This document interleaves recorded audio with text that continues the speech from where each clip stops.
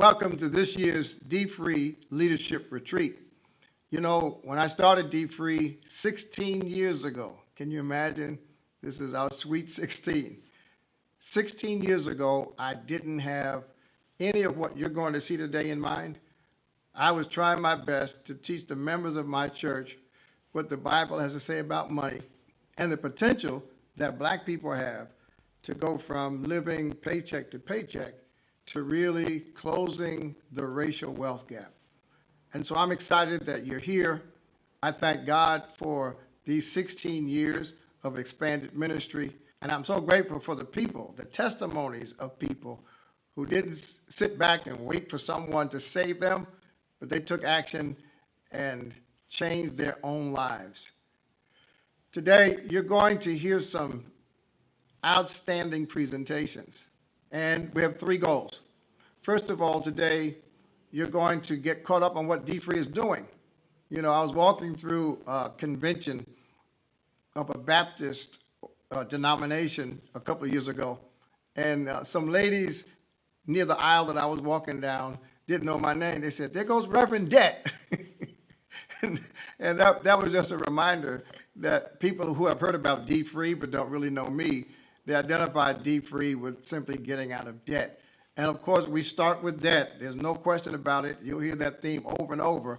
And we start with debt because you are not going to develop financial freedom.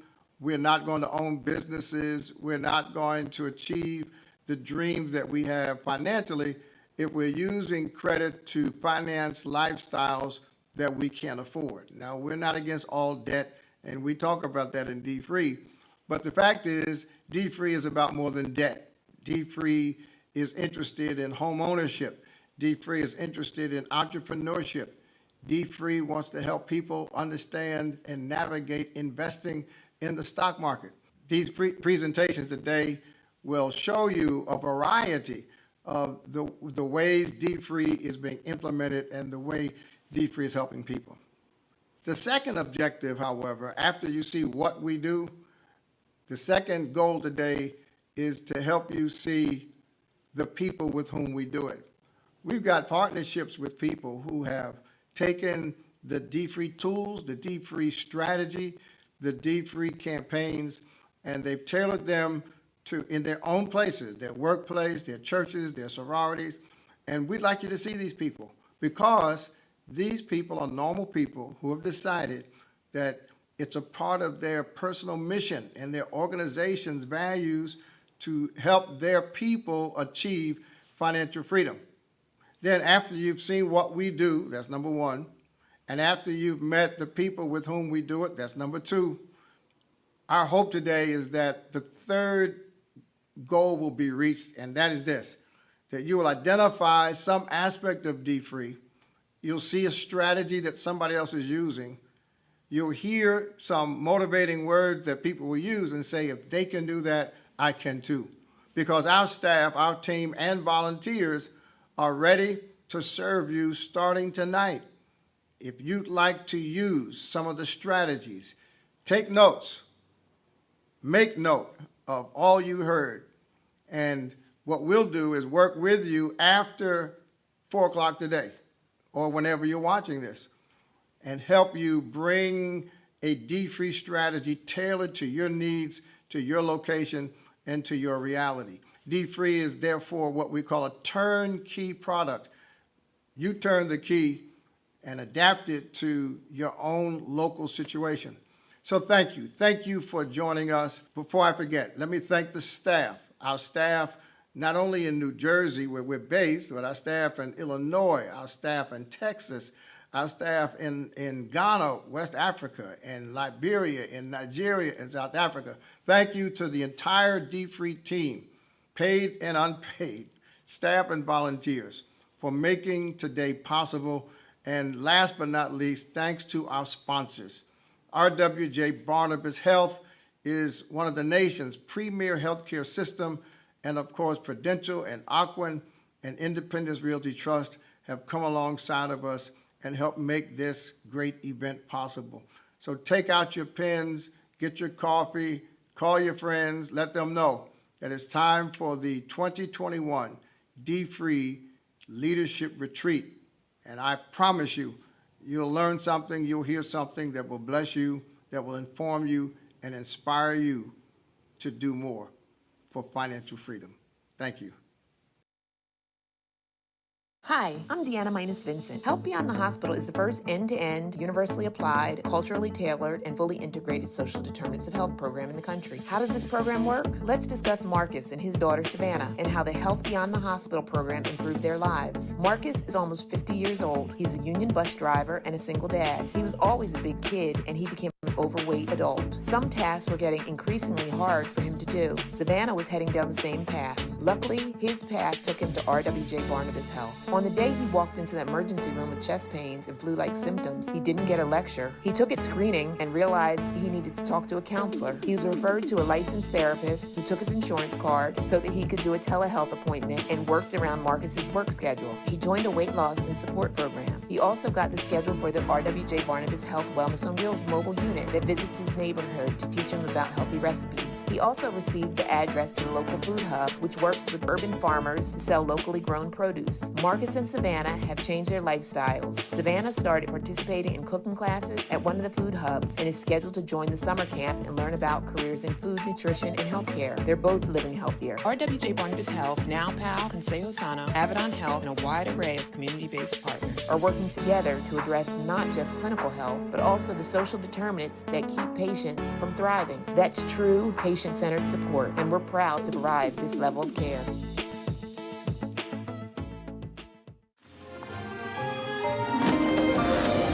Remember when no dream was too big? And you could fearlessly face the unknown. You still can. When you have a rock you can depend on for life, you'll be unstoppable. Like the millions of people who rely on Prudential for financial planning and investing. Who's your rock? My name is Farrell Ender. I am president of Independence Realty Trust. We partnered with dfree to create a program called Rent with Confidence. All dfree graduates, not only are we waiving upfront application fees, but we're also going to absorb the costs of the monthly reporting to the credit bureau. We are proud to continue our support of Dr. Sories and the dfree Foundation. Have a great conference and enjoy the rest of the day.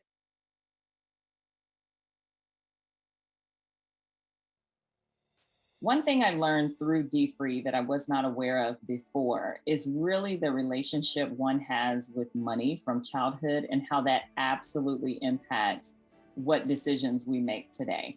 And while I may have cognitively known that, I didn't really process it in my head until, Dr. Sories and the leaders of dfree were able to really articulate that through video and through the live check-ins. I also really became aware of the need to have weekly check-ins on finances. We were on the path to being debt-free in general, but hadn't really kind of, jumped in there. But seeing Black and brown people sharing this same message, but in an even more diverse way, but also a culturally responsive way of dealing with finances, really helped me to see that the early childhood relationship I had with money impacted the decisions I made today. And so the necessity of changing some of those behaviors was key to really pivot some of our financial decisions toward the better. So I would tell someone who is contemplating taking the dfree Academy to stop contemplating and just sign up. The amount of information you learn, the succinctness of the modules, the program, the workbook, the regular book, all of those tools are there not only to help you, but to really make it very simple and plain for what you need to do. I think the idea that you can't learn any more than you already know is just asinine and archaic, frankly. So stop contemplating, get off of the sidelines, jump in the financial learning game, and really plug in, because you really don't know what you don't know.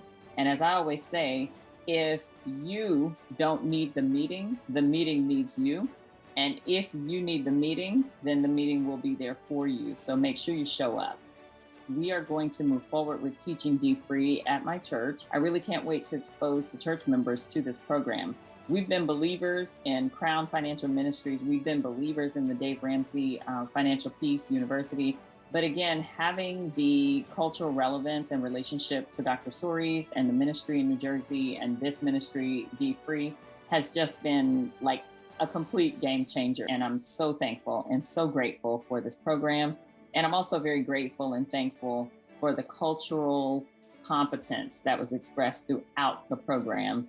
And, I'm just really thankful that God allowed a visionary to create a program such as this for such a time as this. I have had a wonderful experience with dfree, and taking this course has truly changed my perspective and my outlook on finances. It introduced me to financial knowledge that I may have been aware of in a really small way, but really amplified my knowledge and awareness through this course. So one of the amazing things that happened was my husband and I were able to pay off thousands of dollars of debt. And really, it was just the accountability from dfree to really pay attention to some things that we were doing relative to car payments and, having the money to be able to pay off the car payments, but not actually focusing the funds on paying them off until I came into dfree. So that was like a big aha moment that literally changed our outlook. In addition to that, we were able to start investing more. So we increased our weekly investment to 10% of our salary because we're paid weekly. And that actually transformed our investment account in just the short 12 weeks that I was in the class. So this class has been transformative and life-changing, and I am beyond excited to continue spreading the word about it.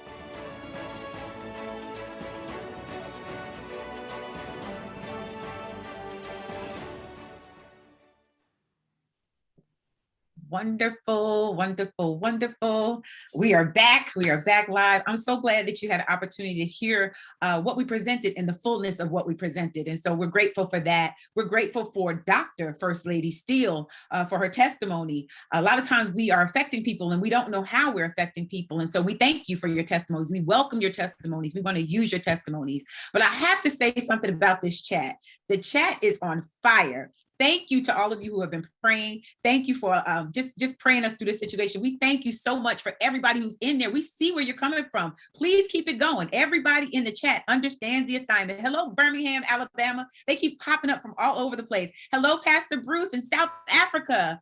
We're just grateful. So please continue to converse in the chat. We want to know where you're from, and we just thank God for each of you. And so now we get to restart one of my favorite, not just entertainers, but ministers. And that is Fred Hammond. I know you guys heard a little bit and we had difficulties, but now you get to hear him in the fullness of who he is. And I'm so excited about it. Like I said, he's an encourager to me and he's a friend of dfree. So look forward to hearing from Mr. Fred Hammond.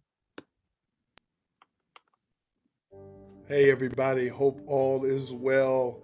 I am so glad to be a part of my friend Buster Soaries. He used to be Rev and Pastor, but he's always been my friend and mentor.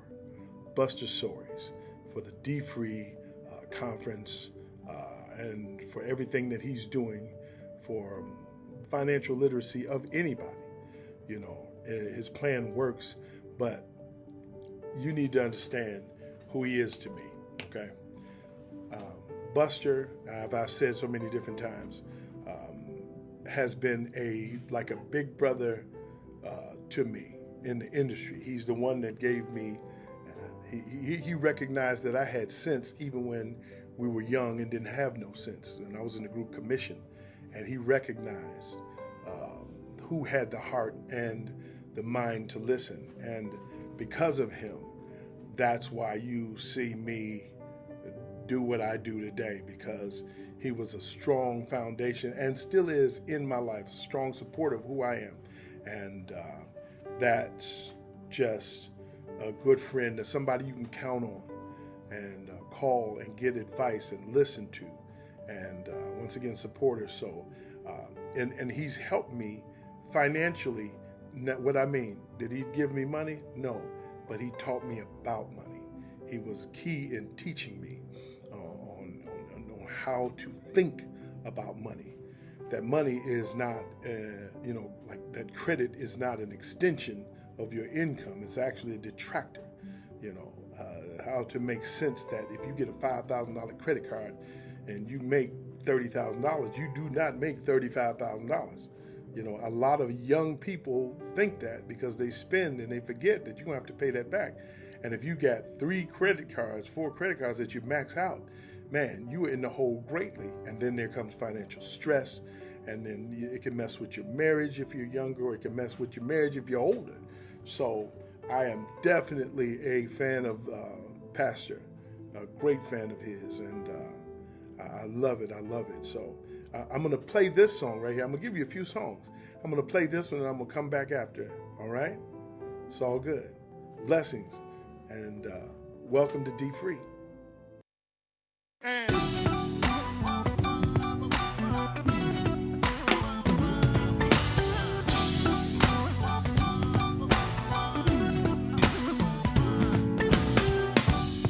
From the rising of the sun until it goes away, again we love to say, we love you, yeah. You brought us safe this far. We really want to say, we give you the praise for bringing us on through. Hey, may not have everything I want to have. I may not be everything I need to be, but Lord, you gave me everything I really need. Right now, I want to thank you. Come on, everybody, come on. Everybody get up, say, and give him the praise. For the mighty love of God is in this place. For all of your goodness, mercy, and grace. Lord, we bless your name today. Yes, we bless your name today. Get up now. Just get on up. You got to just get on up. Just get on up. Just get on up. For the sunshine and rain, the joy and the pain, we really want to say we love you, yeah. Even when I walked away and refused to seek your face, you still blessed us and brought us on through, yeah.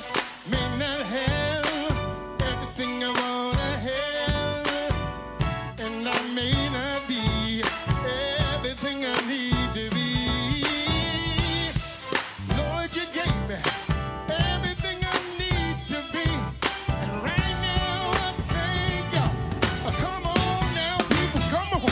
Everybody get up and give him the praise. For the mighty love of God is in this place. Say it, say it. All of your goodness, mercy, and grace.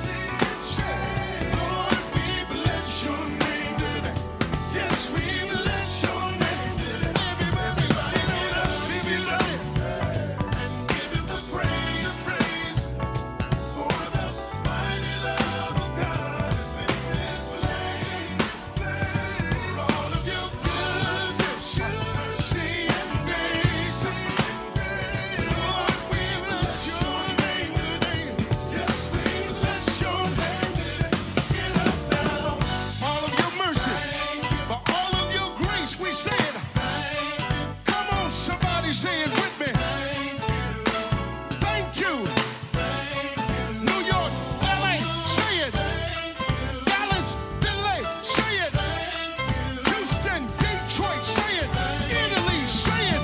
China, Russia, everybody say it. For all of your grace to me. For all of your grace to me. Somebody say it.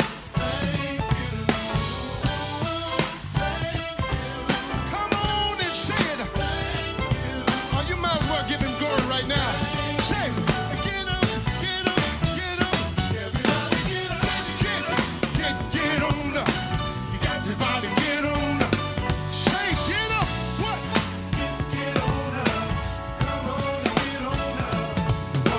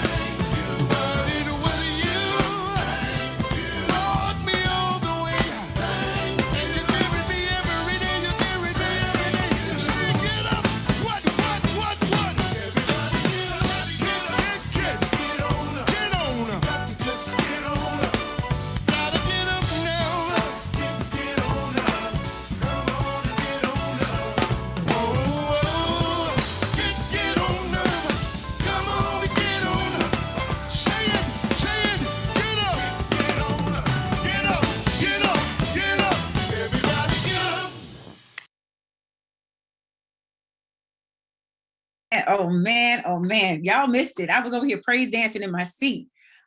Fred, he just does it. I'm with Jonathan and Dr. Bondon and Tina Tanner. And I also saw Penda James in there. We love Fred. So it's been a blessing. Yes, indeed. But we're going to keep it going. We get to hear more from Fred. So please stay tuned. Love, love, love him.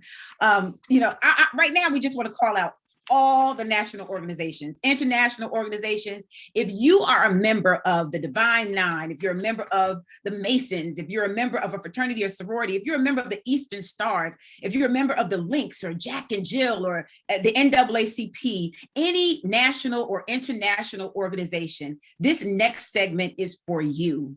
If you want to bring dfree to your org, the ladies of Delta Sigma Theta Sorority Incorporated have a panel that they're going to share how they incorporated dfree into their organization. They paid down millions and billions of dollars worth of debt, and they're going to talk about that. I don't want to give all the secrets away, but it's hosted by our very own Michelle Dutton, and she's there, and you guys are going to be able to get firsthand knowledge about what takes place in national organizations. And after that, you'll hear a word from our CEO and founder, as well as board member, Dr. Sories.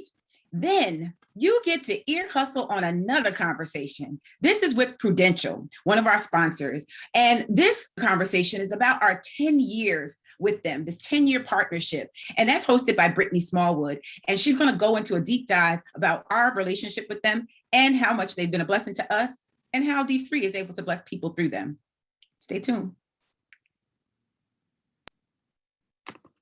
Hello, everyone, and welcome to our 2021 dfree Leadership Retreat. I am Tamika Stembridge, the Executive Director of the dfree Global Foundation, and it is truly a pleasure for me to be here this morning, one, with our title sponsor, but I would say our partners for such a long time, RWJBH Health. It is the largest private employer in the state of New Jersey. And in the season that we're in with COVID and everything going on health-wise, it really is a privilege to be aligned with a medical company and a provider of services to the community that we serve locally in New Jersey, but also, as a thought leader, and you'll hear more about that in so many other areas. And so I'm really excited today to spend some time with Marty Everhart, who is the executive leader in charge of human resources for RWJBH Health, and Deanna Vincent, who her role is really unique in the sense that I don't think I've ever seen this title for any of the other companies that I've connected with in the past. She's the Chief Social Justice and Accountability Officer at RWJBH Health. And so if any of those titles give you pause, it is going to be an interesting conversation. I'm very much looking forward to being with you all. So thank you so much for joining us for this conversation today. Thank you. Thank you. Excellent. Well, to kick things off, I shared your titles, but if each of you could just take a moment to tell me a little bit about yourself, your role with RWJBH, and your experience and connection to dfree. Deanna, let's start with you. Okay, sure. As Tamika said, Deanna Vincent, I've been with the system for 3 years now. I am a native Trentonian. I am a mother and a wife. I always like to say that first because those are my two most important roles. With the system, I oversee a few things. First, integrating social factors into the clinical setting, meaning that we are looking at a person's whole health. So we know that when someone comes in, we can't just ask them about their clinical areas, but also about social factors. So we can't give a person a medication that says take with food without also asking them, do they know how to prepare healthy foods? Is there food in their neighborhood? Are there grocery stores? We need to look at the whole person. The other pieces of my job are looking at affordable housing. And then the final piece is ending racism. My experience has been in the social sector as well as the government sector, looking at a whole range of issue areas: maternal child health planning, housing. I oversaw the Center on Hispanic Policy, Division on Women, education, and most recently, using big data to help low-income people access public benefits. Thank you. Wow. That is awesome. And Marty, I have an affinity for the role that you have. I'm a former HR girl in a past life. And so your role as the lead for human resources of such a huge organization is truly important. Tell our audience a little bit about yourself. Sure.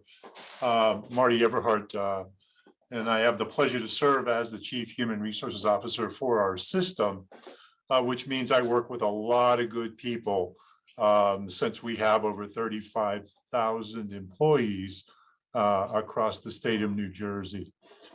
And with that honor, of course, comes a responsibility to understand what is it that our people really need. And I realize this is a dfree event, but I will tell you, dfree filled a major void in what we were providing to our staff, because we were really missing something major, and we'll get to that later. So I've been in this business way too long, as you can tell by the color of my hair. But I will tell you, every day that I work here, I have opportunities to do things only that I've dreamed of in other places. We have many developmental opportunities for our staff, and we have about 800 people that are in formal advancement programs. And although that may sound small against a background of 35,000 people, that was zero 3 years ago.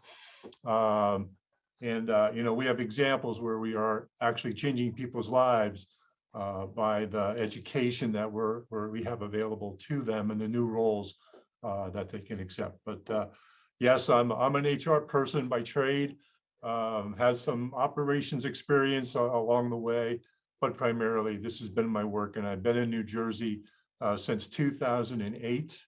And I will tell you, it has been a tremendous, tremendous learning experience, and an opening for me to really learn about what it takes to work with a population that is diverse, truly diverse. And I always tell the story. I started out at RWJ New Brunswick at the Academic Medical Center as their HR leader in 2008. And I tell the story of starting there in November and going to an employee event in December. That was a holiday celebration where there was free lunch.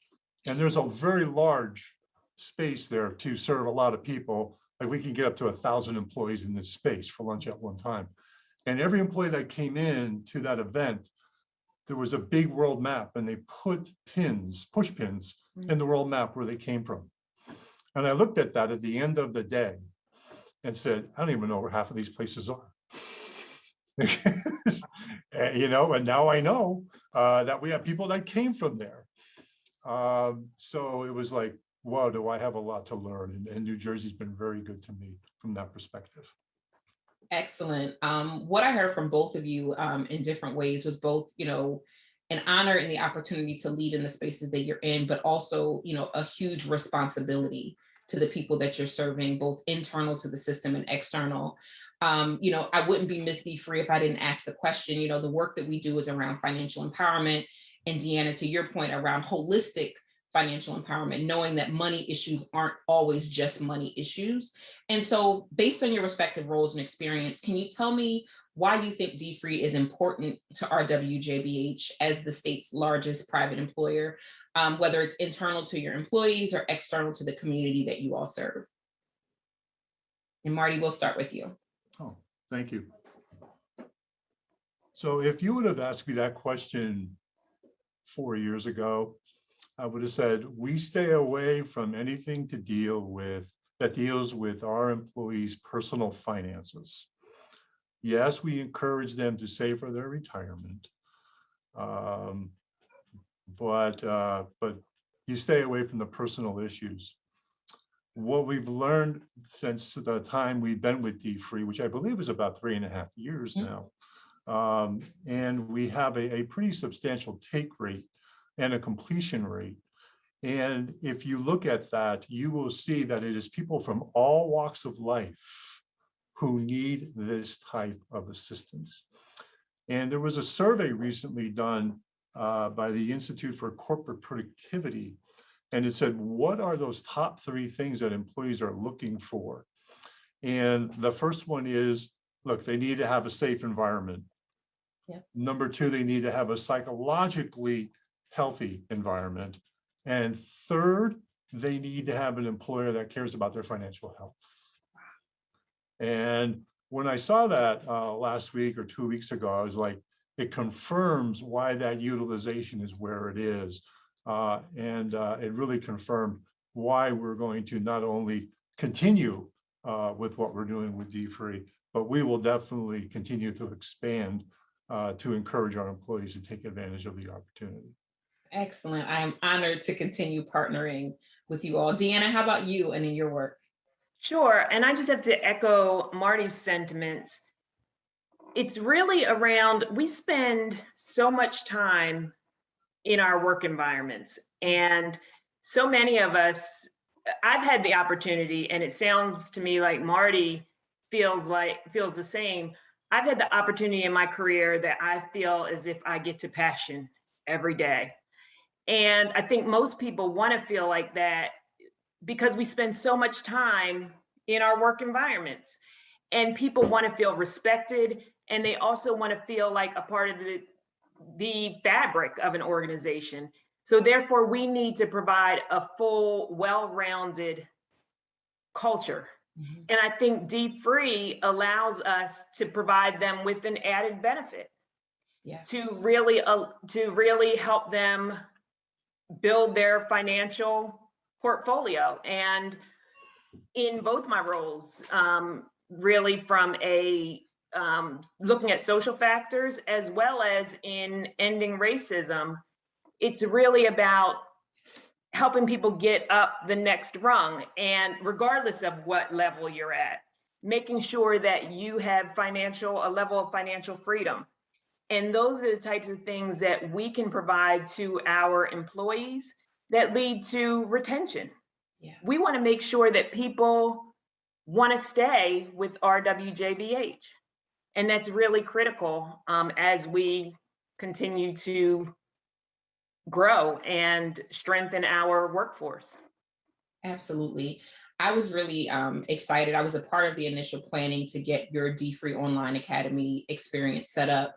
And then I also had the pleasure of going back to look at some of the data, and we look at just basic demographics to see kind of who's taking the course. And I was somewhat shocked because, Marty, to your point, it spans the gamut. You know, you would think that it's people, you know, that may be at the lower income spectrum that need it the most. But the reality is I was really impressed that it was across earning levels, it was across levels, it was across races, it was across gender. It really showed me that what we're talking about is beneficial to everyone. And it's critical at any level to really be considering your finances. And even if you think you're okay, you know, a lot of people indicated they're saving, they're planning for retirement, but it gave me the indication that people can never be too sure, especially in the economic and social environment that we're living in, is that, you know, you may have been okay yesterday, but God forbid something happens in the world, am I still okay today?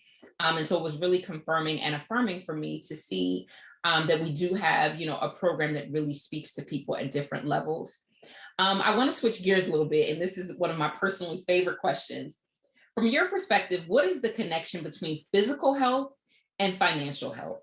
Does it show up internally with your employees or externally with the community? What are some of those connections that you see? And Deanna, we'll start with you. Sure, I think there's a huge linkage between physical health and financial health. We know that communities or individuals who are financially stressed, that it shows up in their physical health, that they will be physically stressed. And we know what physical stress does to the body.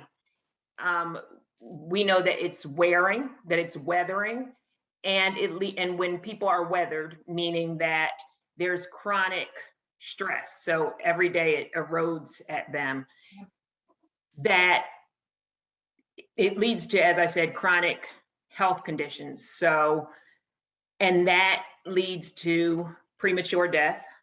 And we know that it manifests itself many times in populations of color, but it can manifest itself across the board. Yeah. And we see it in a lot of times in lower income communities because there is that financial stress. Yeah.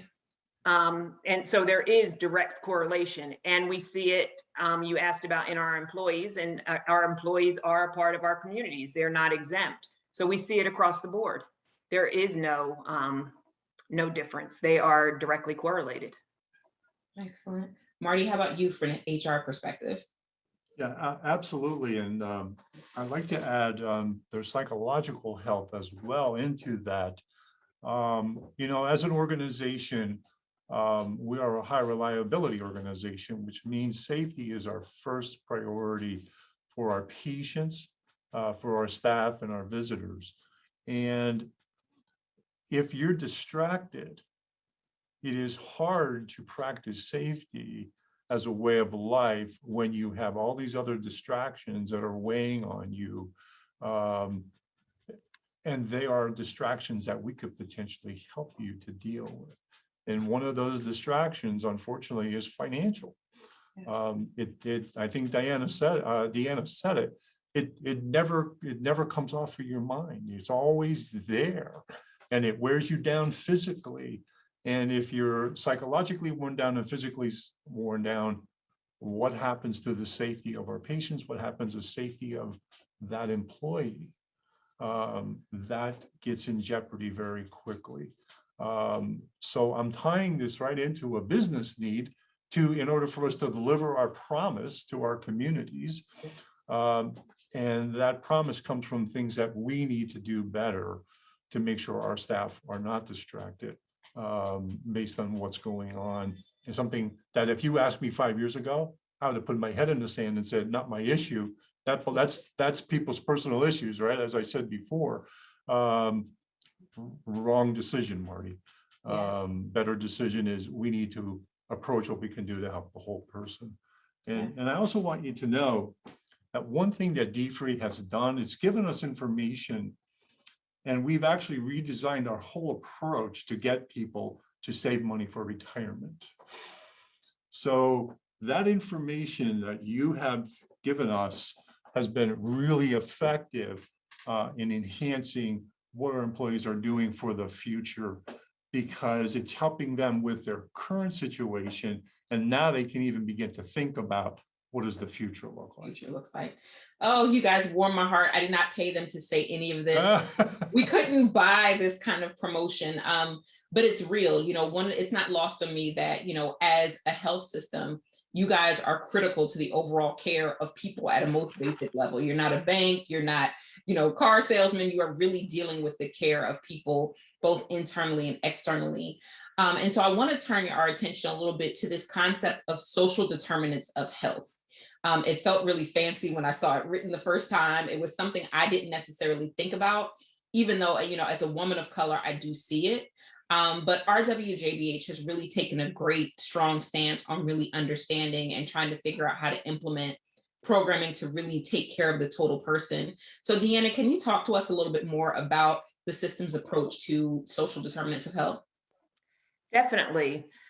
So we have taken a extremely proactive stance on social determinants, and we are eventually, and it's an iterative approach, but our plan is to conduct universal social determinants of health screening, meaning that anyone who comes into our doors will be screened for social determinants of health, and meaning about their what they eat, where they live, whether they feel safe at home, whether they feel isolated, all of these things, because they all have a bearing on our health.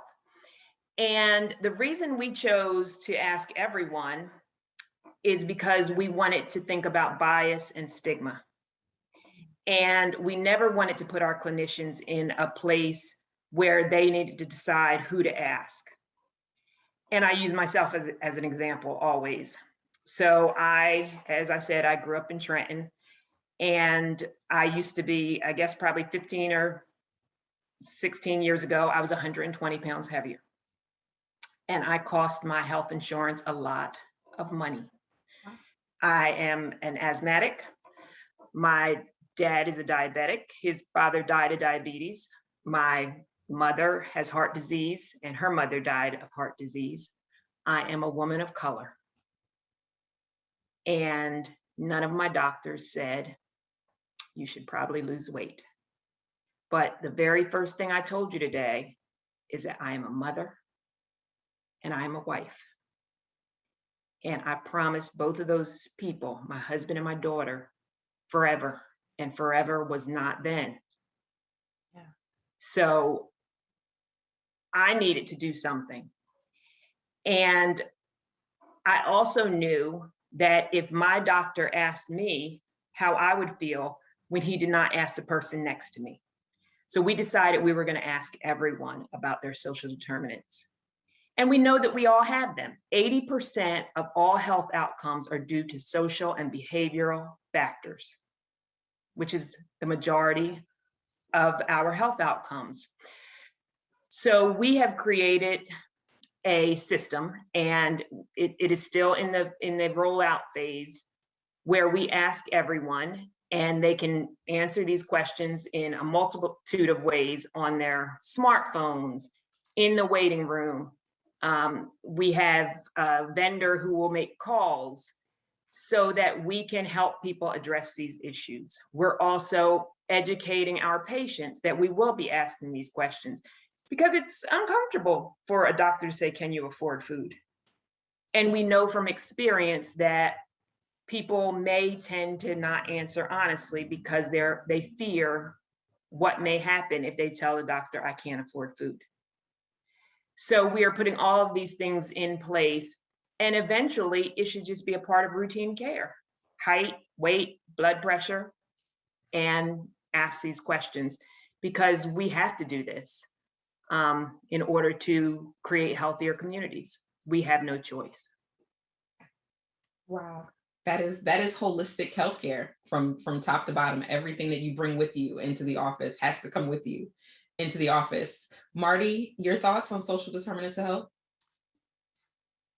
You know, I learn a lot from Deanna every time I speak with her on social determinants of health. And, you know, it's hard to believe that I have employees that don't have enough money for food. Right? And it is absolutely true. They don't, because we know what the utilization of dfree is and what they're living through. And it is, again, you look at me, I've been around a long time, and it's that, wow, how do we get at it that Deanna is creating? And that's truly exciting, that there's a way to get at this in a way that doesn't embarrass anyone, that doesn't put anyone on the spot, and it gives us as an employer an opportunity to think a little differently about how we truly try to help with those situations. Not to keep giving people a fish, but to teach them how to fish would be the vernacular. And so I'm just tagging along, hanging on to Deanna and saying, okay, go, go, go. No, this is really good. And I think, without putting my own opinion on it, I think there's definitely, great learning opportunities, even for individuals coming into, health environments, and really understanding all that comes with them. Is a part of being able to treat them effectively. And so I applaud the efforts of your system to really make that a part of the way you treat everyone. Because I mean, I live in a suburban neighborhood, but there are things that I see here that could be very similar to what you see in urban neighborhoods. We all eat McDonald's. McDonald's is everywhere. And so if that's your primary diet, that is, for sure a part of the social determinants of health that none of us can really escape. And so I applaud you all for really taking this holistic approach. Right. And if I could just jump in, what I failed to say is not only are we asking, once we ask and someone says they have a social determinant, we're connecting people to services and supports. I mean, you can't ask the question and just say, okay, great. So how do we connect them and ensure that they get the services, the same as if someone received a positive blood test for a chronic illness, and then it becomes a part of their health record, because that's just as critical. Absolutely. I love that. So it's not research. It's no, it's not research. It is a piece of the puzzle. It's a prescription, just like anything else. And then how do we also work with our external partners and internal partners to streamline access? So for instance, how do we use the information we already have? I mean, we have name, address, and other things to ensure that someone doesn't have to fill out another application somewhere else, because we don't want people to have to do more work than they need to. You guys are tackling world peace, world issues, if you can figure out how to keep people from having to give data multiple times. I mean, it's a small thing, but it is a big thing when you're trying to help people. We're coming close to the end of our interview, but I couldn't go further without, putting an unfortunate spotlight on 2020. Not only did we experience the beginning of COVID-19 and we're still living through it, but we had global upset. We had, in response to racial injustice, all sparked by the unfortunate murder of George Floyd. And I have to tell you, even from last year, you guys have really taken a serious stance in response to social and racial injustice. Can you discuss some of the anti-racism work that the system is doing? Marty, we'll start with you. Sure, thank you. The past 18 months and before 18 months, the year of our real pandemic, I called it a career in a year. Mm-hmm. And there were so many learnings and there were so many new experiences that even your experiences couldn't figure out how to deal with them. And so we had changes happening that we have never seen, and at the speed that they were occurring, we had never seen before. And I'll give you one example of something that truly opened up not only my eyes, but the opportunities that probably as an HR leader, I felt free enough to finally do something about what's happening with individual and systemic racism as an employer. I have here, this is the memo from our CEO dated June 1st, 2020, and it dealt with the national unrest, and it dealt with our approach to dealing with individual, structural, and systemic racism, and how that was now a priority for our organization. And that's actually more freeing than you can ever believe for somebody in my role, because it meant we can really dig deep into what's happening in our work, in our own workforce. Right? Deanna has the communities, but even in our own workforce, what's happening, and divvying it by race, by gender, you name it. It was like dig, dig, dig. And so we started to dig, and we didn't like some of the results. But you know what? Now it's in the open. Yeah. You know what? We know where those issues are, and we found out there's no easy fix, right? But we have goals in 21 addressing systemic and structural racism in our own organization for our employees. So we went from, no, I'm not going to touch that, to it's a goal for all of our leaders that they will actually earn a bonus or not, based on their accomplishments of those goals. So you go from June of 2020 of saying, this is who we think we need to be. And in January 21, it's in our goals for improvement. And we found that, with Blacks and African-American employees, somehow they get written up at twice the rate of the population they make up of our workforce. Yeah, we can say that out loud now, right? Yeah. It's a priority for us to say, what the heck is going on? How are we fixing it? And the second priority we set for this year was, if you were separated from our organization, you could end up on a list that says, you're never going to be rehired again. Wow. Never. Oh, that was happening to our Black population at a rate of 2.5 times the population of the workforce. Wow. The second one we got fixed pretty quickly. The first one we haven't fixed yet because we got to help 2,500 managers in dealing with that. That'll take us a little bit more time. But I'm just saying, it was an opportunity for us to really take apart what's happening on what appears to be facially neutral policies that turn out to be something that turns out to a permanent prevention of a key component of our workforce and a key component of our community not being invited back in because of something that happened, right? That they cannot reapply here and be rehired here, right? So I can go on, and Deanna would be like, oh, he's going to go on and on. But it really, I keep this memo with me everywhere I go. And I never let go of this with my HR leaders across the system. It is vital for us to live up to these expectations. That's brave. That is corporate bravery, if I've ever seen it. Thank you, thank you, thank you. And Deanna, I know this is near and dear to your heart. This is your work. This is your work. This is near and dear to my heart. As I said earlier, I am a woman of color. Race has always been a huge topic of conversation in my house. My dad is of mixed race, and my mother was very active in the civil rights movement, having gone to prison for integrating a movie theater in 1963.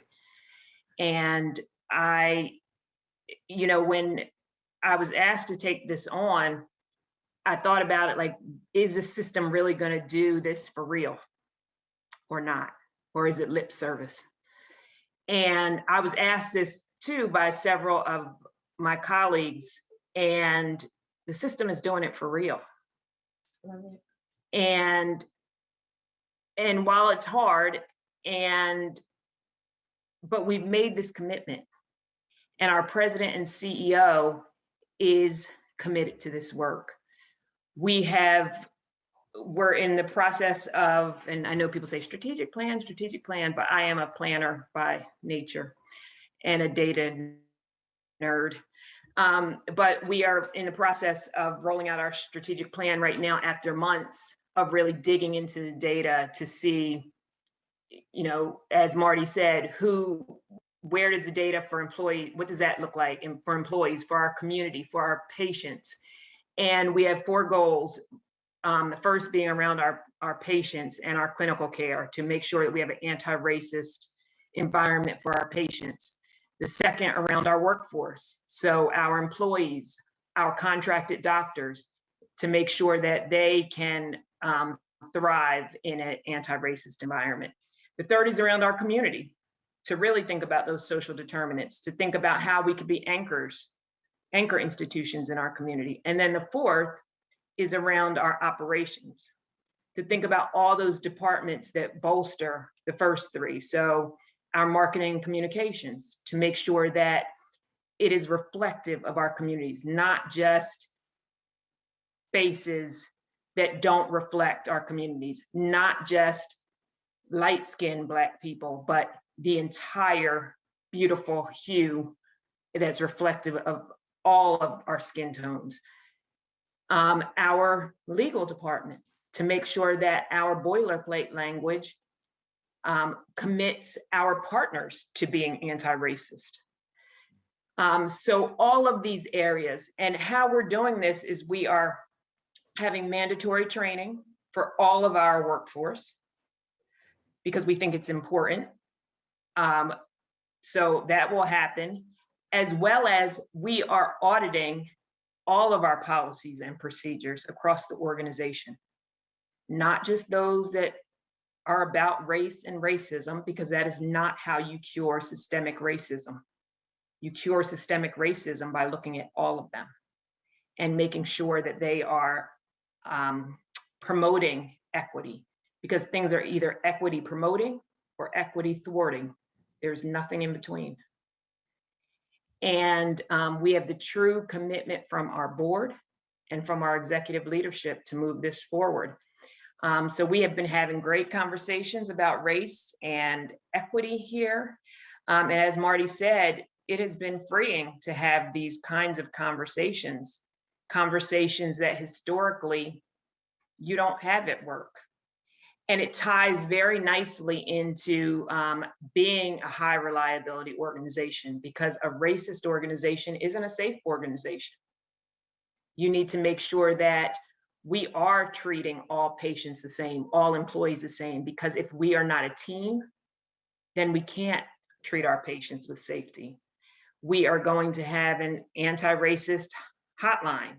So when patients are not treated fairly, because I've been on the side of being a patient and an employee during my lifetime. And as I'm sure almost every person of color can attest to, it's every day. It is every day. The microaggressions, the macroaggressions, all of it, it wears at you. And as we said earlier, it takes a toll on your spirit and it takes a toll on your body. So those are the things that we're doing. We invite everyone to hold us accountable, hence my title, Accountability Officer. We are, as Marty said, we are holding ourselves accountable, both in our actions every day and in our pocketbooks. So we ask everyone to hold us accountable. This is just incredible. I don't think I've ever, and I'm a former corporate girl, have ever seen an organization be this brave and be this forthright about issues that are really essential and critical to the way we move forward, but that are so close to literally, like, you hold life and death in your hands in the work that, you know, the system does, you know, on its face. But you guys have really been brave about some really, really tough issues. And so I applaud the work. I'm honored to be a partner with RWJBH from a dfree perspective. And you guys have shared so much of your organization with us today. As we close out, you know, we've covered so much. How can we encourage our community, the audience that's listening, to either advocate for themselves in health spaces or even advocating for themselves within their employment situations? You guys are the corporate example during our conference. And so not every organization looks like RWJBH. Not every organization is taking these issues head on. What would you say to our community to help encourage them to take what they've learned today into the spaces that they're going into in their own lives? Marty, we'll start with you. I guess I would say that every action starts with one foot forward. Make that one step. It'll be followed by a second step and then a third step. And it may feel a little uncomfortable for those first few steps, but you will see people will come along. They may not understand for a while. I'm still trying to understand all of it myself. But if you sit back and you wait for something perfect to come out, like our CEO's email or memo, that may not happen. It doesn't mean that you can't take other actions to help your community. I consider our employees our community, and also our greater community that we serve. Absolutely. I would just have to say, don't be afraid to speak up. Speak up and be your own advocate. And sometimes it's scary, but no one's going to speak up for you. I think a lot of times, especially I think in communities of color, you're taught that the doctor's always right or the pastor's always right, or you have to advocate for yourself. And then the other piece of it is look for allies. Yeah. And I think that is, as we're coming along in this journey, we're finding allies, because if it was up to Black and brown people, racism would be gone a long time ago. You know, we'd say, oh, this isn't fair. We don't want to do this anymore. But that's not how it happens. We cannot end racism on our own. It's going to take people in the majority to help us do this. It's going to take people like Marty to, when we're sitting in a meeting and my ideas are shut down or I'm not allowed to speak, to say, hey, I think Deanna was trying to say something. And as horrible as that is in 2021, and it shouldn't be, I need him to do that. Yeah. So we need to find allies and count on them to help us break through the noise. Well, That's my suggestion. I want to thank both of you for taking time out of your schedules to connect with us today. This is just one example of the kinds of partnerships that dfree strives to create. We're here to serve you, whether you're a church, an organization, a corporation who's looking to, help people to be fully empowered. dfree is about financial empowerment, but as you can see, we connect in a lot of different ways, and financial well-being is really at the core of so much of how we live our lives. We would love to be able to connect with organizations to help you do what you do better. Marty, Deanna, I thank you so much for your partnership, and we look forward to extending our dfree Academy experience and for sharing more opportunities. And I look forward to hearing the outcomes of all the work that you're doing. Thank you guys so much for your time today, and we look forward to hearing from you soon. Thank you. Thank you, Tamika. It's always a pleasure. Deanna, good to see you. Excellent. All Mission right. accomplished. Thank you guys so much. All right. Thank Thank you. you. Take Bye-bye. care. All right. Bye-bye. Bye-bye now. Wow, I'm sure you agree that that discussion, that conversation was absolutely fantastic. Let me thank Barry Ostrowski, the RWJ Barnabas Health System and Management for all of the support they've given us, not just today, but 12 months out of the year. RWJ is always available to support us, even in our financial work, because they understand, as you've heard, that the job of a healthcare system is more than treating sick people.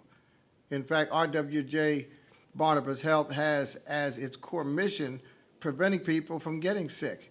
That's a whole new model. It's a whole new mission. And it's why they've deemed it appropriate to be a part of the dfree movement. And they're the first large employer to invite dfree into their ranks and offer it to their employees for free as a benefit of working in their institution. So thank you so much. And hopefully you've heard something that you can take back to your job and present to your human resources department, or perhaps you can take it back to your business, because dfree has a version. When I say a version, we have instructional materials that adapt all of the principles of getting started, getting control, getting ahead, and giving back in a way that's appropriate for a secular workplace. So thank you again to RWJ Barnabas Health. Thank you to Tamika Stembridge, our executive director, for facilitating that conversation. And the takeaway is this: dfree is good for the workplace. And if people are healthy, they'll work better. And if people are financially secure, they'll be more healthy and they'll work better. It all goes together. So thanks so much. And now get ready for the next presentation.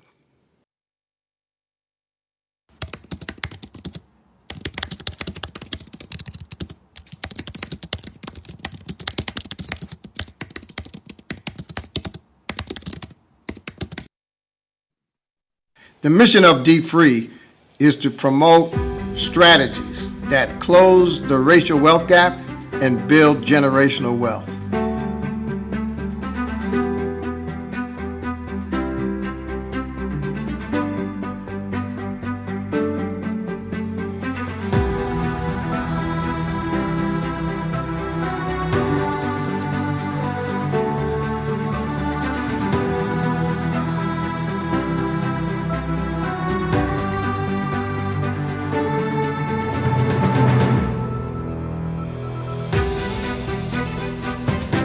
Join us as we continue educating and equipping the Black community to close the racial wealth gap, one family at a time.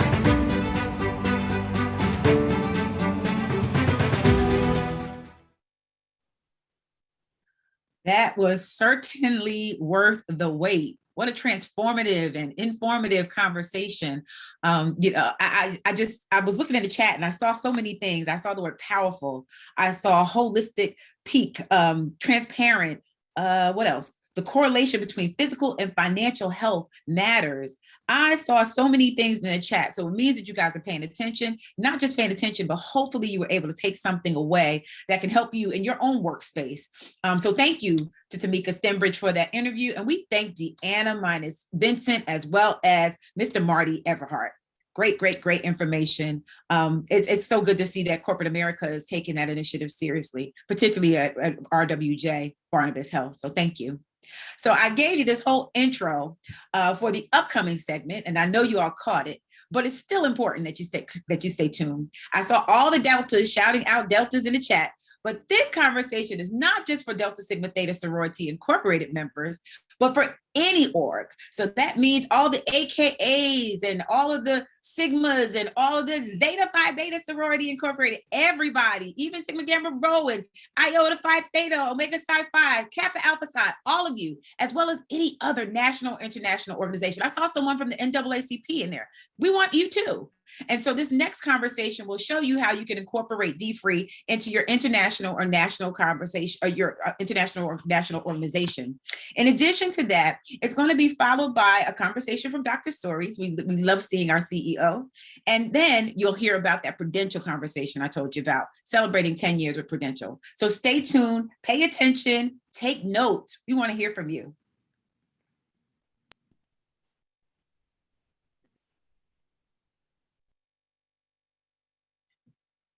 Greetings, sorors. It gives me great pleasure to have this conversation and to host this call with all of you, because you are some of my favorite sorors. And we are going to talk about one of the topics that we all love, and that is serving our community by leading them on a journey to financial wellness with our esteemed partner, the dfree Global Foundation and Dr. Stories. But before we start, I would like for each of you to introduce yourselves so that people will know who is in the room.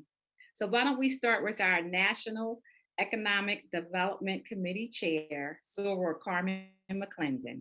Soror McClendon? Thank you, Michelle. I'm excited to have this conversation. Of course, I'm Carmen McClendon. I am the current chair of the Economic Development Committee under our National Program Planning and Development umbrella. I hail from the blazing Southwest region, and I'm a member of the Dallas Alumni Chapter. Good evening, everyone. I am Sarah Laurie Jones-Gibbs.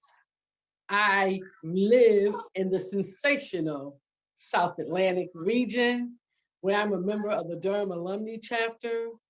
And it is good to see you all and have this conversation this evening. Greetings, everyone. I am Ellen Brown, and I live in the fabulous Far West region, the city of Las Vegas. I am very happy to be here. I'm the immediate past president of the Las Vegas Alumni Economic Development Committee, and I am more than happy to share the good news. Greetings, everyone. I'm Amina Pearson. I belong to the Indianapolis Alumni Chapter in the mighty Midwest. I am the chair of our Financial Fortitude Committee, and I'm also the executive director of a nonprofit that serves the community in Indianapolis. Thank you, sorors. And I'm Michelle Dutton. I am the hostess for the call this evening. And I'll have to say that I am really, really, really excited to be here. I come to you from the East, serving in the Central Jersey Alumni Chapter. And I'm also a member of the National Economic Development Committee under Soror McClendon's lead. So we are excited to have this conversation, and I'm happy to kick it off because we have just accomplished a tremendous amount with serving our community. We've been in this partnership for more than 8 years with dfree. I mean, time flies when you're having fun and when you're doing the work. And over that time, we've reduced debt by more than $7 million. We have engaged more than 200 chapters. We have saved thousands of dollars, including the savings that our collegiate sorors are doing and ramping up with. we've attended multiple conventions where we've given out awards and sorors. We are just changing the mindsets and transforming our community around what people think about money. So it is exciting. So Soror Gibbs, why don't you tell us how we got started on this journey? Well, we got started on this journey because I was attending a conference that was being held by Home Free USA in Florida one year. And at that conference, Dr. Suarez was one of the speakers. And he definitely has the oratorical gift. Some preachers don't have it, but he has it. And I was sitting there listening to this man, and he started talking about, we need to make sure we reduce our debts, our delinquencies, and our deficits. And I said, yeah. I said, he's right. I said, he sounds good. And he gave a testimony of how he had to get himself straight in order to help his membership get straight. So after he finished, he and I started talking. You know how after someone speaks, you go up to him. I intentionally made sure I was the last person. And I said to him, well, I want to tell you, I really liked what you said, but you forgot the most important D. I said, you named the 3 Ds of debts, delinquency, and deficit. I said, but you forgot the most important. He said, what did I forget? I said, denial. People must first get over their denial before they're going to deal with their debts, the delinquencies, and the deficits. And it took us to a totally different conversation. Fast forward, I brought it to my church. And then he and I was talking one day, and I said, well, if you really want this thing to be successful, you need to bring it to the Pan-Atlantic. And you might as well bring it to the sorority, which I'm a member of, because once Delta does it, others will follow. And that was the introduction that I brought of Dr. Suarez to our sorority and said, this should be an initiative. And I did tell him, we will vet you before we become a partner with you because we are a brand and we're protective of our brand. And he says, I'll do whatever Delta asks me to do. I want to do it right. But I strongly believe you when you say if Delta does it, then it'll be done right and others will join. And then I had the pleasure of saying, hey, it's time for me to move on to another thing. And then this dynamite lady by the name of Carmen McClendon joined and moved it to the next level within our sisterhood. Sarah McClendon. Thank you, Sarah Gibbs. One of the things that as Deltas, we often look back and reflect, and our history and our journey is so important. And the foundation that Sarah Gibbs laid was just the foundation that we needed to take dfree to the next level. So personally, thank you, Sarah Gibbs, for implementing this with Delta Sigma Theta. So what we did after the phenomenal foundation that Sarah Gibbs laid for us, we wanted to ensure that our partnership was strong and binding. So we established a MOU with dfree. So we put that in place. In addition to, we leveraged dfree Young Money, which we rolled it out to our collegiate sorors, and that was a phenomenal success. We're so excited to hear about the entrepreneur program. As in Delta Sigma Theta, we are now focused on and always have been focused on our entrepreneurs, and we even have our Delta Red pages.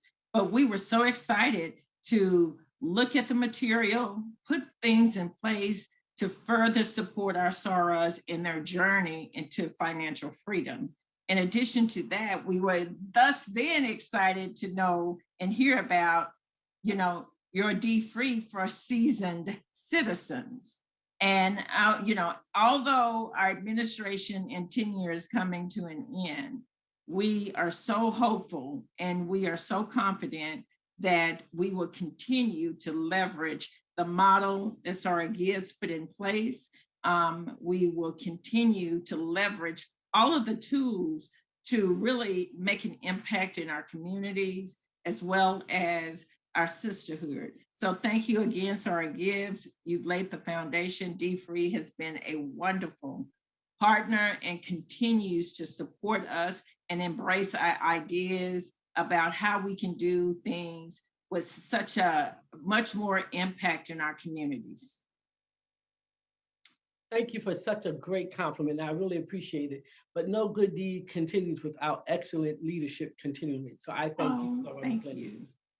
Absolutely, absolutely. And sorors, through both of your leadership, we have just hosted so many webinars and we've done so many classes, instructor-led classes, dfree Academy classes online. We have just touched hundreds of thousands of people. And if you think about at our conventions alone, we have at least 15, 20,000 people that we're touching with dfree. So the story continues. And I know that Soror Brown and Soror Pearson have also been very instrumental in helping to keep this story going along this journey. And both of you have just done a tremendous job in bringing even more resources to the table. And in Delta, we operate at the national, regional, local, and international level. And I am so excited that Delta has not only been launching dfree locally, but also nationally. When we went out to train the sorors in the Virgin Islands, dfree came with us and we trained the sorors there too. So I just want to give a little bit about how, what it takes to launch dfree in the local spaces. So Sorors Brown and Soror Pearson, tell us a little bit more about what you guys have done in that space. Thank you, Soror Dutton. I'm so glad to share because it is an amazing program. One of the things that I really applaud Dr. Sori for and the team is making it simple for the people who have the passion to bring it to the community. It's like have dfree in the streets, and it's pushed and cultured and just really transform a pathway through churches to people. So with the sorority, with nonprofit community centers, we're able to train people easily. The instructions for their instructors who are going to facilitate are so general and broken down so that if you have the passion, you will have an impact. We've been doing it here in Indianapolis through the chapter for 4 years, and we've touched so many people. One of the things we do is have a graduation at the end, and the stories from how fearful people had been to talk about money, to talk about their finances, going through the class, hearing success stories, and seeing it happen in their own lives. When Soror Gibbs talked about denial, the fact that it starts with breaking down where you are is amazing. And when we share our stories, the participants understand that we're all in the same boat. It doesn't matter what your income is. This is such a powerful program, and I'm so proud to be a part of it. Our Financial Fortitude Committee all feels the same way. We're excited when it comes to dfree. We just get really excited because we know the impact.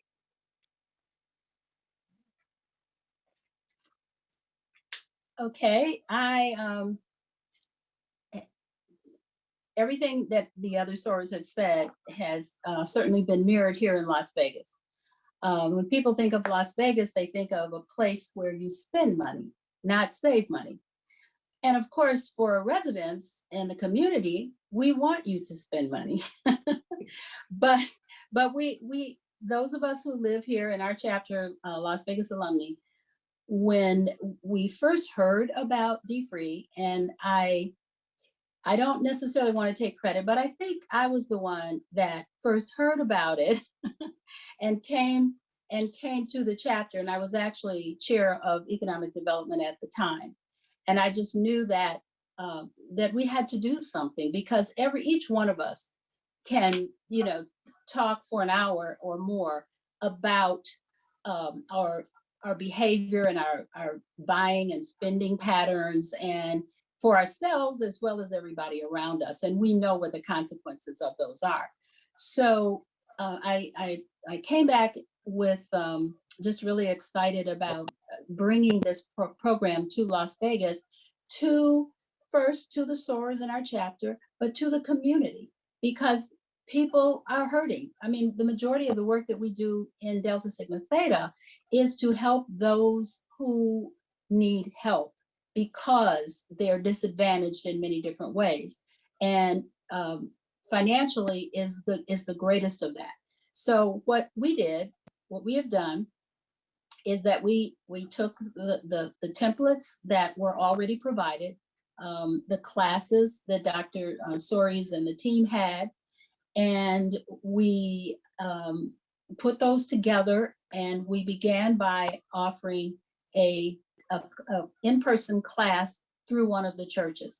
And I know Sora Michelle and a couple others on that team, I called you probably in between things we were doing in that class because somebody asked questions and I didn't really have the answers. And so I would just get my phone and or text to Michelle and whoever I could get. I was on speed dial, remember? That's right, and you still are. You still are. But some of the highlights, it seemed as though, to me, I was feeling like we weren't really going in the direction I wanted it to go, which was already created by the dfree team, the progression that we were to go. And I was feeling some kind of way about that. But what I realized is that, you know what, this is so magnificent that it's going to take its own wings and go where it needs to go. And that's exactly what it did. So have you been able to serve your community at large through the partnership? Because we were talking a lot about Delta, but I just want to bring in the fact that we've also kind of taken this into our churches and our community and our families. So anybody want to just kind of chime in with some of that? And Sora McClendon, I know you've even started talking with someone in your church about dfree. So it's not just a Delta thing, because where Delta goes, we like to bring our whole community along. So anyone want to talk about that? Well, I know we did it through a financial fortitude weekend we had in Durham, North Carolina. And I can remember kicking it off by saying, if your money is funny and your change is strange, you have come to the right event. Because we're going to help you get it all right before you leave here today. And we were fortunate to have it at one of our HBCUs, and everything was wired. So we were able to have rooms for individuals to go to and not feel cramped. We were surprised with the outcome that day, because it was a cold, rainy March day, but we had over 350 people. You know how you're getting ready to go to something like that and you say, oh Lord, please don't let it rain. Nobody's gonna, but we were fortunate enough that we had gotten free publicity from the local radio stations. We had created flyers and put them in the churches and things. So the turnout was phenomenal. The other thing that we did with ours is we involved the Pan-Atlantic. So we called it the Delta Pan-Atlantic Challenge. And we had some sponsors. So we had the PAN members, whichever group brought the most registrants that attended, there was an award for them. We had one for alumni and one for collegiates. And it was great. We raised some money for our chapter. We raised our money for the community, and we were able to bring this to the community. It was very well received. And it was at that I kind of created these cards. I'm going to try to do a show and tell right quick. And these little cards come in 3 colors. You have the red one, which says, stop. I will not use credit card for purchases. This will only worsen my financial situation. Help me, Jesus, because it was done in our church too. And we quoted Romans 13:8. Let no debt remain outstanding except the continuing debt to love one another. And on the back, the cards all say the same thing. It basically says, eliminate denial, debts, delinquencies, and deficits. But there's the pledge, the Eliminating the 4 Ds Financial Freedom Pledge, which is part of dfree. And Dr. Soares always teased me, said, you just put that D in there without my permission. I said, well, you didn't have that part trademarked, so that's why I did it. And so we joke about that. And we used it more with a biblical principle, which is what dfree is built on. We said, I pledge to use God's strategy for managing my money, to keep my expenses below my income, to pay my bills on time, to invest in assets that grow in value, to contribute to my church through tithes and offering in this ministry. And it has no expiration date on the back. If you look at it, you sign it. And the purpose for not having an expiration date, it's like if you go through any 12-step program, you can subject yourself to be back in trouble if you don't keep yourself focused. So the second card was a yellow card. And we made them the size of a credit card because the intent was put these cards in front of your credit card. So if you get ready to pull out your credit card, this may help you not do so if you read these cards. And so the yellow one says, I will only use credit card for emergency needs. Remember, my debt is not yet eliminated, and I need to be cautious about my spending. And then we said Proverbs 21:21, a wise man saves up for the future, but a foolish man spends whatever he gets. And then finally, we had the green card. And the green card says, hallelujah, I'm debt free. I want to stay debt free. Therefore, I will not charge any item I cannot pay in full in 30 days. We believe it's all about a mindset. And then we use the Proverbs 13:22. A good man leaves an inheritance to his children's children. And so, the moral of these stories, and I'm gonna stop in a minute, was I just thought that people needed one. And we was at one session, the lady said, well, I need all three of them. I said, why do you need all three cards? She said, because I really need to stop using some cards I already have.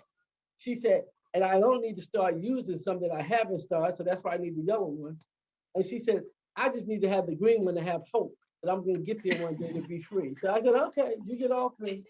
One of the things, Saraz, that inspired me when I became the chair of the Economic Development Committee is that I had an opportunity to attend the dfree Homecoming Conference, which that's where I heard some very strong testimonials. And it was one pastor, and unfortunately, I cannot remember his name, but it was what they were able to accomplish as a church through the dfree movement, curriculum, and program. And although my church is debt free and thriving, however, one of the things I always often say is, so what's next? What's our next opportunity?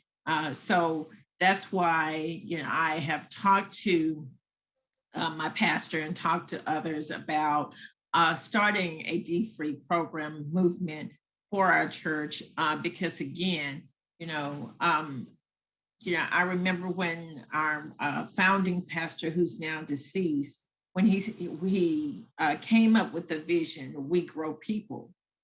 And in order to grow people and for us to really make a difference in the communities where we live, work, and serve, we have to grow people. How do we do that? We do that through education.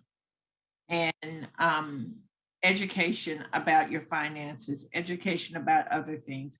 And that's why, again, I get excited about dfree. I get excited about the accomplishments thus far, the impact it's had on Delta, but also what can be done with an intense focus on all of those Ds, as you mentioned previously, Sarah Gibbs. So it's a passion of mine. And I look back and reflect on my grandparents and what they went through. And they were homeowners and they had land and they left it to my dad, who then left it to me, to my sister and I. And so I think about the legacy and thinking about, how can I continue that legacy and not let the hard work and the suffering and the challenges they went through back then as an African-American couple in an all-white community owning land. It's my duty to them to get it, to do it, and to share it. Well, Sorors, I just want to thank you for your time. This has been a wonderful conversation, and I just encourage you to just continue to lead well. And as we said, where Deltas go, others will follow. So let's bring our communities along with us on this phenomenal ride. Dr. Soares, back to you. Thank you, ladies, for that update on the partnership between the Delta Sigma Theta sorority and the dfree movement. When we formed dfree back in 2005, as I mentioned before, our focus was our local church.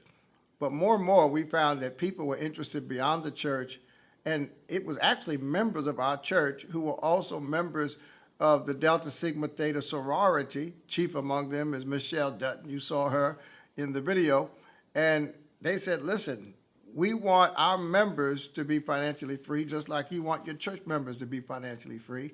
And we intended to give away our strategy and give away our content. And so we've created opportunities for organizations to be just like Delta Sigma Theta. They've got chapters all over the country. I think, frankly, they're the strongest Black organization we have, and their chapters are involved in the $1 Billion Challenge. Their chapters are involved in the dfree Online Academy. And so if you have an organization that's national and you'd like your chapters to be as effective in impacting their communities as the Delta Sigma Theta sorority, you've heard how they've done it, you heard why they're doing it, contact us and we'll help you do the same thing.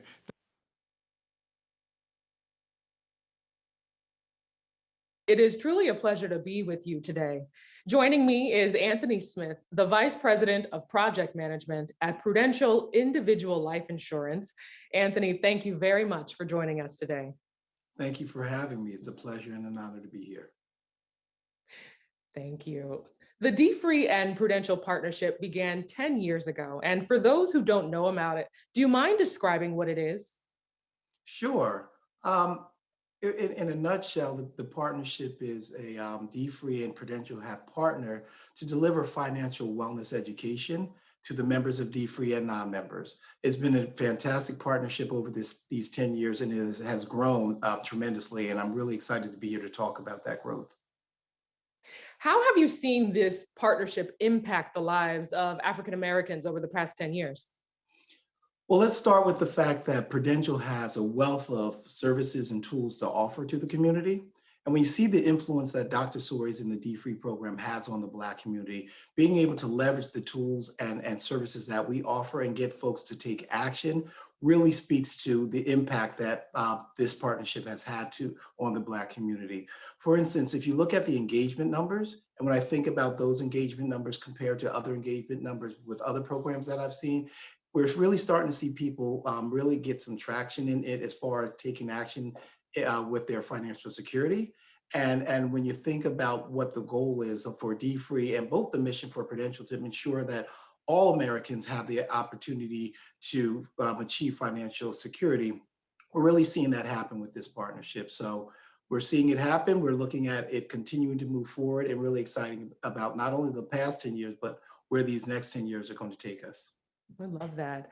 And one of the tools that we're currently employing is the Pathways webinars, and you really were a champion behind this. Do you mind describing what it is for those who don't know about it? Sure. So Prudential Pathways is a series of 30 minutes to 1 hour financial wellness topics, ranging from everything from starting a bank account to taxes to estate planning to retirement.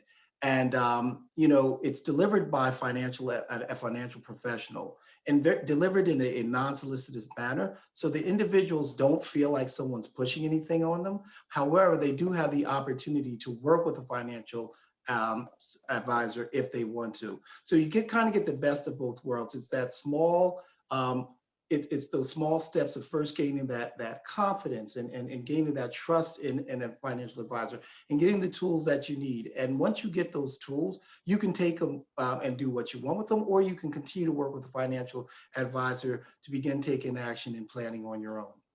Planning for yourself, shall I say. You mentioned in the beginning a little bit about the topics, and for people who are listening to this, I want them all to know that the topics within the Pathways webinars, I mean, they're all really wonderful.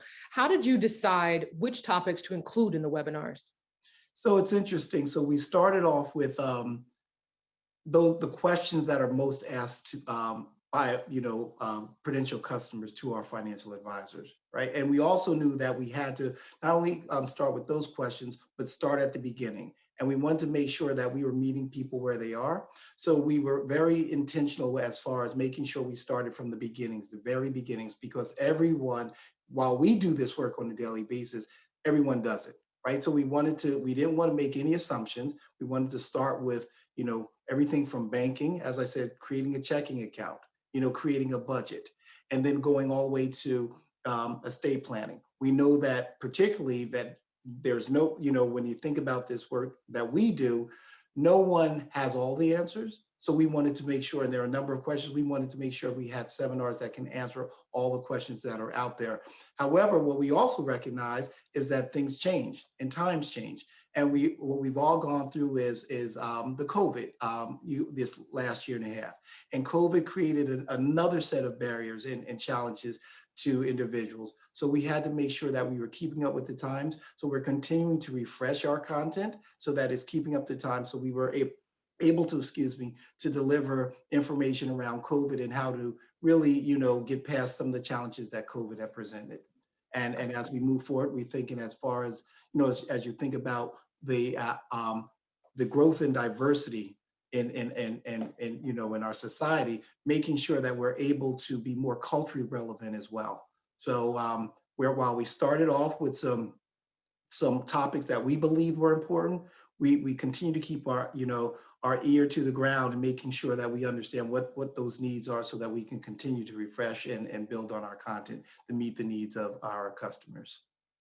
I love that. Really, the Prudential Pathways webinars are absolutely wonderful. So for someone who's watching and say they haven't watched one of the webinars, what would you say to them? I start by saying first try one. They're, as I said, non-solicitous. They are not in any way do you have to feel like you have to have all the answers. I'll tell you, every time I go to one, and I can go to the same one a couple times, and I always learn something new. And what it also does, it keeps my finances top of mind, right? So during the day, we have our families, we have our jobs, we have so little time to think about our finances. So it's like the gym. While we know it's important, or it's like being in good health.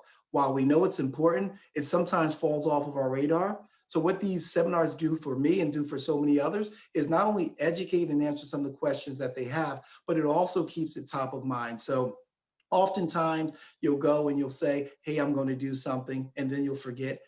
You go back to a seminar, it's that constant reminder. You need that coach, shall I say, to help you actually get in shape, get you on your way. And that's why I think it's so important for individuals to go to try a seminar, and particularly the seminars that are offered through the dfree program. And we'll talk a little bit more about that as well. Yes. So if anyone's watching and you're saying, I want to attend one of these webinars, well, I wanted to let you know, it takes place the last Wednesday of every month. We call it our Ask the Expert series. So if you want more information about it, or if you want to register, just go on over to dfree.com. Again, that's dfree.com.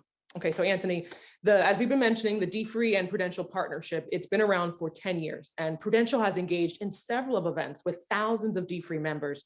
How has Prudential's engagement impacted the lives of the attendees? What's wonderful is we're seeing that people, and then as you mentioned, for thousands of lives, we're seeing people take action, right? And I mentioned how the Pathways seminar is particularly unique when Dr. Sori is actually, is a partner in delivering them. Because Dr. Sori has a way of asking those questions that individuals have but may not want to ask, because he understands the issues and the challenges that are out there. And we're able to deliver those or answer those questions in the way that help people feel a little bit more comfortable.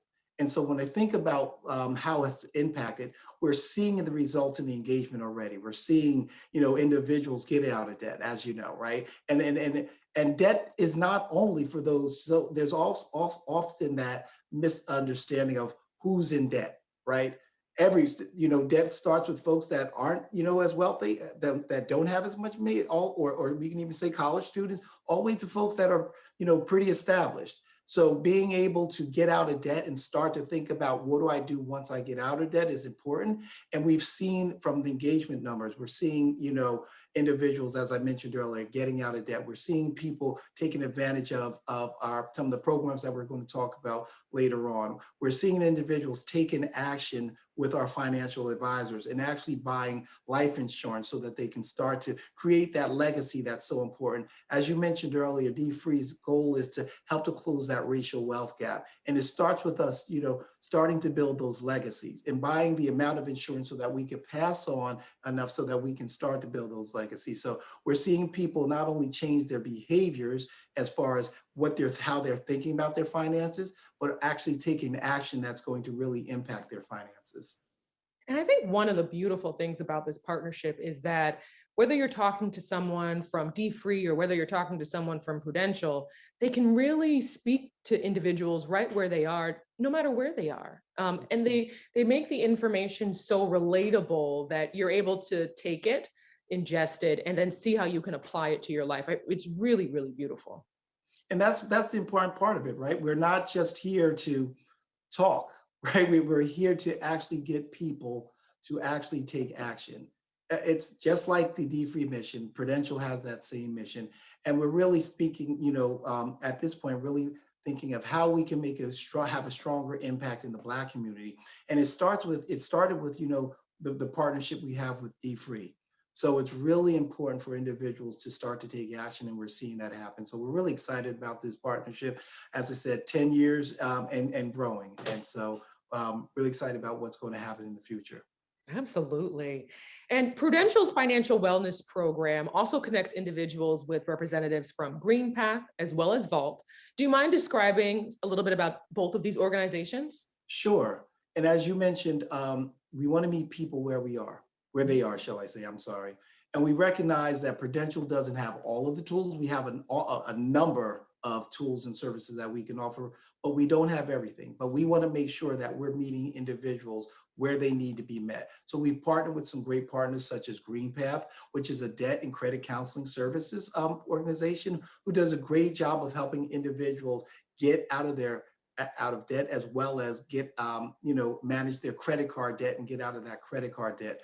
They also offer home counseling services. We understand that, particularly through COVID, where individuals, some have lost their jobs and all, there's a need to help with keeping your home. And so there's also that education around home counseling. And so while Prudential doesn't offer those services, Prudential has a partner in GreenPath to complement what we offer around our financial education with Pathways.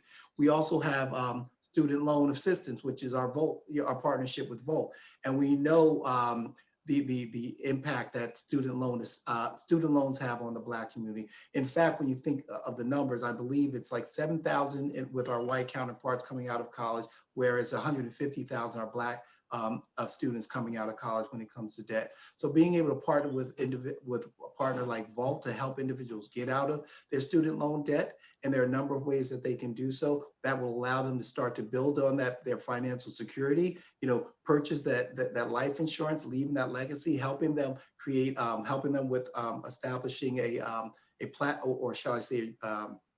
path for retirement is really important to us. But we know it starts with meeting the individuals where they are. And so it's really important for us to surround ourselves with or partner with those different organizations that can help us really bring in everything, or bring to our customers and members of dfree everything that we believe is needed to get the individual from where they're starting to where they want to go.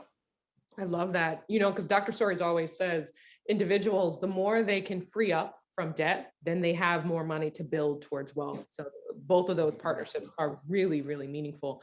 So in addition to the partnerships and the Pathways webinars, what other Prudential resources or services have you seen really change the lives of people connected to dfree? Yeah, and when I think about this, I'll connect it to the Pathways seminar. So I mentioned the Pathways seminars as the education piece. And through the Pathways seminars, it's delivered by a financial advisor. And so what we're seeing is individuals actually moving from just the education to working with those Pathways advisors, so that they can start to plan and create financial, a financial, shall I say, portfolio for themselves, so that they can start to, build their financial security. And then going back to what we were just speaking to, the other services such as Vault by student loan assistance by Vault and GreenPath. So there's a couple of things that we are able to offer in addition to just the Pathways program.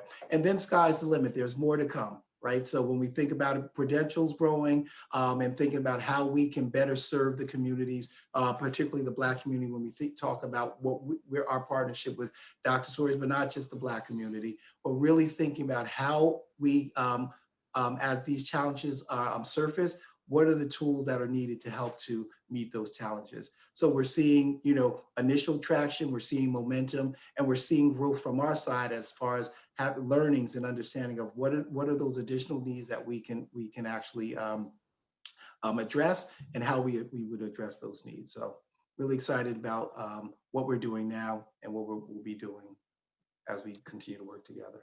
Me too. Okay, I have one more question for you. So how does this partnership help Prudential reach its social impact goals and really come one step closer to closing the wealth gap? Yeah, so Prudential has made publicly, commitment to addressing racial equity, and this particularly really hits home. We're currently really looking at how we can better serve the Black community. We understand that the Black community is not monolithic, but we also understand that it's important in the Black community to do important for individuals in the Black community to see Prudential serving the community in ways of not only from a philanthropic perspective, but also helping individuals close that racial wealth gap, right? So as we continue to do this work, it's not only not a business. It's not only from a business perspective. Like when we think about, we're talking about dfree and Prudential. These are two. There's a nonprofit and a business. The goal is really to have an impact on the communities that we serve. And so when you think about this, is truly helping to whether we're closing the racial wealth gap, or while we're closing the racial wealth gap, that comes in a number of ways, right? Whether it's helping individuals understand what opportunities that are out there for employment, whether it's helping individuals understand, the tools or be more aware of the opportunities that exist to, meet their financial goals, whether it's helping individuals get out of debt. All of those things we believe are social, have a social impact. And so this partnership really helps to address those social issues that we believe are important to be addressed. Well, I love it because it's so beautiful to hear the testimonies of individuals who have been impacted by this partnership. I just love hearing everyone's success story about how, maybe they were in debt or maybe they were struggling with student loans and they've been able to really, come out on the other side and to build wealth for their families. It's so beautiful to see the impact one person at a time and really one family at a time. I agree. And that's why I really enjoy working, with dfree, because we know that the Black community wants these services. We know that we've not always had access to the services. Awareness is one of the most important pieces of it. So when you think about it, oftentimes you're blaming the victim. We're making sure that we're providing folks with the opportunity to get themselves out of those situations by making sure that they're aware of what those tools are to get them out of there. And that wasn't always the case, right? We know that individuals oftentimes fingers are being pointed towards individuals as if it's their fault. And we recognize that, no, we need to do a better job of making sure individuals are aware. And through the dfree program and the way that Dr. Soares in the program touches people, we really see this as an opportunity to really have that social impact by bringing the tools, services, capabilities that we have to individuals in a way that's authentic through a partnership that they trust. And I'm so glad you mentioned that, because one thing I want to share is that coming up in October, we are going to have the 10th anniversary celebration of the dfree and Prudential partnership. And the event is centered around this theme that we keep talking about, closing the wealth gap. So it's going to be a 5-week series, a virtual series that will take place in the month of October. Every Saturday from 10 to 11 a.m. Eastern Standard Time, people can log on for free to get access to all of these tools. So it will examine the wealth gap and where we stand today. It will also look into strategies and tips that will help people to avoid debt, to get out of debt for those who are feeling, like they're stuck and trapped by the debt that they're in. And then it will also give people information about how to build wealth.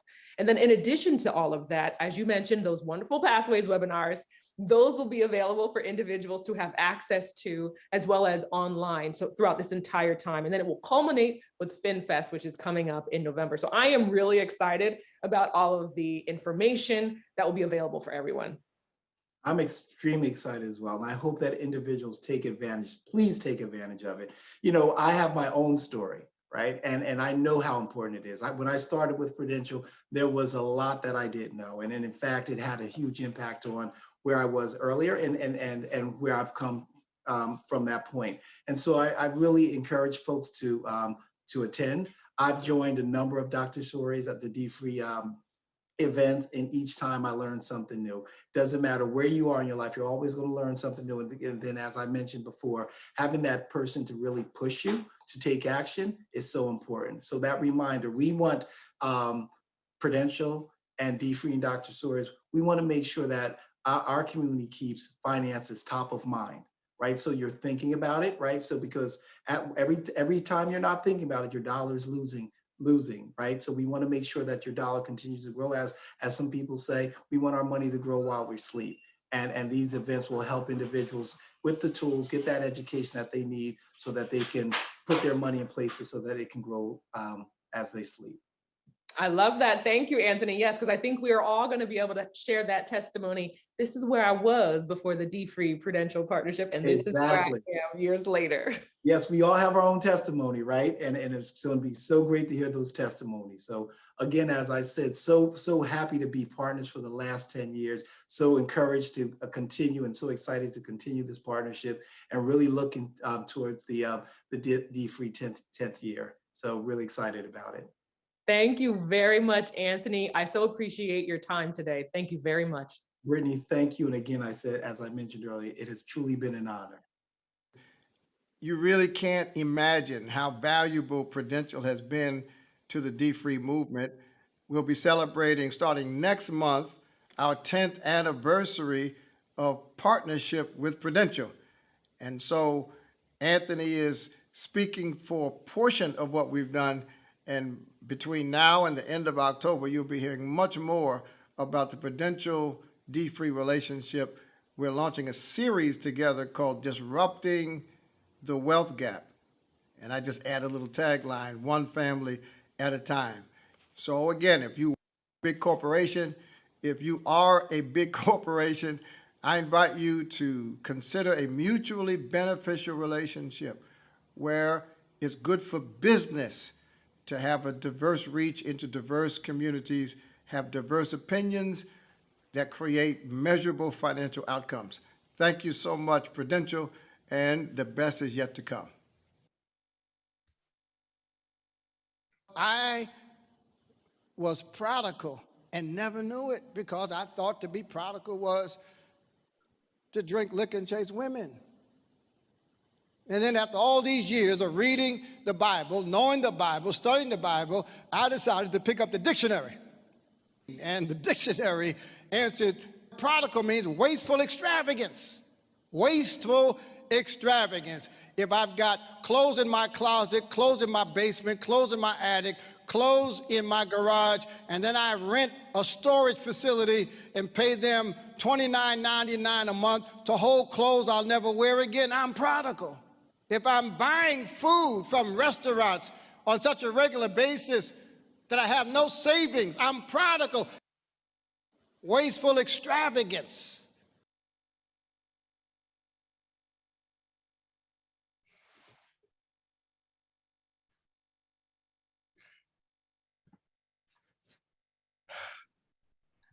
All right, Reverend, you're not prodigal, are you? Not prodigal. Well, listen, you've done a great job today. You're working overtime, and I appreciate all of your commentary. Weren't these panels outstanding?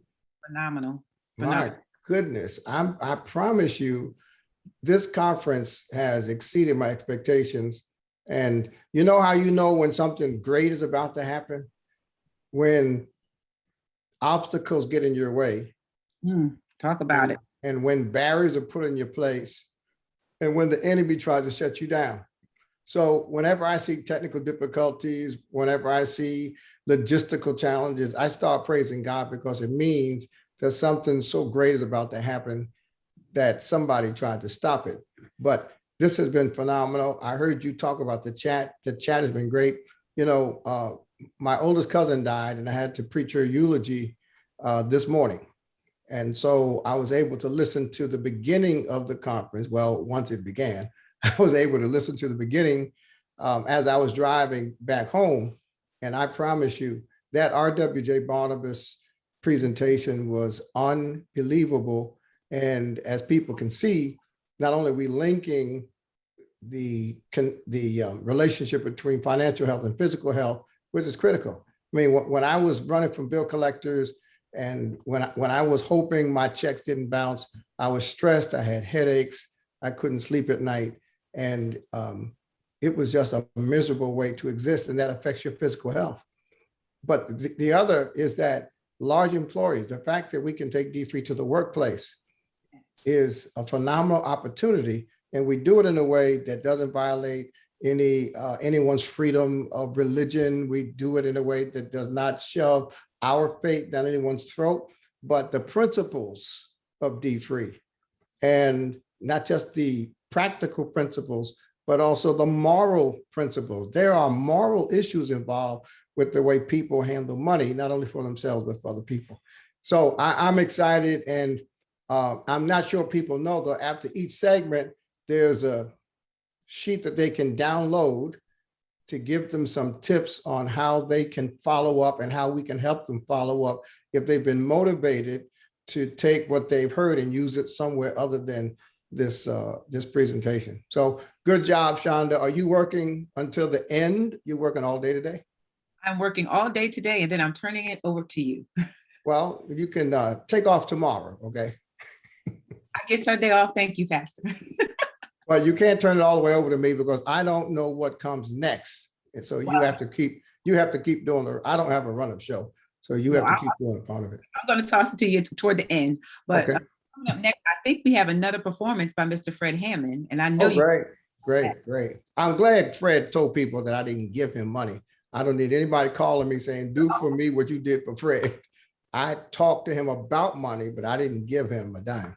Yes, he cleared that up. Thank God, because I thought we were going to get a whole bunch of calls. Ladies and gentlemen, Fred Hammond. I also want to say congratulations to all the folks right there that are helping continue the work of dfree. You're doing an amazing job, and I just want to say we applaud you here, and continue to do this because that's the way to set people free. You'll know the truth, and the truth will make you free. That's not only about knowing who God is or serving the Lord, but it's the truth about everything, the truth about money, the truth about family, the truth about marriage, everything. You know what I mean? So congratulations, family. You're doing a great work. Continue on. Now let's check out something else, all right? Yeah, let's get into it. You can do all things. You can do all things but fail. 'Cause you never lost a battle. You never lost a battle. And I know you never will. You can do all things. Yeah, you can do all things but fail.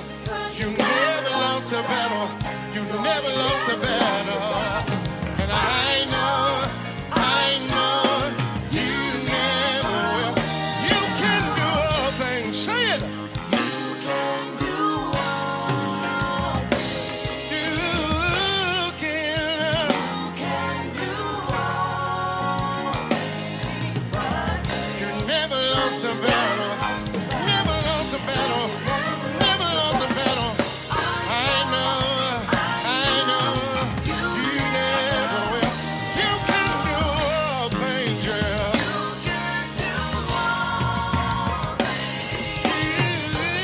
You can do all things but fail.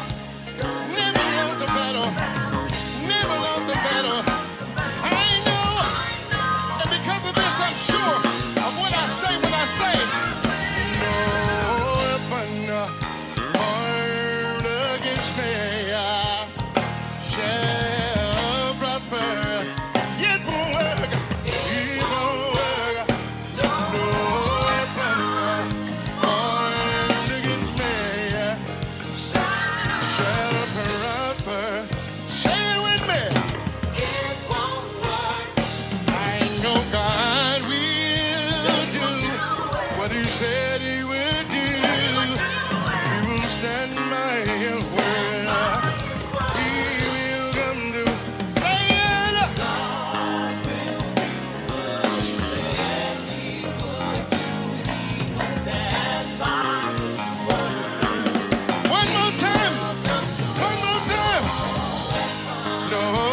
fight against me shall prosper.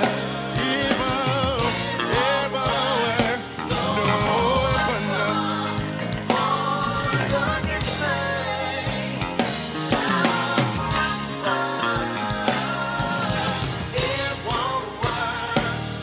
for you never lost a battle.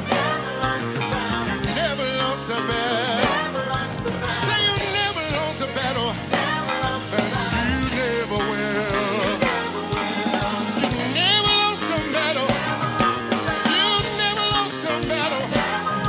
You never lost a battle. And you never will. You never will. You never will. You never will. You never will. You never will. You never will. You never will. You never will. You can do all things. You can do all things but fail. 'Cause you never lost a battle. No, you never lost a battle. And I know you never will.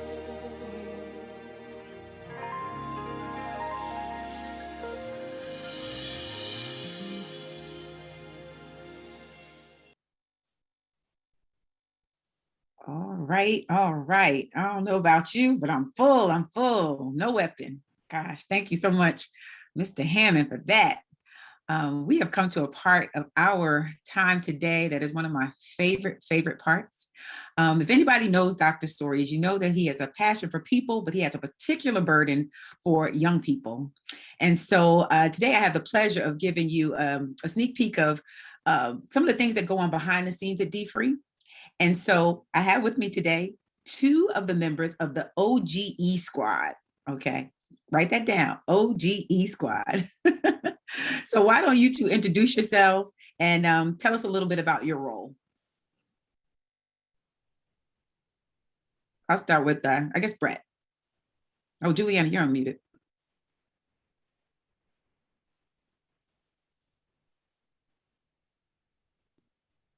Okay, so we're having a little bit technical. So whoever's behind the scenes, make sure you unmute our 2 because they're going to talk about what OG is and not just what OGE is, but how people can get involved. And so if you're ready, are you set, Juliana? Are you able to unmute? Oh, Brett, okay, you go first. Hey everyone, my name is Brett Penix and I'm from New Jersey. I graduated from Johnson C. Smith University and I have a passion for sports and helping today's youth. I'm currently a mentor and urban specialist with OGE. Hi, everyone. I'm Juliana Colazzo. I'm from Somerset, New Jersey. I graduated from the University of Alabama, Roll Tide on this Saturday. I love everything related to sports, as Brett said, as well as helping the youth today. This is good. Now, I didn't have to guess about Brett being into sports because I see the basketball hanging in the background there. But Brett, let me ask you a quick question. What does OGE stand for and what is the program all about? Okay, OGE stands for Operation Great Expectations, and it's a mentoring program designed to increase students' GPA and graduation rates. It also helps improve participation in education, vocational, and employment-related activities, and increase students' enrollment in post-secondary education. Sounds so needed in our communities in particular. And so I know that you guys work in the program, but Juliana, can you just explain to us, I guess, what you find as the most rewarding part of the program and just the part that you play in it and what you do? Yes, so I'm a mentor as well. And for me, the most rewarding thing would definitely be helping these students, achieve their goals and helping them through the process. A lot of them don't even know these are the goals they want to achieve until they start the program. And one thing we, pride ourselves on is exposure and definitely showing these kids there's so much out there. So for me, that's my favorite part about the program and definitely the most rewarding. This is good. This is really rich. I love hearing from young people because it inspires us older people. So let me ask another question. How does someone get involved in the program? We're hearing about it. And now I know there are a whole bunch of parents that are wondering, because everybody wants to figure out, how can I reach my young person? How do I get them involved? So can you guys share how you would get involved in the program? Yes. So if you would like to become a mentor or know anybody that would want to become a mentor, you could email us at oge@corpcominc.com. Again, that's oge@corpcominc.com. And if you have a student that attends Franklin High School, you can reach out to their dean, mention our program, and we can kind of get the process started. Excellent. This is so good. And like I said, so needed. And it's great that young people are leading the charge. And I know I keep saying young people, but I get torn between millennials, Generation X, Generation Z, you know, I don't know where it falls. But I am going to throw it to you all to introduce the next segment. Okay, well, the next panel you will hear from is a group of brothers with checkered past but bright futures. These guys have firsthand knowledge of what it takes and what it means to give back. So listen in as they show us all how to buy back the block. Thank you, Brett. Thank you, Juliana.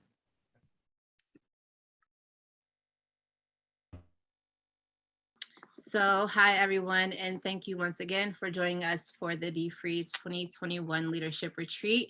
We are back here. My name is Jasmine Walden. I am like family to you guys, but I'm here with some people that I believe everybody should know. One being the person you see in the middle here, Butta Williams. Butta, how are you? I'm good. How you doing, Jay? I'm good. I'm good. So before we get started, can you just briefly introduce yourself and these other lovely gentlemen we have here today? All right. My name is Archers Williams. Everybody calls me Butta. I'm from Chicago, Illinois. These brothers that you see on the page, where we formed a brotherhood after our experiences that we had in each city. So you got somebody from the East Coast, the West Coast, down South, and two from the Midwest.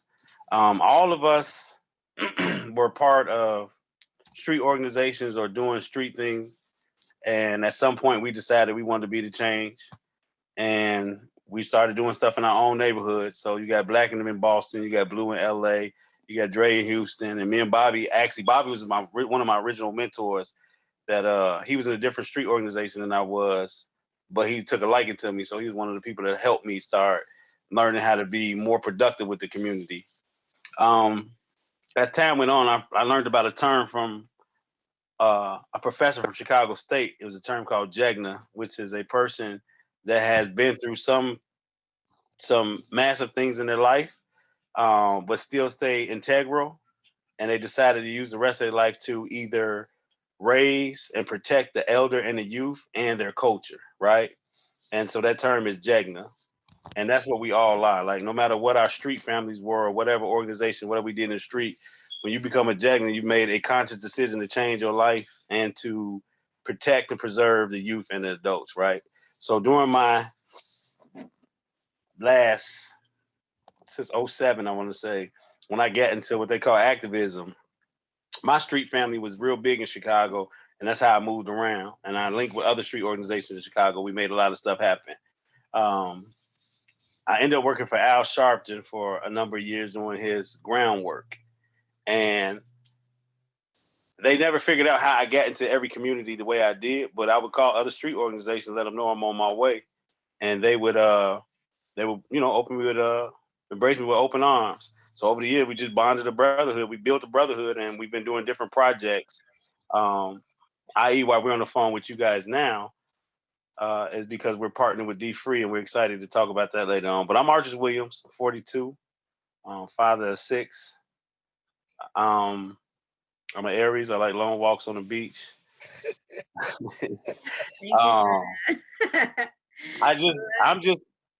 I'm just glad to be able to be in a position to have walked through a certain experience and still be alive to talk about it, and to help brothers understand different things about life that we don't talk about, like depression, like ownership, like credit, like all type of things that we avoid talking because we think it ain't worth talking. And these brothers have helped me become stronger in these points and help me help others in these points. So that's what we are, the Jegna brothers. That's awesome. I want everybody to introduce themselves, but before we even get started, let me just say that I commend all of you guys for doing that, because it's something that, we need in the Black community, point blank, period. So why don't you guys introduce yourselves and let us know, who you are in your communities.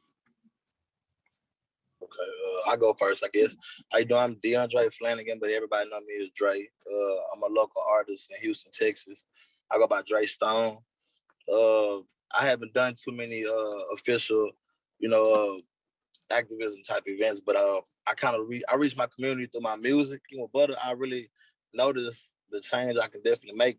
I can actually put action into my desire, my ideas or whatnot, as far as trying to better the community and educate the youth on, being better possibilities. Because, like I said, me being an artist, I know that kids are heavily influenced by the music. Mm-hmm. So I feel like that's one way I can definitely reach them and get to them, and just try to shape them and put them on a better path and direction, I just want to point one thing out. Dre is an amazing dude. And again, this is where communication comes in. I followed Dre on Instagram for 3 years strictly because he was so young. And every time I seen him on Instagram, he had a mob of guys behind him. And no matter where they was at, he was a voice of reason. Just because we don't call it activism, but he's been doing the work for a long time. So I always want to point that out. Like, we have to be careful with other people defining what activism or just who we are as people. Yeah, this is a great opportunity. Robert Douglas from Roseland on the far south side of Chicago. Man, this is a great opportunity once again. I started this journey almost 20 years ago. Came home from incarceration after 22 months and said I wasn't gonna do it the same way, right? I learned how the system ate off of my ignorance, right? And so I didn't flip the script. I became a researcher. So I research every component when it comes to human development, right? And publish some documents and craft some narratives and did some stuff intellectually. But my passion was community economic development and just building. And so I've been working in the housing reform arena for quite a while. And so looking at the dfree and the Bishop Project, I am definitely elated to just gather the intellectual property with this group, right? And see how we can get some of these properties out of the hands of people that have misused them and into some home ownership to some families that we can help unify through family reunification. And that whole process, that's what Jegna is, that brings a holistic approach to family. My journey kind of like what the brother said, and what you said about the brother, but I was actually doing this work before I knew I was doing this work. Different, I grew up in the system from juvenile halls, stayed in youth authority till I was 21 years old. Then, but within that time, I built a lot of relationships with a lot of dudes. I grew up with them more than I grew up with the dudes in my neighborhood. So whenever there was a conflict or certain things like that, I was able to reach out, and I built real life true bonds with these brothers, brotherhoods. I got into the game to help my mother and my auntie them, because once I seen this little $100 I'm getting, this could help my family. So I was helping my family as well. So I ended up doing that, against what I really liked or believed in. So I ended up in the game. So I ended up empowering my family, and then it extended to where I ended up with a whole area in my city for over 25 years. I ended up with a whole area, and I made sure everybody in that area, whatever they needed, they had. If the mortgage was due, we just gonna pay it off. And so my homeboy said, look, this is what we're gonna do. And fortunately, I met an attorney that was working at USC. When I met an attorney that worked at USC that was just about to graduate. So she had just graduated the next meeting. So I said, okay, I tell her about all of my ideas to bring them to life. So she said, well, look, I could form an LLC, and you guys have to create operating agreements and bylaws, woo, woo, woo. So the next meeting we had, my homeboy was like, look, everybody put in 5,000. And it was very fortunate that everybody had 5 Gs. And we did that. And so now we got 16 properties in South Bend, and we got a gang of properties in my community. And we didn't took 3 mothers under 30 that's single with kids, and we didn't put them in properties, and they own them. So It's a lot more detailed, but I'm gonna wrap it up and leave it at that. That's what's up.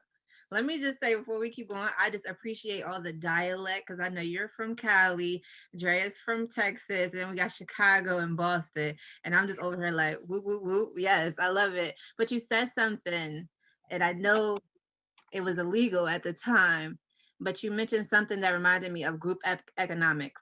That's something that Black people don't usually do. But the fact that you guys were helping people with their mortgages or other things, that says a lot right there. And I know it's part of the blueprint of where you plan to go. Yeah, for the people that don't know me, my name is Antonio Andre. I'm a Cape Verdean from Boston. I work with an organization called MBK 617. And a lot of the work that these fellas is talking about is the stuff we've been doing over the course of several years with just working with the neighborhood kids. And how I got involved is I got a certain influence in a certain section out here called Roxbury. And all the people that pretty much came up under me, for them, they look at me as a success because I started in the street and then branched out into real estate and started moving in auto bodies and all that other stuff. And I reached back for everybody that didn't make it and kind of get them on the right track. Once they get home from jail, I kind of kick it with them, mentor them into, getting a job, getting legit, and then getting their credit right. Kind of financial literacy, so to speak. And we could, take over the world going that way. So I just showed them a way that I was fortunate to have OGs that took me under their wing and told me, how to move money around and kind of sustain the lifestyle that I live now. And I would like to, pay it forward by letting everybody that came up under me kind of get that tutelage that I got. I'm super glad that we have all of you guys here today and that you're doing what you do in your community because it is so, so, so needed. And I can't say that enough. So I don't know, but if you want to answer this, so Jegna, if you had all the resources and everything you need in the world, like what is your ultimate goal? And realistically, what does it take to get us there?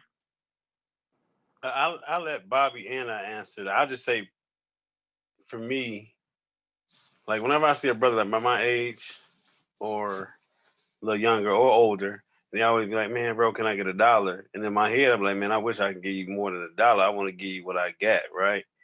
And so that's the spirit of Jegna. Is like, I want everybody to be a father. I want everybody to be a good brother. I want everybody to be, a person that they can be proud of in their own community.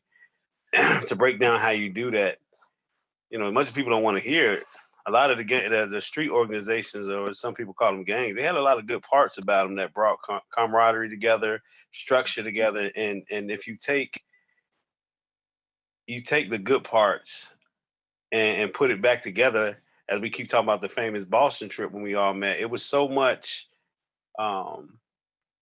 so many intergenerational conversations. We learned about Cape Verde. We learned about just different type of Black folk. And it's just us, all street Negroes, just having open conversations. And we all learned so much from each other. The stuff that we take for granted, everybody else took it back to their city and ran with it, right? And so a lot of times it's just, I tell people, if you hear, you can heal, right? And so our biggest thing is just listening to each other and listening to the community and bringing the resources back is how I oversee what we like to do as protectors of our coaches and our youngin. Bobby can say it with bigger words, so go ahead, Bobby. Jegna is a national model within itself, right? Where across the country we speak the same language but different dialect, right? Different tones, different, and so in all that difference, there's a camaraderie called poverty. And in that poverty, it's controlled by a segment of society that we might not be aware of, right? So Jegna, we create those models where we get brothers to live in a house together, break bread together. It might be so during these times, it might be food for us to go on, right? And that food is strength, brotherhood.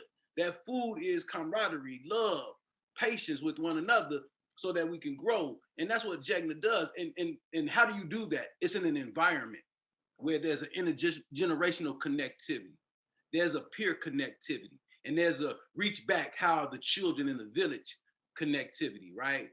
And culminate it all with a house that they can own and they raise their families. But how do you do that when the unemployment rate in the Black community, 18 to 40, is like at 12%, right? So you have to, Jegna will build a workforce. Jegna will help strengthen schools, help strengthen the neighborhood infrastructure.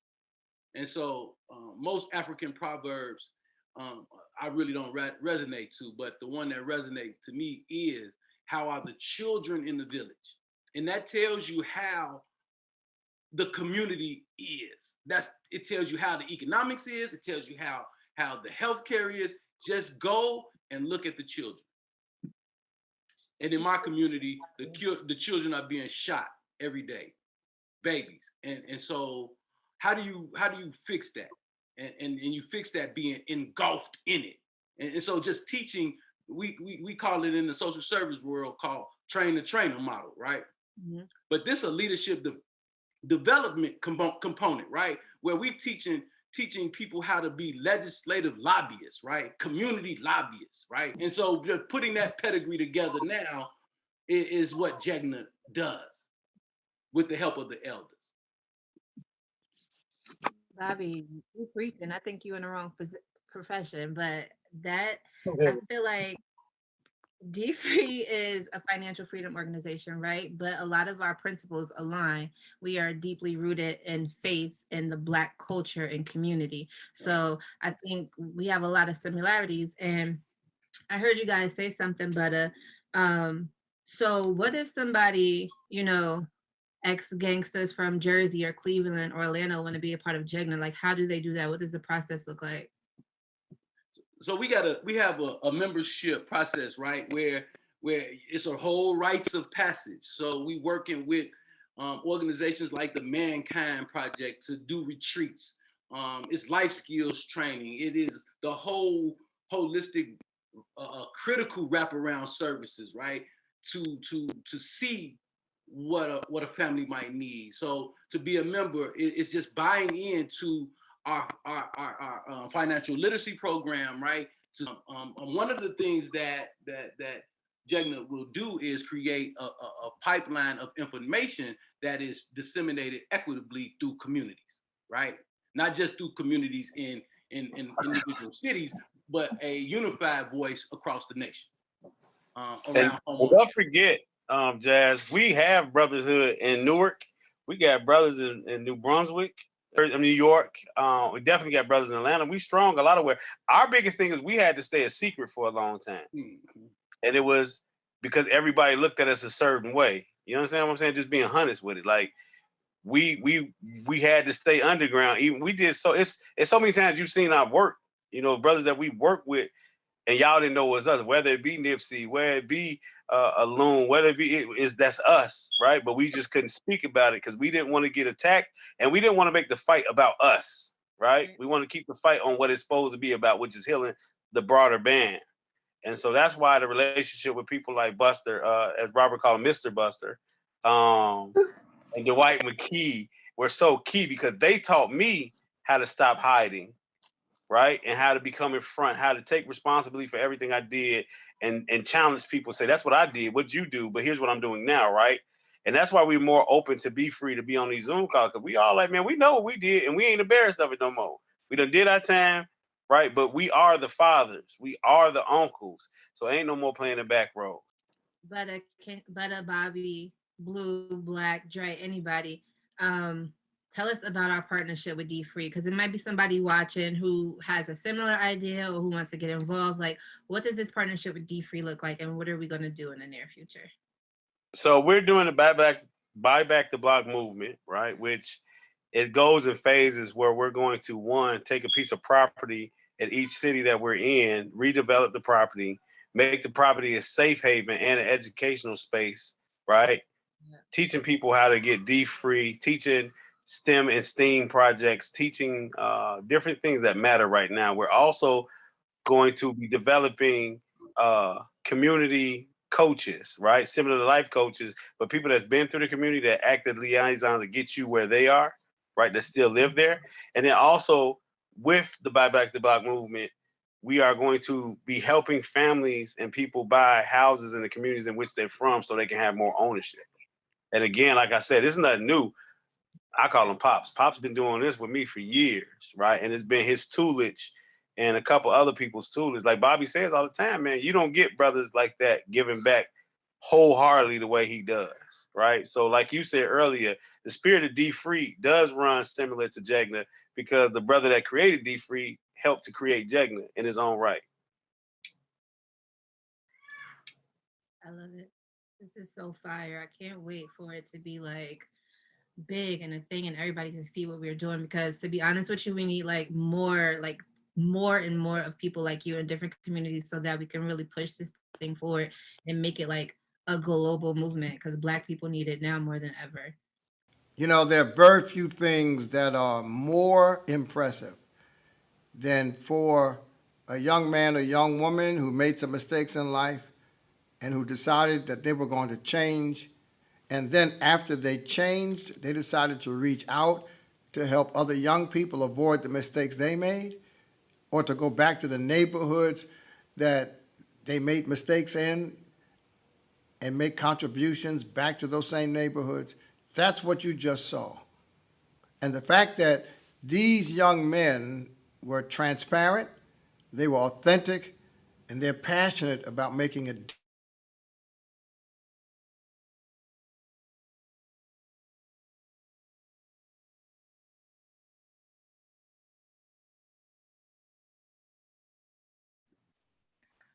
I think we had a little bit of a glitch, but how powerful was that interview? Amazing, amazing, amazing. I see Butter in the chat.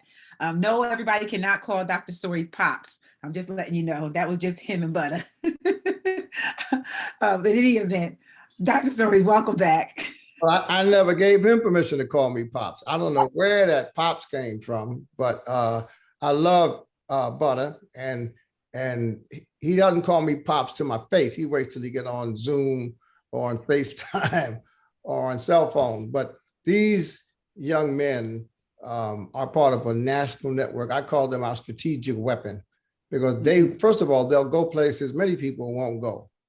They're fearless, they're focused, and they are absolutely passionate about helping our people in our communities. And I wanted them to be a part of this, even though they haven't really launched dfree yet.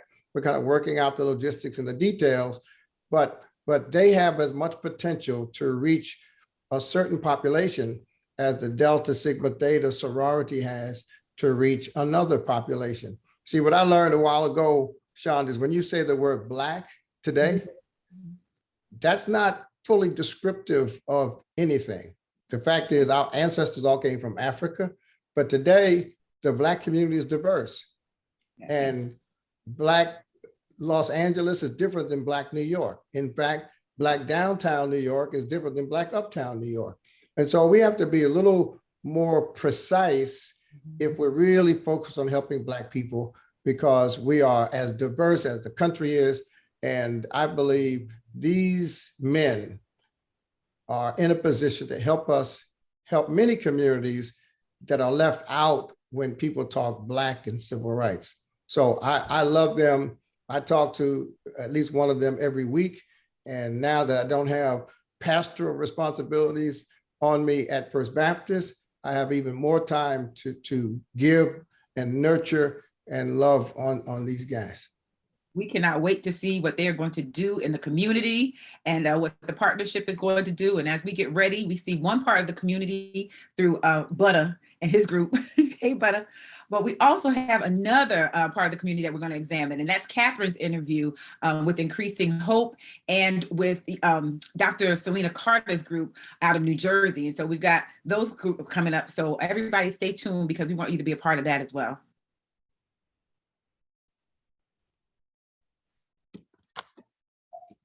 Good afternoon, and thank you so much for joining this segment on our community, our local community organizations with dfree. My name is Catherine Taylor, and I am the relationship manager for community organizations with dfree. And I'm so happy and glad to have along with me two of our organizations that have partnered with us. I have Ms. Dorothea Bernique Bernice, sorry about that. That's all right. From Increasing Hope Financial Training Center in North Carolina. And along with her, we have Dr. Celine Carter from Spirit of Excellent Leadership Guidance Center here in New Jersey. So ladies, again, I just want to thank you for joining in with us and being a part of our leadership retreat. And I just wanted to talk a little bit with you about how you became a partner with our dfree organization. So if each of you can tell me a little bit about your organization and the community that you serve, and how you actually decided to incorporate with dfree and bring our program to your organization. And either one of you can start. Awesome. Well, first of all, thank you so much, Dr. Catherine, for having us here. And Increasing Hope Financial Training Center, again, founded it about 16 years ago now. We're located here in the Charleston, South Carolina area. And we found dfree by way of having interaction with Dr. Suarez through conferences that we attended with our HUD Housing Counseling affiliate. And so in other words, he was coming to those conferences, attending them, and being a speaker at them. And there were times where he would offer to say, if you need anything or whatever, reach out to me.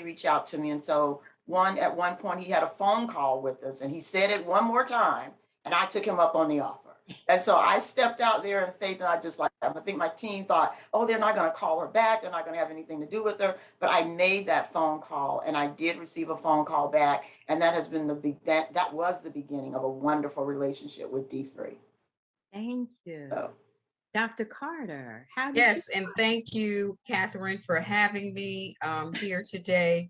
I am the founder of Spirit of Excellence Leadership Guidance, Inc., and we were established in 2006. And we're a nonprofit organization that provides holistic wellness educational programs for adolescent girls and women to promote healthy relationships. And I became connected with dfree as a result of attending one of the workshops back, I believe it was in 2011 or 2012.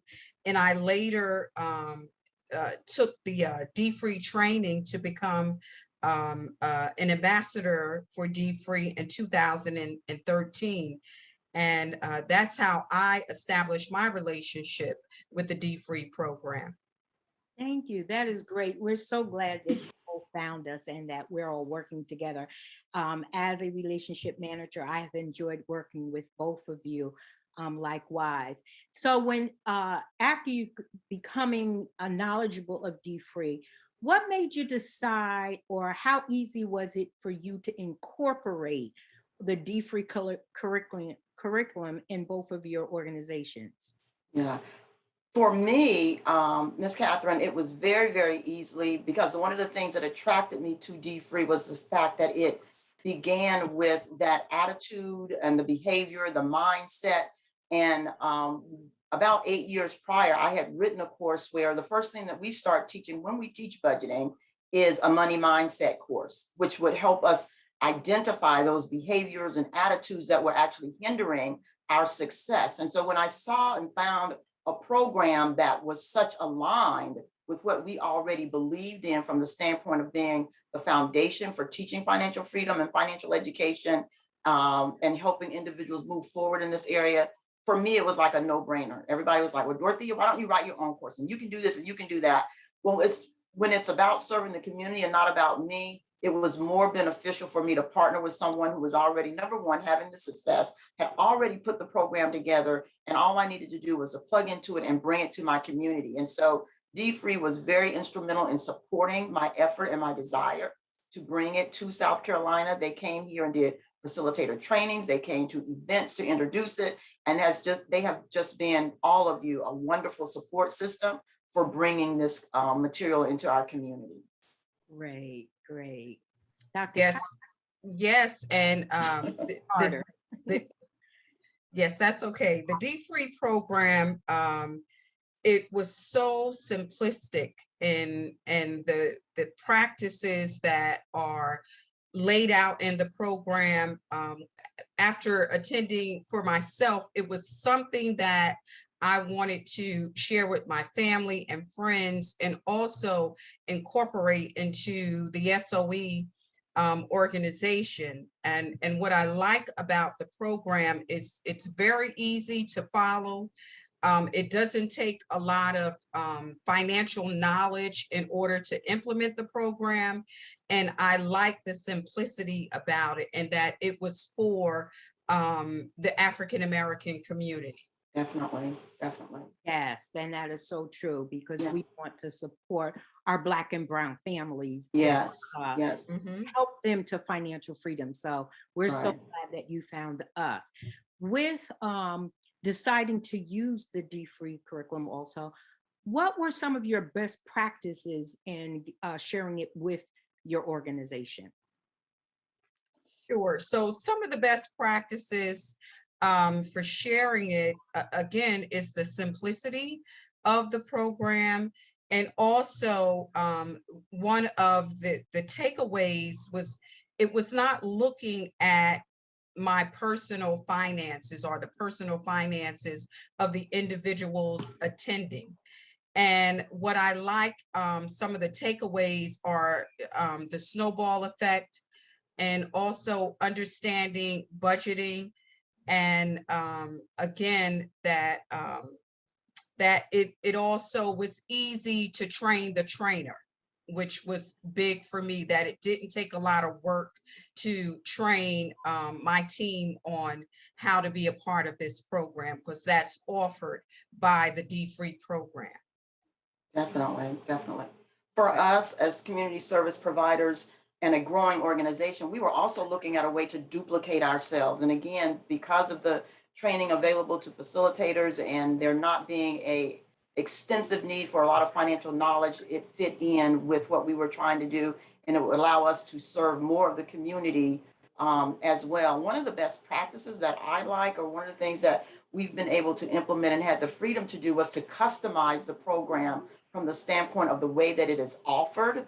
And so when I first initially met Jegna, it's like, Jegna, I know the nonprofit community. I am not going to be able to hold people for 12 weeks. And so she was like, that is not a problem. You customize it. And so we were able to come up with a program and customize it to whereby we teach those first 6 classes or 2 sessions straight out the box. They are taught without a shadow of a doubt. And then we've come up with a way that we do what's called a Super Saturday, and we do an abbreviated version of those remaining 6 chapters. Because what we found is that the first 6 are the most important and foundational. That way we know we can hold our clients and our students for that 6th week, and they get that information. Then they come back and be excited about our Super Saturday, which is also our graduation Saturday. So I love the fact that you can take the material and customize it to however it would fit your organization or your community. And that's so true, Ms. Dorothea. That's the one thing that we try to help all of our community partners as well. Everyone's program is a little differently. So when we actually talk with you and we find out how you want to bring dfree to your organization, what your goals are, we can tailor it so that you can use it to fit your program. And we found that to have been very successful, because everyone is different. Everyone doesn't have 12 weeks. Some people only have 6 weeks. So we look at what's best that fits your program. So that is something that we do try to do.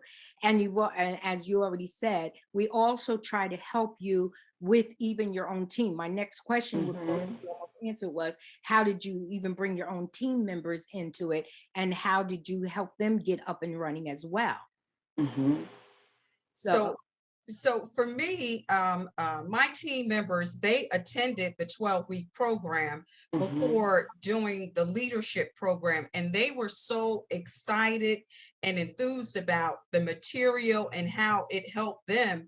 And some are experienced accountants, but still they were able to take away pieces of the program and incorporate it into their own personal lives, even brought on family members to be a part of our pilot program, because we did a pilot training program to make sure that we get the kinks out before we offer it in September to a larger audience. And they did an excellent job of being first-time facilitators after taking the leadership training.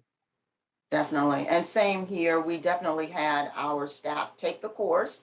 And as Ms. Catherine said, we were a little early on. I think we got a little special treatment in the fact that Jegna came and did a face-to-face training, and Dr. Soares came in and we did an introduction to the faith-based community in Charleston. And so we really took them up on that offer that we want to support you. We want to be there for you. And again, they have gone above and beyond measure. But yes, our team members actually took the training themselves and then was trained with facilitator training. We did it also from the standpoint of, we actually took leaders in the community on a leadership training and introduced them to dfree to help us expand our facilitator capacity. And finally, a conversation just this morning, we're getting ready to engage our banking partners because they come along and they support our nonprofit financially, but this is another way to get them involved. And so with the new platform and with the fact that it's all there and it's just push a couple buttons, it's going to help us to easily engage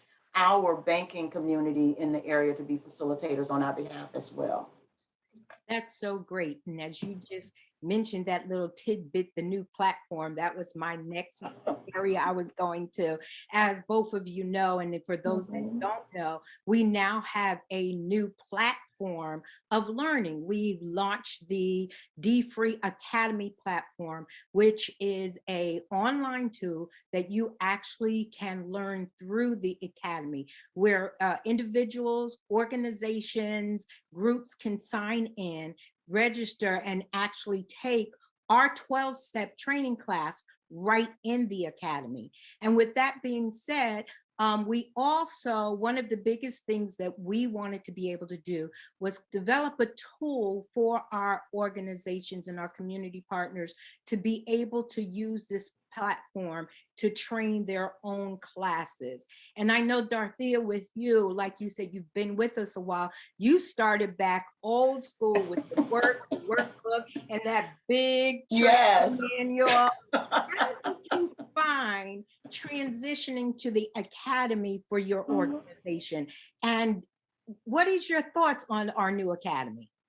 I love the platform. I think it takes some of the intimidation, as Dr. Carter mentioned earlier, it takes some of the intimidation away from being a facilitator, because basically if you can move a couple slides along, play that video, which is now much more extensive and gives a great background and review and summary of that particular chapter of the book, that you're bound to be successful. And so you guys have just made it really, really easy to continue to serve, and again, to have that growth that is necessary. And I like how, again, from our standpoint, again, we were old school, trying to make sure we got the material to our facilitators and that they had links to the video and this, that, and the other. Now all they have to do is sign on to this wonderful platform and everything is at their fingertips.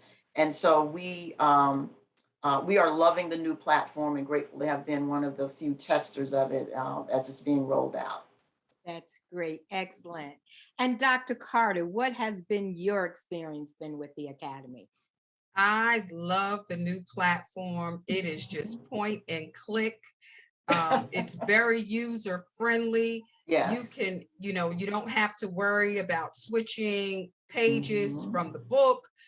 Everything is right there for you. And, one of the things that SOE is rolling out is to educate women who have been are survivors of domestic violence, who experience financial hardship, and helping them to get right back on the path of financial freedom. So the online academy is an excellent tool for us to use to work with that segment of the population. Right, definitely. And Ms. Catherine, yeah, I was gonna say, might I add, it's a great way to increase your capacity and your reach, because of course now we're no longer limited to those face-to-face or whatever. And so it's just a great way to have even a further reach within your community or your organization or whatever it might be. And so again, kudos to you guys for all the work I know that went into that. Again, I would just, a lot of times on Pins and Needles say, when's it coming? When is it coming? When is it coming? But you guys have done, it has been well worth the wait. The work that is done in it and the format of it is absolutely amazing. And so thank you for putting together that one, making the investment in that wonderful tool so that we can continue to invest in our community. Well, thank you so much. And we also thank Dr. Soares and the dfree team for allowing us to have the creativity to just research and develop this tool. And for those community organizations that are not quite sure or are not familiar with the Academy, it is a tool where once you go through the training yourself and you decide that you want to use this tool for your own benefit, you can actually use the Academy, logging in yourself. We call it the facilitator-led course. And you use your Zoom account and you actually log on to your computer, and all your slides, all the information you need to use for training is built within this program that you can actually train. And then you just supplement the way that you want. It has games, it's interactive, it's a lot of fun, it's very colorful. And not only that, we have also developed tools and resources that can be downloaded through the Academy for extra help and understanding. And as we go forward, we're looking to build even more tools and more downloadables and more resources for all of our community organizations and individuals that use it, whether it's through an organization or individually. So I'm really excited about that as well. And I'm just so grateful that you ladies are using our curriculum, and you've been so willing to share with us. And just as we close out, I would just like to know if either one of you or both of you would just share some word of encouragement or something that you can share with other organizations. If you were speaking to them one-on-one, what you could say to them to let you know that this could be the tool for them as well. Either one of you. Okay. For me, I would say to try it out. Try it out with your team to get an understanding of it for yourself, and then see the simplicity in it and how it's been, how the dfree team has worked very hard over the years to offer a program, not just to help us, the African American community, to become dfree, but it's to create generational wealth. And that's what I like about this program, to try it out. Right, right. And I think I would share, what I would say is that from the standpoint of, being a financial literacy or financial capacity building type organizations, many times we look at it from the standpoint of making sure we just deliver a certain amount of information. I would encourage individuals to realize that dfree is more than just financial literacy, as they say all the time. It is literally a life transformational course that helps individuals engage in the process of getting set free in this area in a different way, because it starts with the mindset. And especially for our faith-based organizations that would like to use it, this course is not just about giving someone additional information, because I tell people all the time, you can teach this. You can tell me about credit. You can tell me about this. You can tell me about that. But what a lot of that lacks is the ability to make practical application. And so the way the course curriculum is set up, it encourages the practical application of the information that is being shared. And that is what is the life transforming part about it. So I would just encourage other organizations that if you want to have that type of impact in your community, you definitely want to try the dfree curriculum. Thank you, ladies, so much. Thank you for allowing me to sit down and talk with you and sharing with us.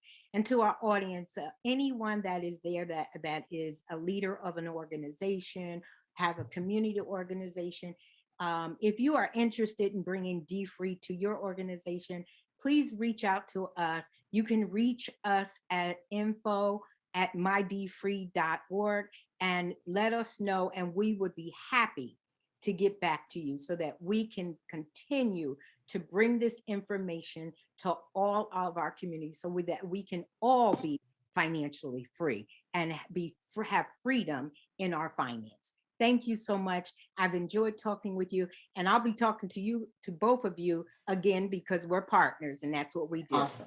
Thank you Yes. and have a good day, ladies. Thanks so much for You do having the us. same. All right, I'm back again, thanking God for increasing hope in South Carolina. First of all, South Carolina is the home state of my wife, and so just the words South Carolina get her excited, and she's more impressed with us than she would be if we weren't working with people from South Carolina.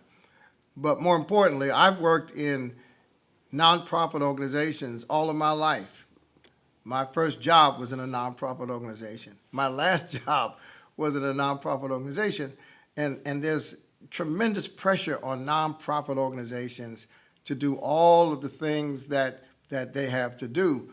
When we created dfree, we wanted to have a tool that nonprofit organizations could use, whatever the category, whether it's foster care, whether it's housing, other kinds of social services. All of our communities need tools that can help people with their strategy around financial empowerment and financial freedom. Increasing Hope has taken dfree and integrated it into the services they provide. They happen to focus, as you know now, on first-time home buyers and other kinds of home ownership initiatives. But whatever the challenge, whatever the subject area, whatever the program category, dfree can be a great supplement, if not core, to your program emphasis. And so Increasing Hope is our motto. They're one of our premier local community organizations. You've heard how they've done it. And if you're connected to a local nonprofit, you can do it too, and we'll help you get there.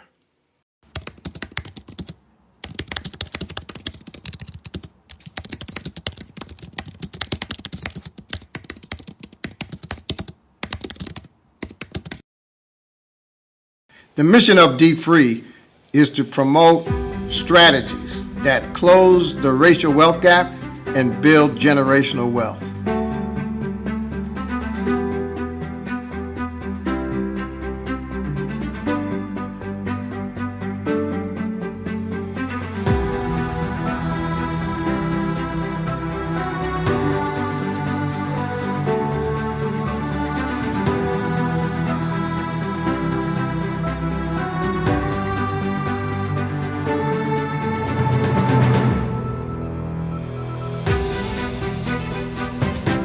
Join us as we continue educating and equipping the Black community to close the racial wealth gap, one family at a time.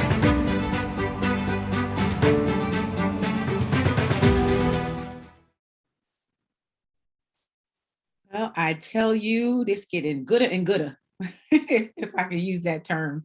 I'm getting so excited about all of these interviews and all this information. Dr. Stories, are you getting blessed? Well, I'm getting tired. I mean, not tired of this, but the more I hear, the more I realize how much work there is to do, and the more I realize how much work the staff is already doing.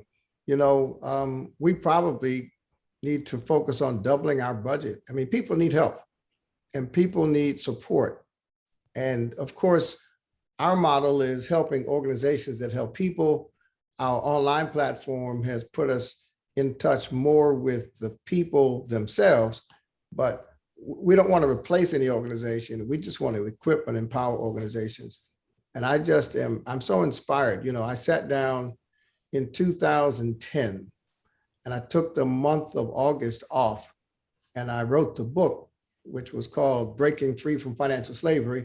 It's now called Say Yes to No Debt. And I wrote the book because we've been doing dfree for 5 years, but I really had not written it down in a format that other people could use. And CNN did the documentary, and as you heard someone say earlier, we still get calls from the documentary that Soledad O'Brien and CNN did back in 2010 and aired again in 2011. And then we did the workbook a couple of years later. And to sit here and listen to such intelligent leaders and such inspired business people talk about that little tool that I started writing up some years ago. It's really humbling, it's overwhelming, and I'm grateful to God for this tremendous opportunity that God has given me to serve. And then I'm watching you and Catherine and Jasmine and Tamika. I'm watching the team participate in extracting from these marvelous leaders their stories, their testimonies, their models. And I just feel so honored to work with such talented people. None of you are getting rich working for dfree. None of you. I mean, you don't make overtime, you don't have stock options, you don't have a 401k program. I mean, you could make twice as much money doing half as much work selling used cars around the corner. But you've dedicated your life, and I'm honored to have an opportunity to work with such a dynamic team and to have all of these leaders who are passionate about their own networks and their own members becoming financially free.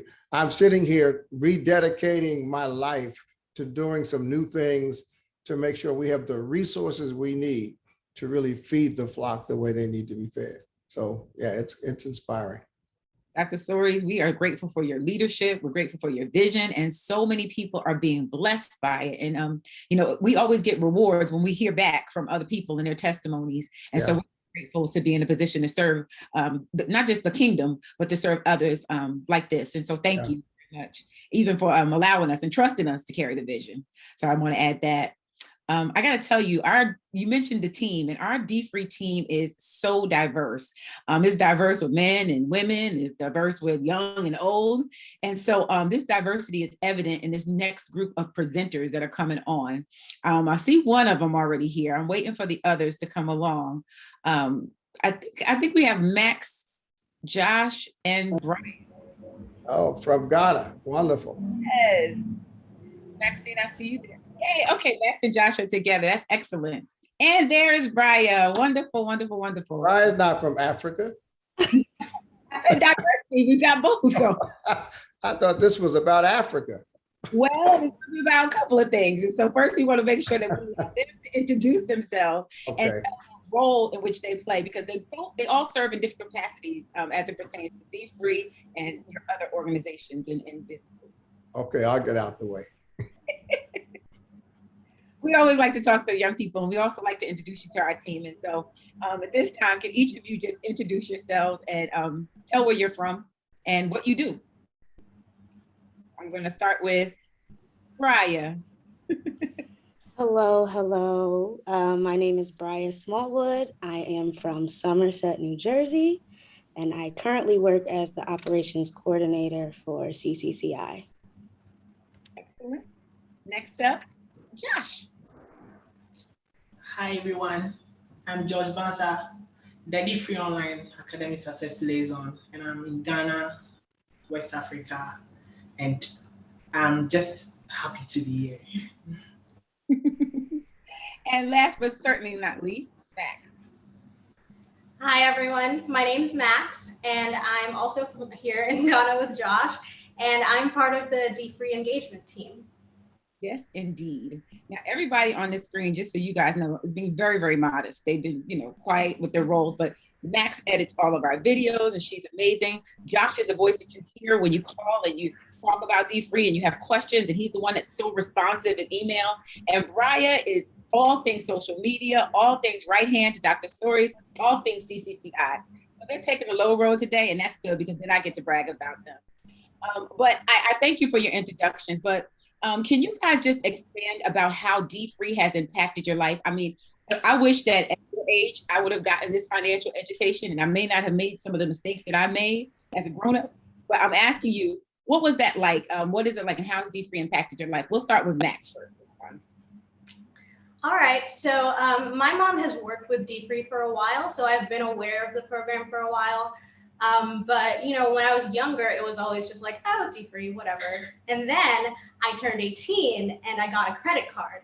And my very first instinct was like, ooh, free money. But then I paused and I was like, hang on a second. That's not right. That's not how it works. So basically, I had unconsciously absorbed the dfree teachings just by being around it. So since that realization, I've been more active in figuring out my finances and determining what I need to do. Every time I make a purchase, I'm like, is this needed? What kind of spending is this? So it's just I'm getting all these, tips and tools to keep myself in line for a better financial future than I definitely would if I didn't have all of this. That's excellent. Before we go to Josh, though, we have to mention who your mom is. We have to give her a shout out. Yes, it's Angie Datson. She actually coordinated this conference, so everything here is because of her. Yes, thank you. We love Angie. Angie does so much behind the scenes, and I think some of you are familiar with her, but we love Angie, and that is little Angie. Oh, sorry, don't beat me up. Josh, how's dfree affected your life and impacted? So I would say dfree has completely changed me. And I have these two powerful words. I don't know how it sounds to others, but that's needs and wants. Before I'll take any single money to buy anything, I give it a pause, give it a double thought, and know whether I really need this or I want this. That's the first aspect of it. And the second aspect of it is savings. Right now, even if the unexpected should happen, I can live a normal life that I think I'll be okay. So it has helped me with savings as well. And I'm really grateful. I think the whole world needs dfree. Oh, thank you, Josh. This is good. Now, Brian, the pressure's on you. I will shout out, you guys heard this really, really professional person earlier. And I saw in the chat, everybody was talking about how wonderful Brittany is. Well, I have to admit, Brian is Brittany's sister as well. So Brian, how has dfree impacted your life? I wish you didn't say that. That's pressure. She talks so well. dfree, I have been working with, I started working with dfree right after high school. Dr. Soares hired me as an intern. I worked all 4 years of college, and then he hired me full-time right after school. And I grew up at First Baptist, so I've always heard about dfree. And so having memorized the 12 steps before receiving a paycheck ever in life was completely life-changing. I think that dfree has impacted my life because it's normalized to be smart with my money. And I understood what to do before I even got a paycheck. So I feel confident and I feel ready to make large financial decisions, and it feels good to have the dfree team behind me. So. Excellent. I think everybody on this call can tell that our future is safe in the hands of these young people. We are so grateful that you shared from your perspective. A lot of times adults try to put, onus on you guys and kind of words in your mouth. And so we're happy to be able to ear hustle on a conversation with you.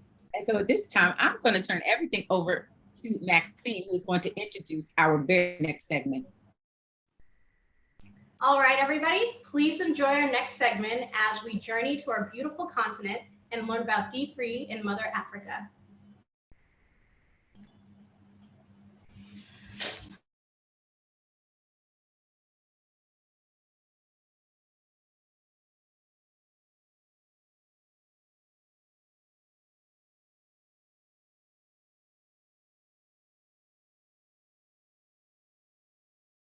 Thank you so much for that wonderful introduction, and I am happy to join you today. With me is Mark Addo, who leads the dfree Club in Ghana, and Landy, all the way from South Africa. Landy and her husband Mali, who couldn't join us today, they lead the dfree in South Africa initiative. So today we're bringing you a conversation where we want to talk about all the things that dfree is doing in Africa. And so we're not going to waste time. We're going to dive right into it and get going. So guys, welcome and thank you for joining me today. Thank you, everyone. Thank you. Good evening, and. All right. Yes. So Mark, let me start with you. What is dfree in Africa? Why does Africa need dfree? Thank you very much, Angie. It's good to be here. And I want to say, for Africa, for a continent that is still finding its feet, when we consider the fact that the mass of our population are financially strapped, it stands to reason why dfree is needed in Africa. For me, for the years that Africa has been independent, it's clear that we have not been economically independent.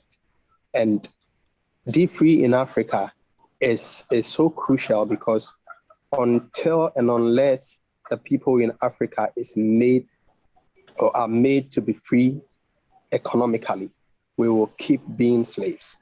And so for me, that is the main reason why, Africa needs dfree. Sounds wonderful to me. I think you kind of wrapped it up what has always been in my head. But Landy, I've always said that while we are so similar, so identical, all African and one people, depending on where we live on the continent, our lives are completely different. Most importantly, the economic circumstances. And so I will ask you to shed your perspective on the same subject. Why does Africa need dfree? And thank you for the question and thank you for the opportunity. It's just great to see Africa on the map globally of dfree. It's really exciting. As you know, South Africa is a young democracy. And, before 1994, when we gained democratic independence, advantage was inherited by a particular race group. And in trying to catch up after freedom of 1994, people found themselves getting into debt because we were trying to play the catch-up method. So we were trying to keep up with people whom we didn't realize at that stage had actually inherited advantage. And we believe, as the South African community of dfree, that being financially free is actually the advantage that we want the next generation to inherit from us. And how aptly you have put it. Mark, what you just said, and also Landy, just calls to mind that, when Dr. Soris first launched dfree, the first book he wrote was actually called Breaking Free from Financial Slavery. So how you both just described dfree and how it relates to even our independence from colonialism tells me that slavery went beyond just that we may be out of colonialism, but we still need to get out of economic slavery. And so that is why dfree is important to us. That's phenomenal. So at this point, I'd like to kind of delve more into what we're doing with dfree here in Africa. Maybe I'll start with you, Landy. Can you shed some light on what dfree is doing in South Africa? dfree has, it's made great strides in South Africa. It is, I always say we're chartering new territory in the finance sector, and we're giving some banks a headache, which I'm very proud to say. And how we are doing that is because we're actually educating consumers before they even become buyers of banking products. We are reaching them now at high school level, where we've actually come in to teach young people while they are in secondary school and university to think differently about their money before they start earning money. So we've done work with tertiary education students. We've done work in churches where we initially started, and community organizations. The community organizations that we worked with specifically targeted women, especially women in underserved communities, because we found they are most vulnerable to the loan sharks. They are most vulnerable to being offered credit despite their ability to make regular payments to service that credit. They fell victim they fell victim more than anyone else, because we've got dreams, we've got aspirations. When you speak to that kind of a woman and you say, don't worry about your dining lounge, your lounge suite or whatever it is, take it now and you can pay it off over the next 6 years. They'll probably take that. And that's how most of them got into debt. And recently we started doing work very excitedly in the entrepreneurial sector. We partnered with Karani Leadership that does entrepreneurial leadership development in the Pan-African space. And we've seen multiple entrepreneurs coming through our training and actually asking us for more and saying, it's great that you guys are teaching us about money, but help us think differently about it. We not only want to get out of debt, but we want to start thinking differently. We want to start being social entrepreneurs, and not only like the next level. Exactly, take us to the next level. And we're very excited about that, because we're now working with the partners that work with Karani Leadership, and we're saying, we can give you content. Let's create content together that will not only get entrepreneurs out of debt and move people from being subsistence business owners to being for profit, but for profit with a social conscience. So that's that we're moving into that space. And we're also proud to say that through the work of Pastor Debbie, who is our partner from the Baptist Convention of South Africa, we're doing training in that space. And they've recently registered a nonprofit organization that we'll be working very closely with, that's got a couple of community development initiatives in underserved communities as well. So dfree South Africa it's making very great strides. The last project that is more of a long-term, medium to long-term project for us is actually developing a dfree book for children and to be incorporated as part of the school curriculum that we're working on. So very exciting things happening in that front. You just threw a challenge to the entire dfree team, and most importantly, Dr. Soaries, we do have, different supplements for dfree for young adults, dfree for seasoned citizens. We do have the dfree Young Money program, but dfree for children is definitely something that should be in the works. I completely agree. Thank you for sharing that, Landy. Thank you. So Mark, now to you. Tell us, what is dfree Club Ghana? And how different is it from dfree program as we know it? What are you doing? Who are you engaging with? And how is that going? Thank you very much, Angie. So dfree Club Ghana, we are focused on sharing dfree materials to our group. We meet periodically, once in a week. We read dfree materials. We discuss dfree strategies and principles so that we can better engage money. There is a church angle where the young people get to also listen to dfree materials through the Young Money platform, so that they also are able to better understand how best to use money. So, I would also like us to kind of delve a little bit into what dfree is doing in Africa. Now, one of the greatest things that dfree has also been able to do is, since 2016, organize annual tours every year, with the exception of the recent COVID year.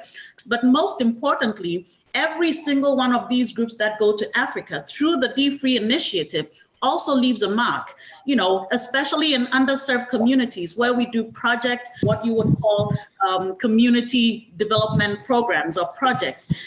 Some of them mark. I know you were part of these groups when they toured different places in Ghana. Can you share some of these remarkable projects that you recall? There is one, I think, in the Eastern region, Chebi, the School for the Deaf. School for the Deaf. Yes, School for the Deaf, yes. We helped them build an infirmary. Yes, in collaboration with the Peace Corps. Yes. With the Peace Corps, yes. And today, the school has an infirmary, which has been tremendously helpful to them in giving first aid when they have injuries or illnesses before they can access the main hospital. So that is easily, for me, one of the most impactful projects that we have undertaken since 2016. Absolutely. I know we have several others, but most importantly, I also want to talk about our future projects, because people listening to us today, guys, they would like to know exactly how they can join this dfree campaign with us, this whole movement, and bring it into their own communities, and maybe do it the way Mark is doing in Ghana or how Landy is doing in South Africa. And so there are others who are also listening to us today that may want to support some of these programs or projects that we're undertaking. And so how about we also talk about some future projects that are in the pipeline, and how we see things that will be kind of panning out over the next few years. Landy, I know you have a phenomenal program starting in South Africa very soon. Do you care to tell us a little bit about that? Absolutely, and we're very excited. I mean, for us, our slogan or our hashtag is dfree living. And so we've got some very exciting people who are sports people people that are sports has become quite, in fact, let's call it physical activity, because when you say sport, there's an expectation that we excel. And when we say to people, please come and run, there's a run that we've started where we call it Run for Financial Freedom. And we say run or walk or crawl. And basically, it's just to get people active in light of the pandemic. Get active, go out there, walk a couple of kilometers, and there's a log that we keep where at the end of the year, whoever's accumulates the most mileage on their feet, whether through walking, crawling, running, they are actually going to win a pair of new running shoes from dfree South Africa. So we're very excited about that. And hopefully in the near future, not even hopefully, it is in the pipeline for us to actually host in various provinces, call it regions of South Africa. We'd like to host a victory run. We call it Victory Run because we'll be celebrating people paying off their debt. We'll be celebrating people saving up for certain assets that they want to buy. So that's very exciting, where we're combining the importance of physical activity and combining it with the importance of financial health as well. And that's phenomenal. We've also got our, very excited about that. We've also got a young group of people that are based in Soweto, and they have started an after-school program. What has happened during the pandemic is that there are a lot of children who are wandering the streets of Soweto, and in their particular area, they've actually taken these children, and they've got they do homework with them. They go through some of them have actually dropped out of school because their parents can't afford to take them to school. And so through programs like dfree, where we're supporting them with, we're currently sponsoring children to go to their facilities where the children actually get a sandwich and a juice, not much, but sometimes that's the only meal they have currently, so we support them in that way. And hopefully over time, we'll actually be able to fund these children to go back into the school system and get a formal education as well. So we're very excited about that. We're trying to get dfree at early childhood development level. We want kids to start talking to their mothers, even when they go grocery shopping. They say, "No, Mom, is that on our dfree list?" That's the kind of child we're trying to raise in South Africa. That is phenomenal. No, absolutely, Landy. This is great and definitely a worthy project that needs to be supported, nurtured, and grown to as large a point as it can be. So absolutely. I know another major project that is upcoming is going to be in Liberia. So in Liberia, there is a small Baptist church that is looking to start a school for a community. This community is solely a community of former refugees. During the Civil War, a lot of people fled Liberia, settled in countries. In Ghana alone, we had a whole new town that was developed just for Liberians that came to live here. And several of them never went back. But several people did return to their homeland when that war was over. And believe it or not, even though it's been several decades, many of them live in abject poverty, and children in this community have zero access to education. Zero. And so this church that was planted a few years ago is trying to start an elementary school for the little ones to make sure that they get at least the basic education and then take it from there, one step at a time. So the next big dfree project is with South Africa, yes, and also definitely with Liberia. But another exciting thing happening in Ghana is the development of an app. One of our queen mothers, and the queen mother, as you know, is the right-hand person to the king. So yes, the right-hand person to the king in this country is always a woman whom we address as Queen Mother. The Queen Mother has a community development program that involves all other Queen Mothers within the kingdom. She currently has over 170 women involved in that program. Now, this group of Queen Mothers are bringing microfinance opportunities to other women in their communities. If 170 Queen Mothers, bring this program to the different towns and villages. Multiply that by 50 women per town villages. We're counting thousands of women who are benefiting from this program. They've started small, they're growing it, and dfree is sponsoring the development of a simple app that's going to be carried on all mobile devices, and that is going to help these women track their progress with these microfinance loans. But most importantly, we're also developing a basic dfree curriculum for people at their level. People with little to no education, but who are all entrepreneurs in their own right and who still need dfree to help them grow their wealth and improve their standards of living. Those are some of the exciting things that dfree is bringing in the next few years. Guys, I am so glad that we had the opportunity to bring this conversation to our listeners. I'd like to find out if you have last words that you'd like to share. Mark, I will start with you. Thank you very much, Angie. I am happy to know that dfree in Africa is making progress and giant stride forward. Yeah. And I believe that there is so much room for us here to grow. And so that is what we intend to do. We'll grow. Absolutely. Thank you. That's wonderful. Thank you, Mark. Landy, share your last thoughts. Thank you so much, and for being such a great leader for the African region. We're really blessed to have a visionary leader like yourself as part of our team. And thank you to Dr. Soris for this great vision of remembering the people of Africa. By bringing dfree to this continent, we will really move from strength to strength and glory to glory with dfree. We're excited. There's lots of scope for growth in South Africa, and we want dfree to be a pioneer on so many levels. We want to disrupt the finance industry at large and have banks rethink what they are offering us. We no longer want to be price takers or product takers. We want to participate in in people's decision making when they even want $1 from our wallets. So thank you so much. This has been great.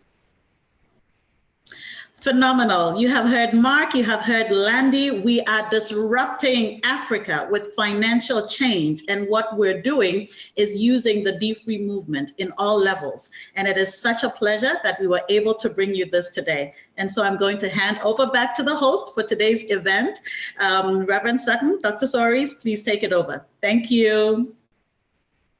One of the great tragedies of the modern age, which we call the information age, is that in so many ways, we are just as ignorant about Africa in America, including Black people, as we were in the 1950s and the 1960s when we were watching Tarzan swing through the trees in African jungles.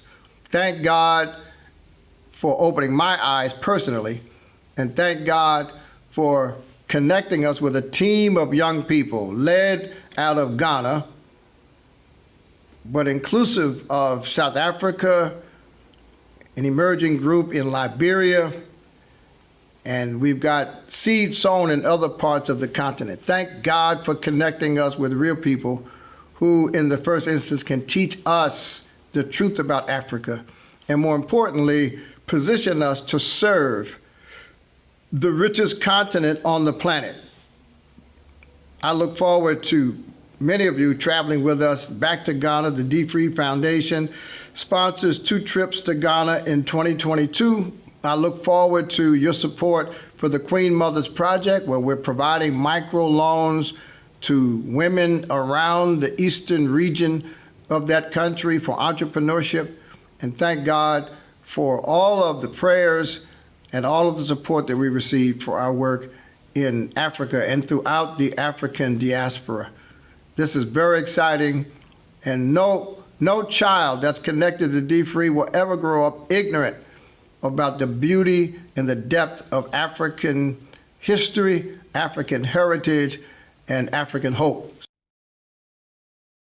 Welcome to this short tutorial on the dfree Online Academy. Start by going to www.mydfree.org to access the Online Academy.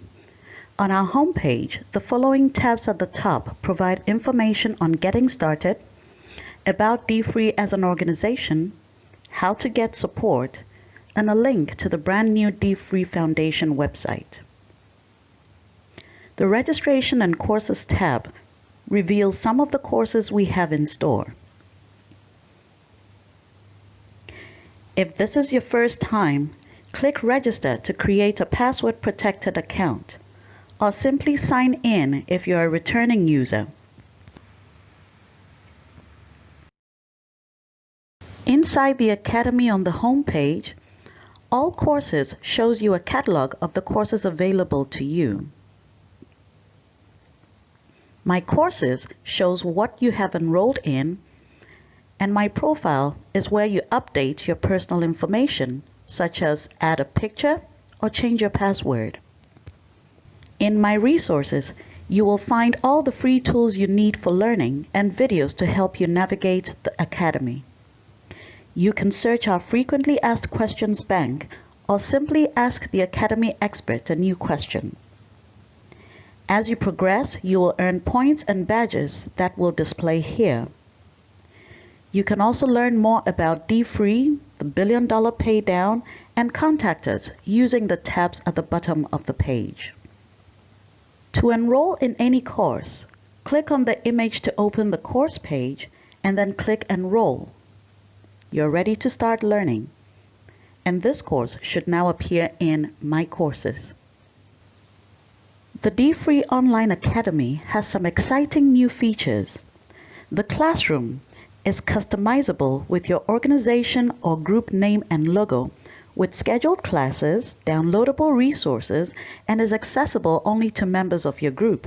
Here, they can also enroll in special courses or any of the existing dfree courses.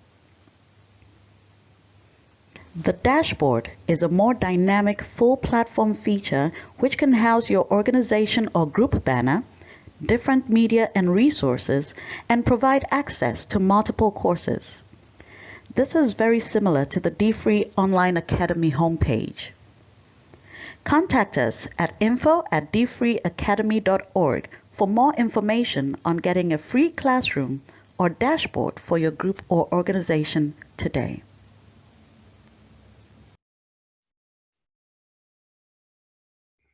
Well, I don't know about you, but I enjoyed learning about dfree in Africa, and it makes me want to go on the trip even more. I know you've been quite a few times, Dr. Stories.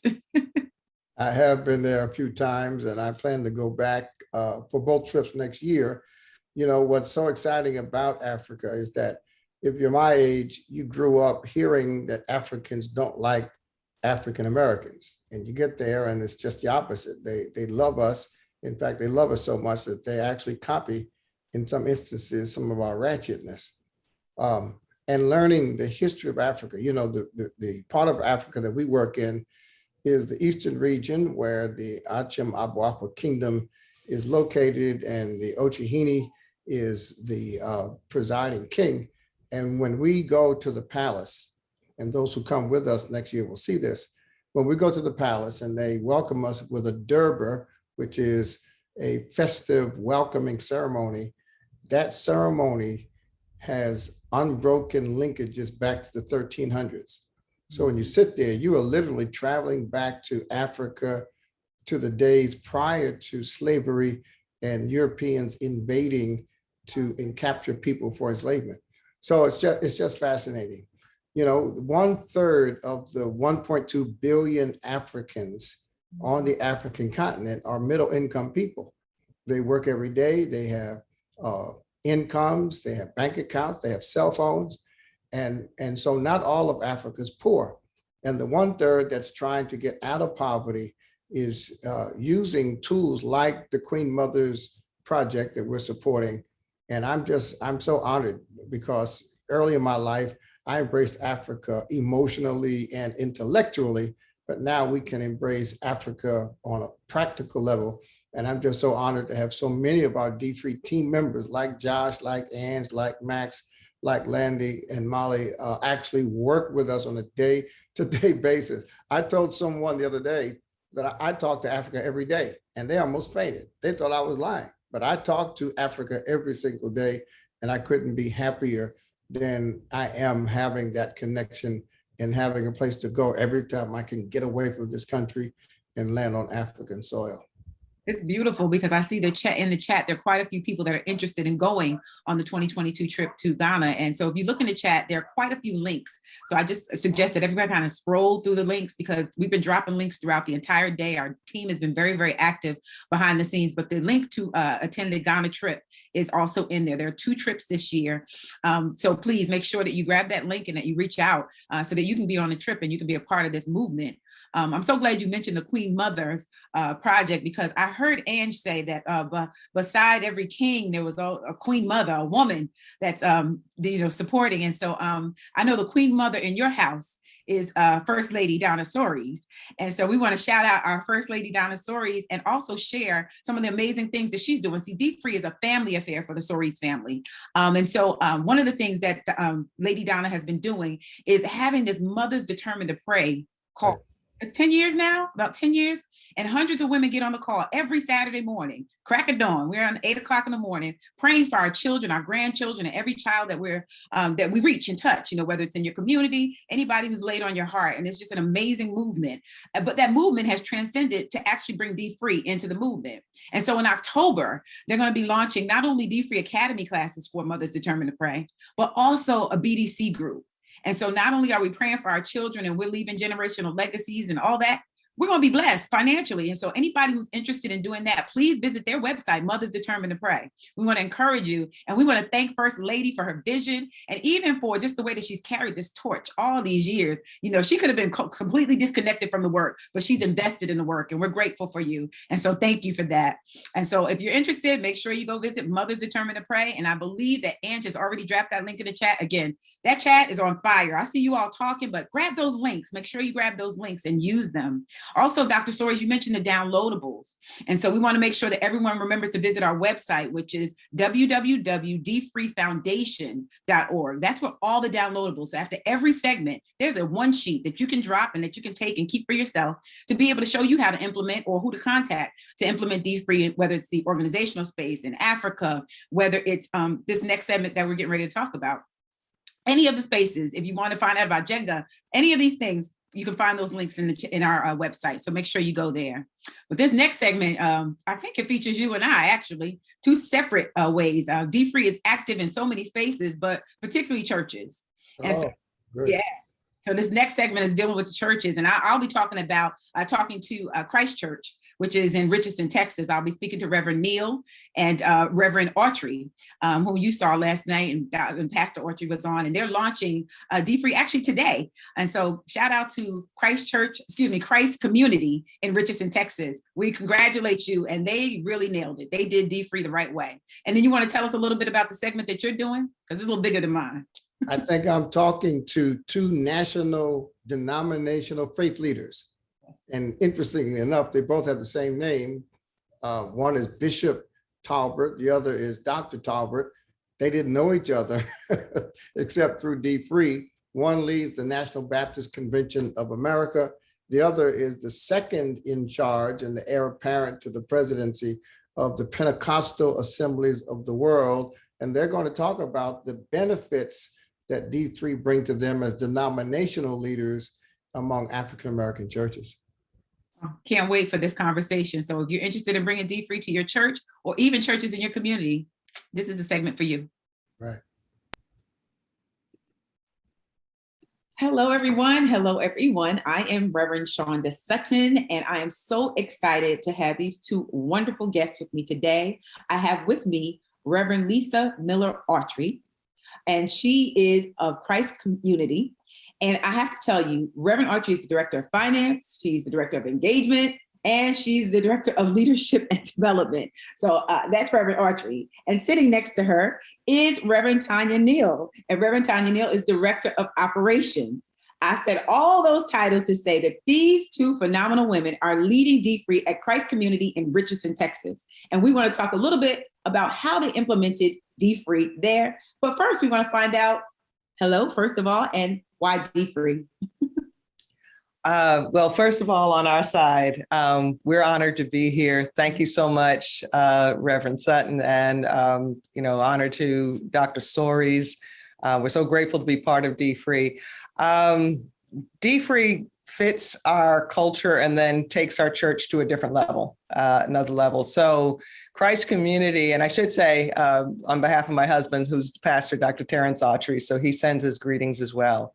But our church is about 22 years old, and we have always been passionate about teaching. We wouldn't call it financial freedom. We might have called it financial empowerment. And when we heard about dfree, this just jumped out for a number of reasons, but probably primarily, first and foremost, it was designed by Dr. Soaries with African Americans in mind. And we understand very clearly that it's not exclusive to African Americans, but to have something with our culture, our history in mind, our people, our images, I could really put a period right there, and just how well laid out it was. But that's what really stood out, along with the $1 Billion Challenge.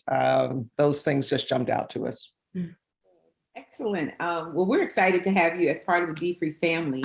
And the reason why we are here today is because you all nailed it. You all nailed the way that we envision dfree entering to churches and communities. And I just know that when you embrace the vision, how did you get your members to embrace the vision? I know sometimes we talk about financial freedom or debt, folks say what goes on in my house stays in my house and they don't want to talk about it. How did you start to introduce dfree to your congregation and how did they receive it? Well, we actually introduced it based on what you had all provided, watching some of the videos online. But the main thing is keeping our congregation, in perspective, what their needs are, what we believe or feel that God is leading us to as to what they need and what they're missing. And so we try to, keep in alignment with the pulse of even Dr. Autry, his sermon series on finances. We do that every single year. And so when Lisa brought dfree to Christ Community, to our letting us know what she experienced when she first heard about it. It was like, yes, this is what we need to provide to our congregation. It's just in alignment with what we do annually. And so we presented it first, launching it with Pastor Sermon, a sermon series. Then we incorporated Wednesday night Bible study. And so it was like an integrated way that we presented it to our congregation. And exactly right. We used dfree's videos, and we launched on July 4th on Sunday morning with the series, and we were showing videos, and we had a panel discussion the second Sunday where our facilitators presented why financial empowerment, financial freedom, financial legacy was important to them. So that was critical, taking it beyond this leadership team, including my husband, but people that they, the pastor's wife likes dfree, but to have people who are sitting right in the pews with them that they know and they're friends with to say, no, this is a phenomenal program or ministry, really was part of, we did that very intentionally. Wow. I have to pause on a couple of things. You guys said so much. First of all, you launched on July 4th, which was the world's Independence Day. I thought that was very key. And in launching, that wasn't necessarily launching the classes, but that was launching the interest and sharing and advertising and really promoting that this thing is coming. And so it built up a momentum. So kudos for that. The second thing you mentioned, which I was actually going to ask you about, is how did you determine who your leaders would be? And how did you kind of get that group together, the group of passionate individuals, the ones that were on the panel? How did the Lord lead you down that path? Yeah, one of the things we did from the engagement side, we really do, and Tanya used the word pulse, we really do a lot of engagement with our congregation and trying to, most people, I can't say most, a number of people answer and respond to the surveys. And one of the key questions we have is, what are your ministry interests? What are your passions? We also have certain ministries that we do to help people uncover their passions. But the long story short with that, out of those surveys, we knew there were 23 people, that was the number, who had indicated they are passionate about helping people have financial empowerment. Or the sermon series we used was Unlocking Financial Freedom. But they were passionate about that even before dfree. So that when we started getting launched dfree, we knew who to go to. And so reached out to those individuals. And out of those individuals, there were a certain number who said, yes, I can do this at this time. So we reached out to them and reached out to all 23. And 9, including Tanya and myself, we said we were interested, but 7 other people said, yes, we absolutely, tell us when and where. And that's who you want. Excellent. And they were part of our planning, our collaboration process. They weren't preaching, but in terms of planning and how do we roll this out, they were part of that discussion. Excellent. And I have to say, I must confess that I did go on the website because I wanted to hear Pastor's sermon. And so Pastor Autry was so passionate, and I just love, well, not just his sermon, but I also heard yours, and I was able to see. But when I went onto your website, I noticed that you even changed your website to mention dfree. And I thought that was beautiful to really embed the message so that people were getting messaging from the pulpit, from the surveys, from the panel, and even from, the visual of the website. So I definitely noticed that. I know that even prior to launching, because I believe you're going to be launching coming up this weekend, as a matter of fact, the weekend of September 18th, the weekend of our conference. But prior to that, I noticed that you all started to experience some mini victories along the way. Can you tell us a little bit about some of your successes even before the launch?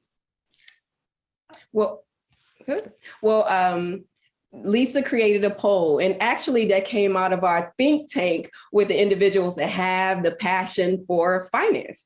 And so when we all got together on that Zoom call, we talked about different ways we can engage our Christ community, and especially those outside of it, in addition to. And one of the ideas that they came up with was a poll. And so Lisa created the poll, and I'll let her tell you a little bit more about that poll.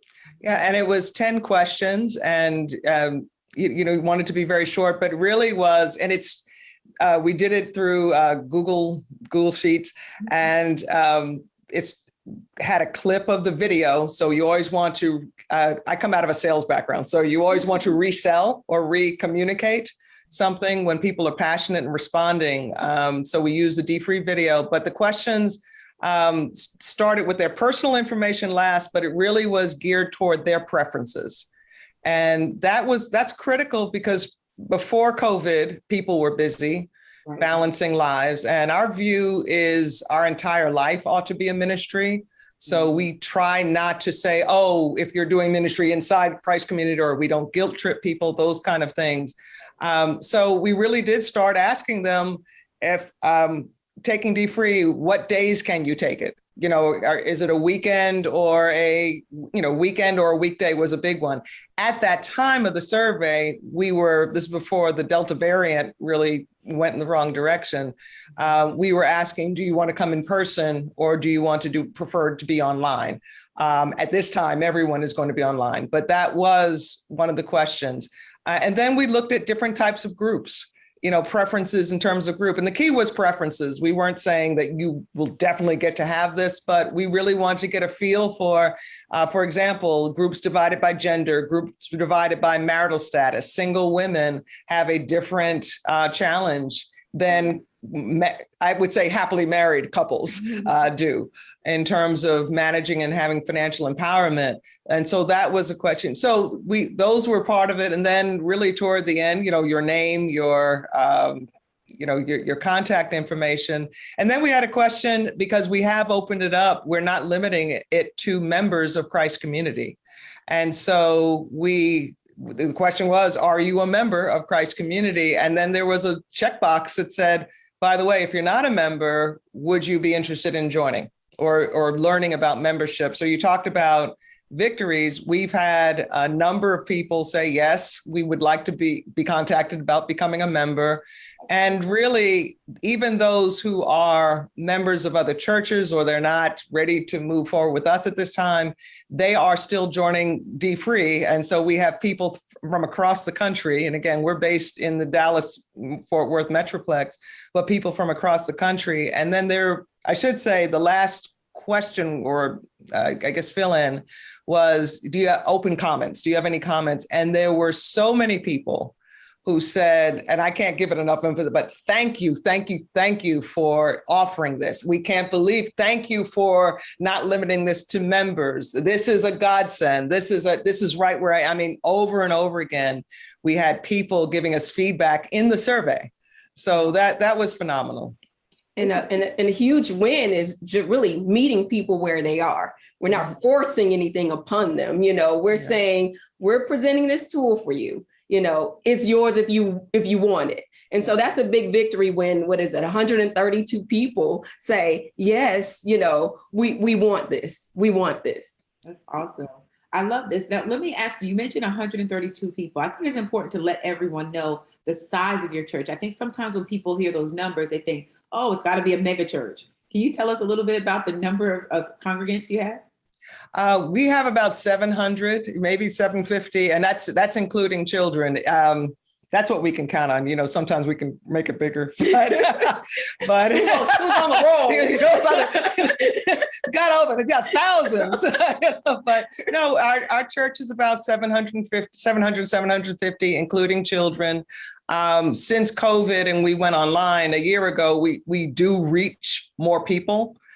Being online, but that's our membership. And that's, obviously membership has benefits, but quite honestly, there have been what we call regular attenders as well beyond that membership. And many of the regular attenders give even, we reach out to them, that's a separate conversation, but 750 or so members. And then there's probably another 300, I would say, who are quote unquote regular attenders of Christ Community, where they may participate with us on Sunday and then they go to other churches, that type of thing. But they're part of the people we minister to as well. And we have to be careful not to get caught up in the numbers per se. We look more at the people and their needs. And if we provide their needs, then they'll come.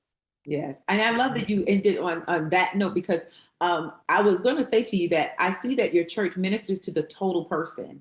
And I think that is so, so vital. And one of the things I saw that has stood out is that in your new members profile, you now have a box that is checked.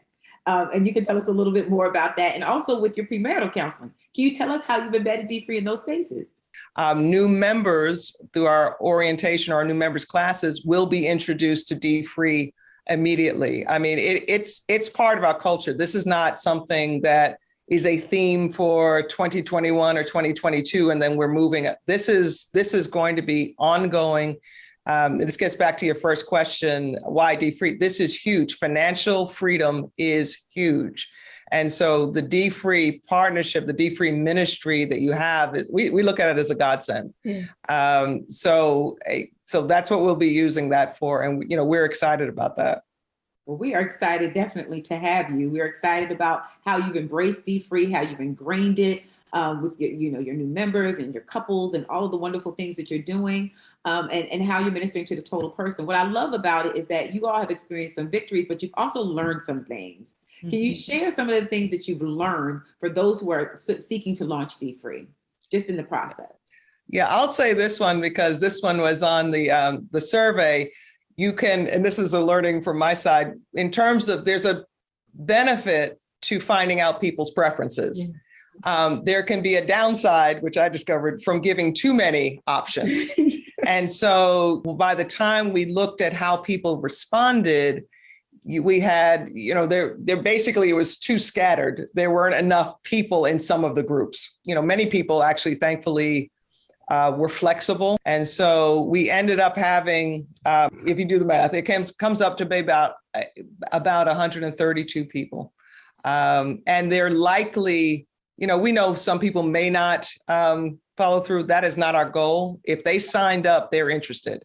Right. So we will be following up to accommodate that. But then we expect once it gets launched, there will be other people who are going to try to get in. And another thing, Dr. Sean, I call you Dr. Sean. Am I speaking prophetically?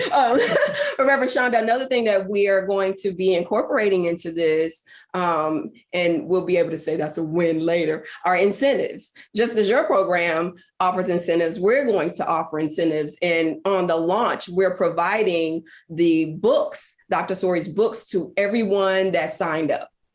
So that's a major win just with them, jumping in there for stepping out on that. And so then we'll come up with different ideas to help push them through at each quarter, for each level that they're on, each level that they complete, because ultimately we want them to complete it. It's, again, numbers, we can say numbers all day long, but if they complete it, that's when we have the major win. Absolutely. Oh, I love it. I'm getting, I don't know if you can see, but I'm getting goosebumps at how excited I am about what is about to take place at Christ Community. I just had one last question. Is there any advice or any words of encouragement you can give to those who are looking to start a dfree ministry that may be intimidated right now or may be on the fence? Anything the two of you would like to say in our closing remarks? I would definitely say, tap into who your people are. That is the biggest thing for me when I think about it. Get to know who they are, where they are, what they're experiencing. I like to say people are like, see me, love me, feel me, hear me. I'm here, recognize me, know what I'm going through. And that's what the church is supposed to do. Not worry about numbers and dollars and all of those things. I mean, they're important, but the people are the most important. And so if we can meet them where they are, and that's a big thing that Christ Community tries to do, like you keep saying, Reverend Shonda, ministering to the whole person, the whole person, we have fun, we have victories, we have failures, we have all kinds of things that are going on in our lives. And if we can tap into those different things, we can meet them where they are. Yeah, and I would say with that collaboration, it's the same theme, but in your team.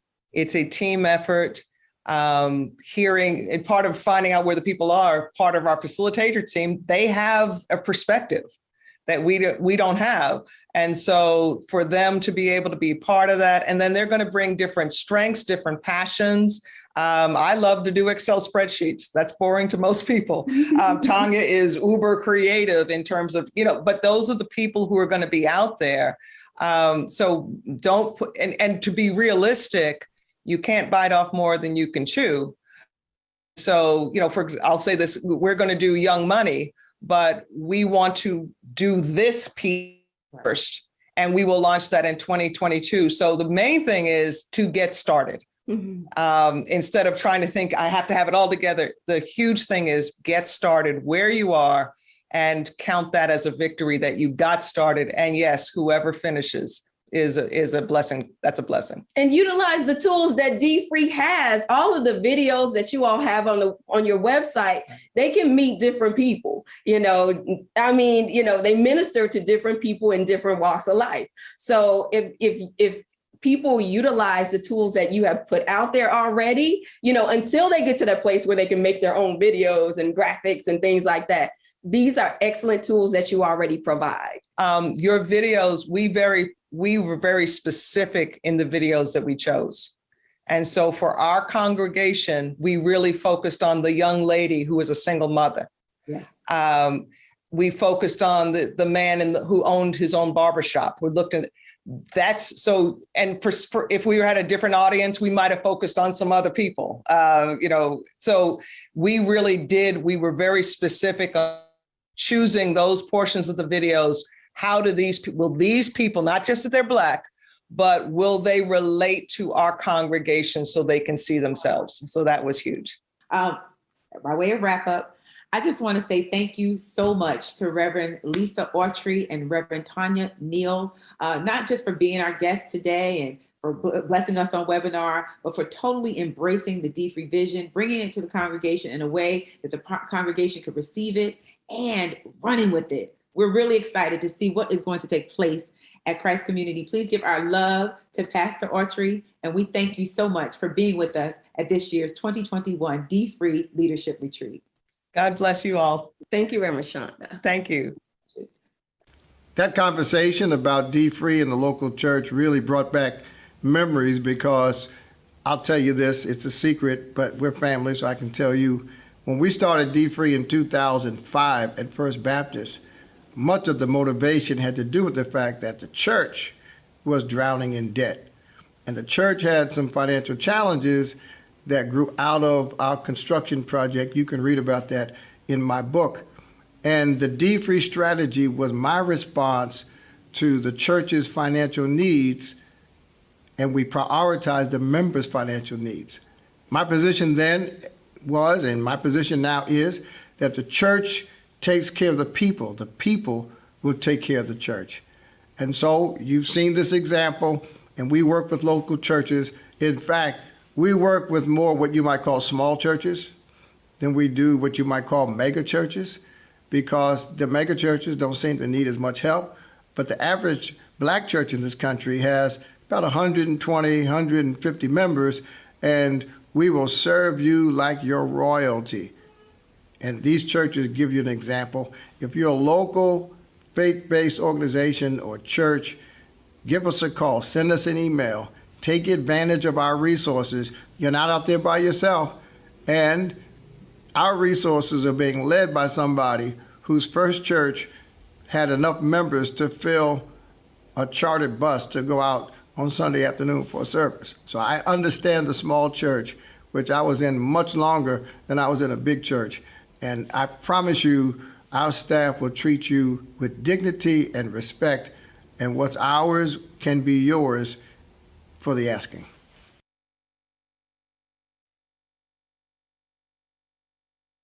All right, folks, we're continuing on with our conversation about dfree, and we've got all of our key partners with us today at this leadership retreat.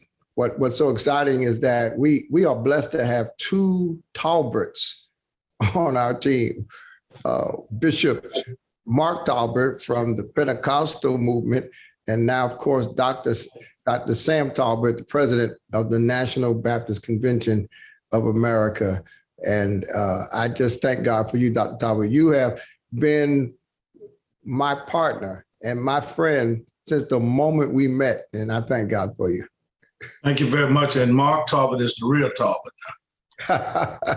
Well, I'm sure he'll appreciate hearing that from you. Yeah, that's the real Talbot. Now, Dr. Talbot, let me tell you this, and because very few people have ever heard me say this, you are really the only person that knows the real origin of dfree, because when you and I were in San Diego together years ago for the retirement celebration for Dr. Timothy Winters.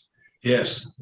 That's when we connected, and it was Dr. Winters who not only connected us, but it was his teaching and preaching and writing that inspired dfree. Yeah, and he had already been doing a lot of that teaching at our church. He had done, seminars. And then when I went there, yeah, he said to me, "You need to get to know this guy."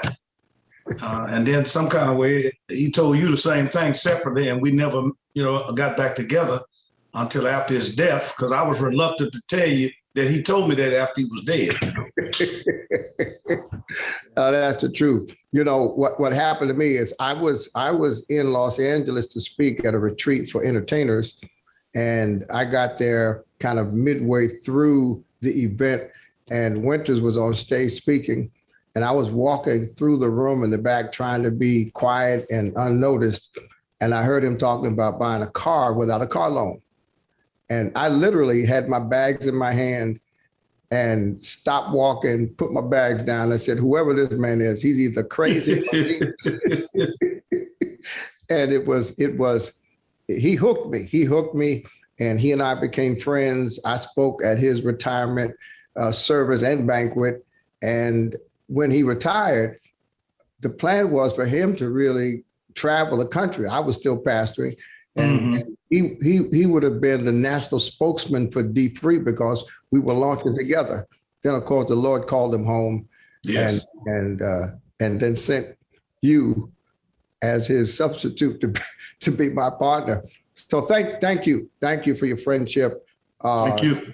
What I want you to talk about briefly is what I admire most about you, and that is the manner in which you have developed in the National Baptist Convention a partnership model to ensure that the convention brings value to the local church. Talk about that.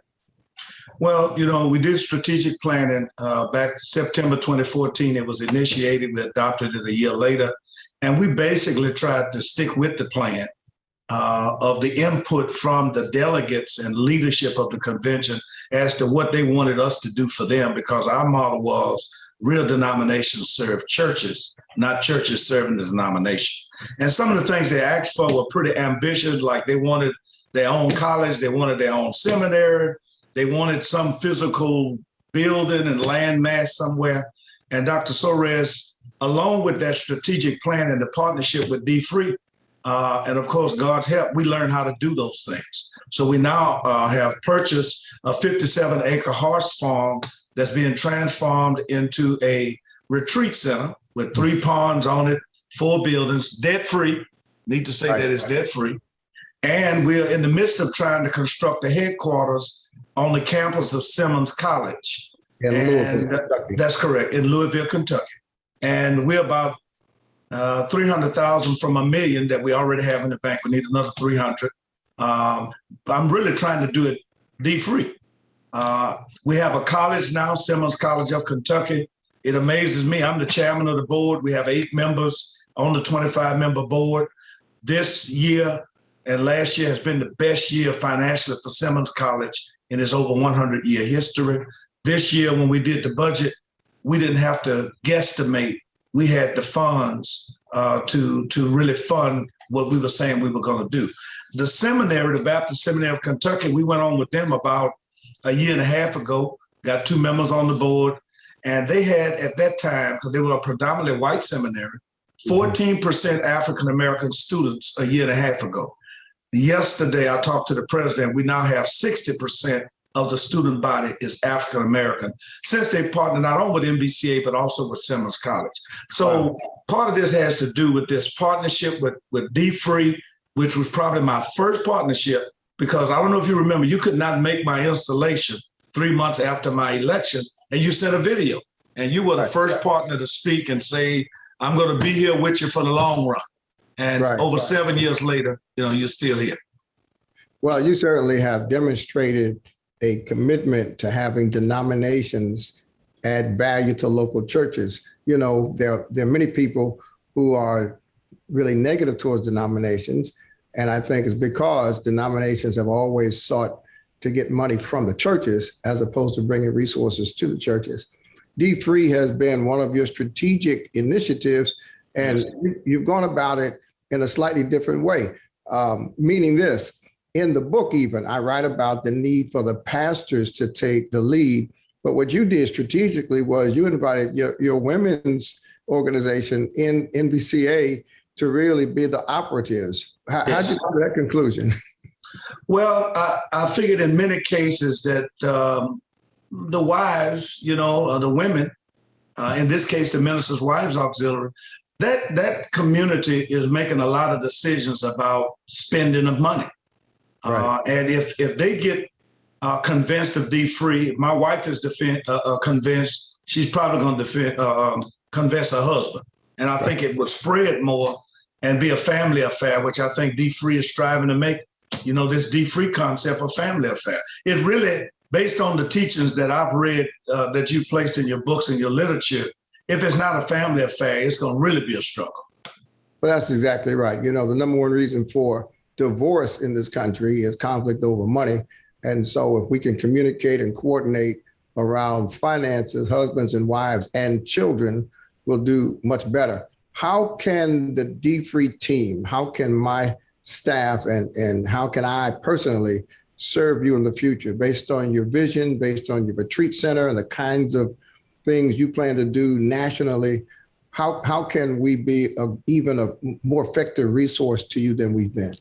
Well, I think the thing that is going to be important, because I'm trying to get dfree into the local congregations, even to those persons who may never attend NBCA, but be impacted by it.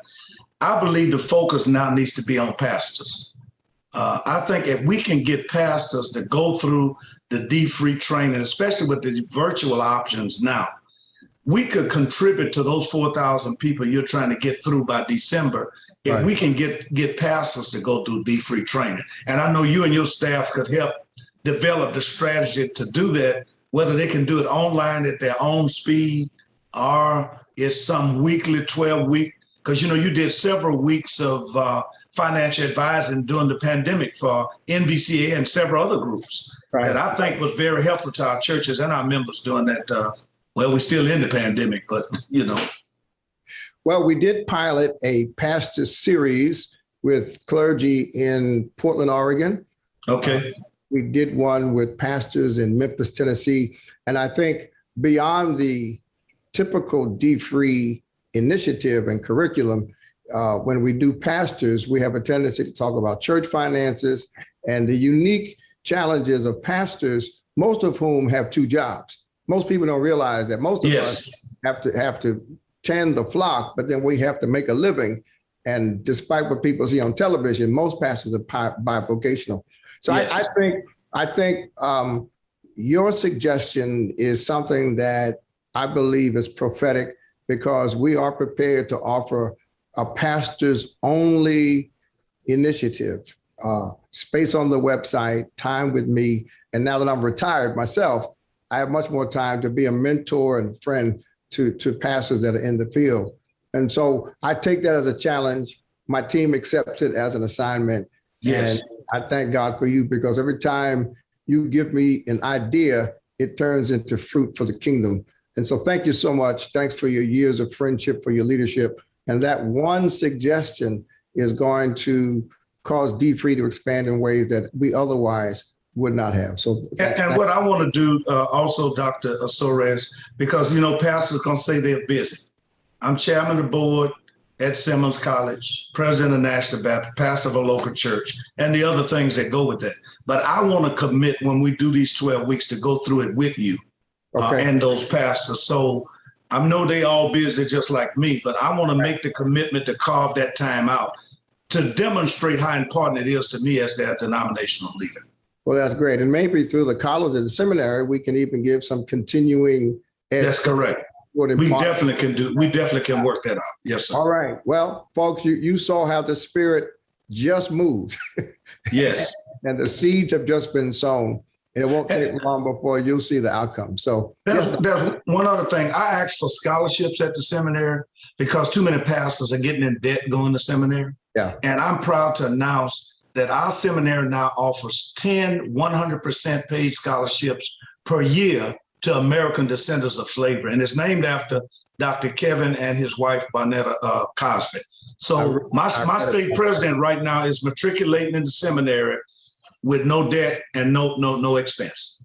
That's marvelous. That's marvelous. And again, it's a partnership. Yes. Thank God for your leadership. Thank God for your commitment and your sacrifices you made. Because folks, listen, Dr. Tom is talking about the seminary and the college and the retreat center. He also is the pastor of a local church that requires his attention, his time, his preaching, and now his reconstruction, because the hurricanes have obliterated their facilities. And so you pray for him, and I'm by your side. And like I always tell you, what's mine is yours when you need it. So thank you very much. Thank you.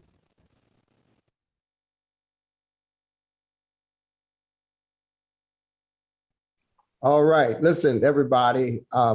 We're continuing our conversation today with leaders who have been innovative and have been collaborative with dfree from their respective positions. We've looked at different industries where we look at different types of organizations. And of course, chief among them for me is the church community led by denominational leaders. Now, I know a lot of people don't believe in denominations.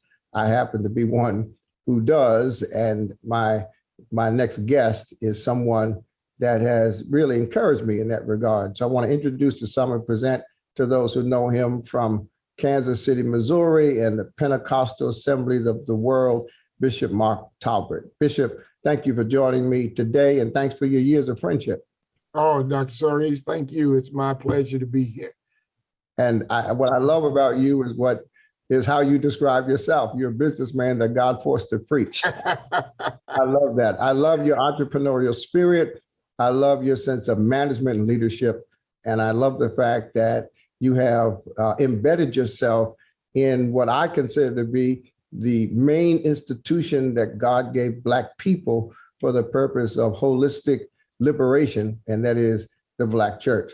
For those who don't know, introduce us to the denomination, or better, the spirit-led movement called Pentecostal Assemblies of the World. Tell us a bit about that. Well, thank you, Dr. Suri. The Pentecostal Assemblies of the World is 100 plus. I think we're about 115 years old. Our present presiding bishop is Bishop Theodore Brooks, and I am the first assistant presiding bishop. And I grew up in this organization. My father was a part of it, and that's how I, maintained that relationship with the Pentecostal Assemblies of the World. And of course, as any organization, it is a challenging thing to get something in a church movement, because churches are always skeptical. And then when they do embrace it, it's a slow process. I am grateful for the opportunity that I had to meet you, because as you said, the church, I believe, is what God has given to Black folks. We just kind of went off on a tangent of becoming more spiritual than balanced, because the balance has got to be spirituality and financial stability and family stability. And that's why I appreciate the dfree thrust that you introduced into the church. Yeah, well, I grew up in one of those churches that only talked about heaven and didn't really concern itself with the quality of life of God's people on earth. And then as I became a professional, I was connected to an organization that was only interested in the quality of life on earth and didn't have much of an eternal vision or sense of eternal consequences for the way we live. Right. And so that word balance is meaningful to me on a personal level, because we do want to live eternally, but we also want to live fruitfully in this life. The expression is, we don't want to be so heavily bounded with no earthly good, right? Right. So PAW is an historic Pentecostal organization putting great emphasis on the power of the Holy Spirit and the gifts of the Holy Spirit. And that's why I really respect, admire, and appreciate your ministry. So how does a ministry and a message and a movement like dfree that focuses on financial responsibility, financial opportunity, how does that fit into a spirit-led denomination like yours? Well, everything is timing. The man at the Pool of Bethesda went to the Pool of Bethesda every year for 38 years and didn't get healed until the time for him to get healed was right. So as you have been doing dfree for how many years now? 16 years. So in those first 2 or 3 years, nobody wanted to hear you. Right. But you stayed the course, you kept presenting, you would gather who would gather. I think now the leadership of the church, as well as the sheep of the church, realize we need to connect to things that are going to teach us how to operate in this world, because the Bible says we are in the world, even though we aren't of the world. Right. So we wear the world like a loose garment, but he says, occupy till I come. Right. Occupy is the root word of occupation. So if you got an occupation, you need to learn how to handle your money. And that's what dfree is bringing into the church. And the timing is right for the Pentecostal Assemblies of the World, and I believe Christians around the world. Well, I really appreciate the leadership of Bishop Brooks. I met him a couple of years ago with his brilliant granddaughter who's by his side, and you're the first assistant under Bishop Brooks, which means that in many ways you are primed for the future of this great movement. And just off the top, in what ways do you think dfree, my team, I personally can really be of value to you as you assist Bishop Brooks and ultimately ascend to leadership focused on this holistic ministry that includes dfree? Well, I believe that as dfree continues to grow and evolve, we have to do the booklets, but we also have to become digital to understand how to do some digital materials, how to have some surveys and things that catch people's attention to help them realize there is a better way than what we're doing. Yeah. I have a saying that if you don't have a budget, then you don't know where your money's going. So when you do have a budget, it's telling your money where to go rather than asking it where it went. And so I think digital budgets and things of that nature that dfree can develop, it will help people to realize it's not as hard as we think it is to really get a handle on our money, understand saving, investment, credit scores, paying your bills on time, and how all of that affects us. Yeah, well, two things. First of all, I think, Bishop, COVID-19 has forced all of us to be more digital than we ever planned to, especially in churches. Absolutely. You and I both know churches that refused to stream. They were afraid people wouldn't come to church. Many churches didn't have websites, but because of COVID, we were forced to go digital or die. And I think God will use this season to speed up the process of when churches and church folks are more open to the digital. Secondly, I think you'll be pleased to know that before today is over, I'm going to announce the development and the release of new digital tools. We've been working on expanding our digital library and our arsenal during COVID. Okay. So even after COVID is over, if it's ever over, but after COVID's over, because we have become so digitized, digital tools will always be relevant, meaningful, and critical. And so I appreciate that. That's kind of a prophetic word because you're telling us how we can help. And we're announcing just in a couple of hours that we're in a position to help more people with digital tools. So listen, thank you for your vision. Thank you for your leadership. Thank you for the fellowship that we enjoy. And I look forward to serving you and serving Pentecostal Assemblies of the World movement in whatever manner you feel God needs us to work together. Awesome. Well, thank you for what you do. And, I'm a phone call or a text away, and we'll get on whatever we can do to help the process. That's great. Thank you so much, Bishop. Tell the family I said hello and tell Bishop Brooks that I send my regards. Thank you. God bless. Whether we're Baptist or Presbyterian or Pentecostal, the fact is the Black economic experience has resulted in a significant wealth gap. And that wealth gap impacts our religious life, our family life, our educational life. It's all pervasive. And so Bishop Talbert with the Pentecostal Assemblies of the World and Dr. Talbert with the National Baptist Convention of America are examples of how they have decided that the integrity of a denomination is completely dependent on the value that it brings to the local church. We work with 7 or 8 national denominations. These two are examples. And if your church or your family belongs to a church that is connected to a denomination, let us serve your denominational leadership to bring value from the denomination to the local church. Thank you to NBCA. Thank you to PAW. Thank you to the AMEs and the Churches of God in Christ that we work with. We're here to serve, and we're here to serve with integrity, with dignity, and with humility. My experience with dfree, I could say, was truly a positive one. I mean, I knew a lot of the information, I just probably didn't really adhere to it until it was spelled out in ways that I couldn't avoid it.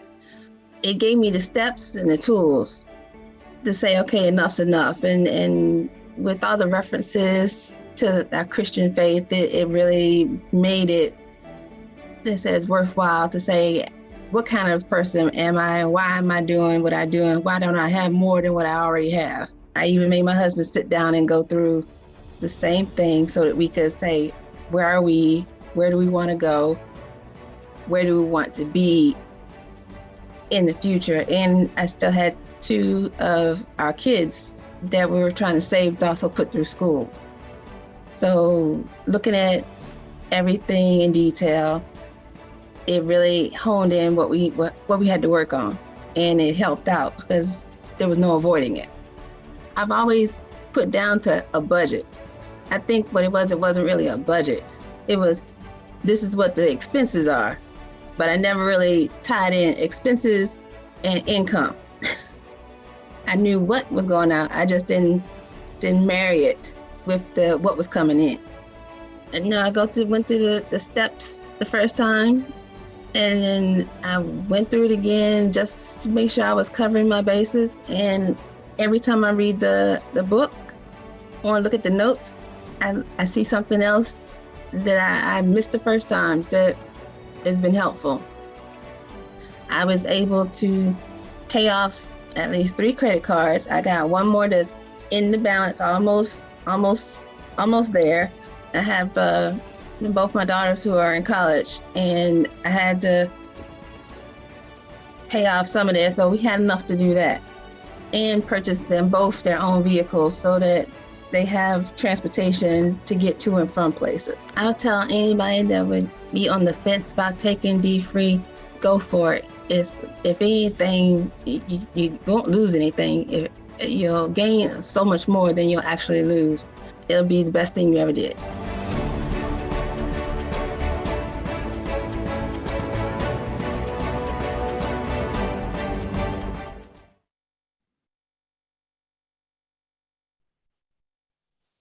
Ooh, we are coming down to the home stretch, Dr. Stories. Coming down to the ma'am. Yes, ma'am.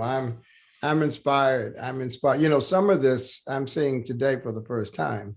Yeah. And even portions of the pre-record that I saw before, I'm seeing it completely differently now. And it's just a blessing. Thank you. Thank you for being here all day today. You've been here on camera, coordinating, sending texts, chatting in the chat.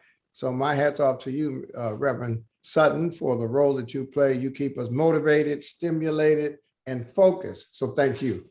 Thank you. Thank you for trusting me in this role. And thank you all for staying with us and hanging in there with us. We appreciate you. We are coming down to the home stretch, and here we are. We just want to say that dfree could not do what we do without soldiers on the front line. And so we are a small but mighty team, but we have a lot of soldiers out there, a lot of folks that are leading dfree and bringing it to their churches and bringing it to their organizations. And so some of those leaders have taken the time today to kind of share with you about how they've done it. And so we thank Jegna Lake, who is going to speak to these folks through her lens of training and engagement. She's going to have a conversation that will show not just how people bring dfree, but even how they transition from how we used to do it to how we do it now, just moving with the millennium and moving through COVID and moving into this virtual space. And so we just want to sit back and enjoy this last segment. And before that, well, go ahead, Dr. Stories. I'll be watching. No.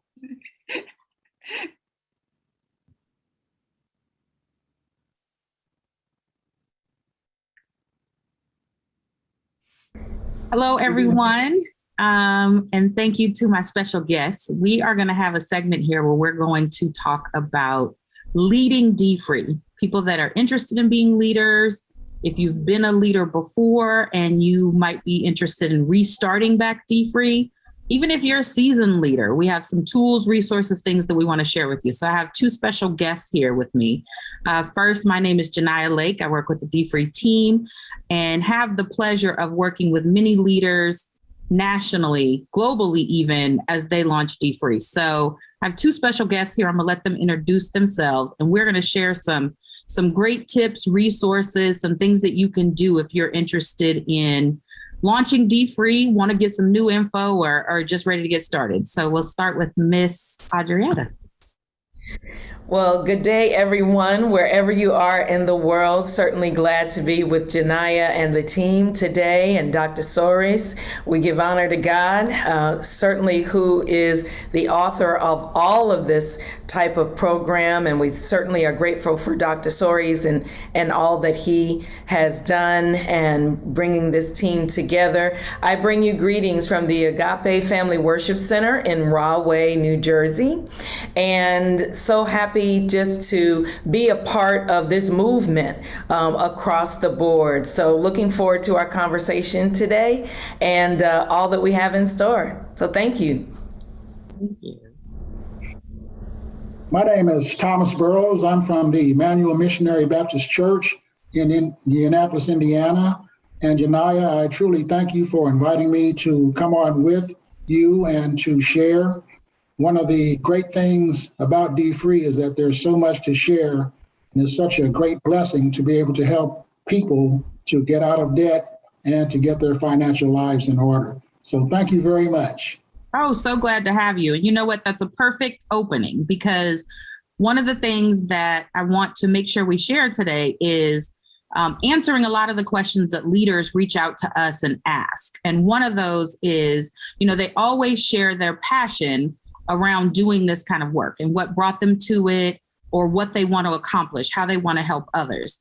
So just tell us a little bit from the both of you about, the work that you do around this particular topic: financial empowerment, economic empowerment, helping people get free from this bondage of debt, and then how do they make that? So what brought you to this work and why it's important to the work that you do?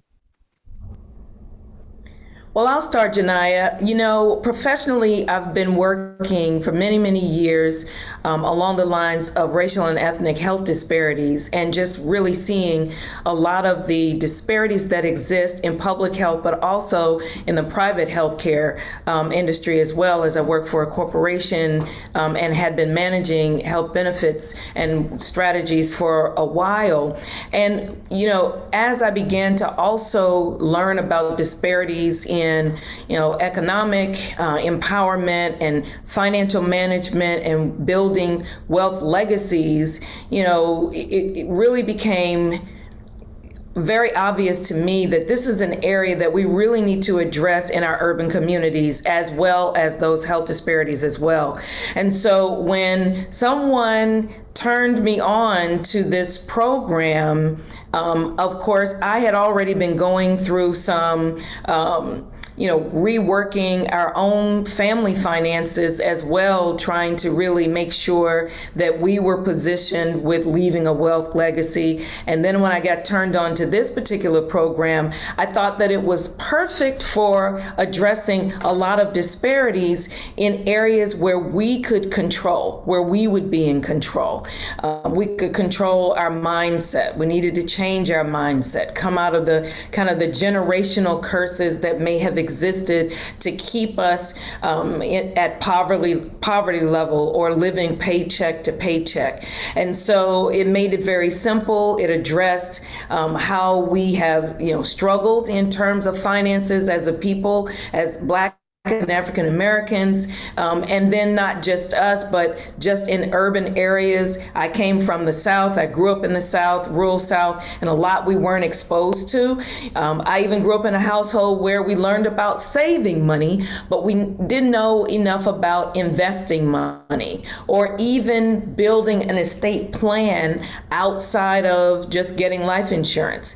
And so I took this curriculum to our Dean of Education at our church, and I said, you've got to help us disseminate this information across all of our members, at least to start in the members, so that they could start a conversation with their family members and pull it into the community. And this was my way of participating in that type of freedom movement. And so it's really been a blessing to our church, our community, families across the board, to really help to close the disparities that exist with wealth building. Amen. Excellent. I was gonna say excellent. Mr. Burrows, how did you guys get started? Well, I was deep in debt back in the late 90s and early 2000s, and I started studying finance in order to get out of debt. And Pastor Webster has always had a holistic ministry, and he wanted to help our members to drop their debt. So he asked me to lead stewardship classes here at the church, which I was glad to do. It helped me and it helped others. And in 2011, Pastor Webster met Dr. Soares at a convention here in Indianapolis. And of course, they talked dfree. And Pastor Webster's response was, we're going to embrace dfree. As a matter of fact, dfree is going to become part of our DNA, because the stuff that I was teaching was financial literacy. But the way Dr. Soares presented it, it was to attack people's behavior. This changed our whole model and helped us to lead people in the right direction, help them to become mindful of their financial illiteracy, and to adopt dfree as a lifestyle. That's excellent. You know, many folks know that my background is banking and finance, and Dr. Soares and I, came together in that way, working in the community. I did philanthropy and, supporting movements like this, but working a long time in financial literacy, both of you are absolutely correct in that, one, there is components of history, right, that's happened to our communities. And so we've been victim to things that have happened, but then there also are things that we are kind of doing to ourselves.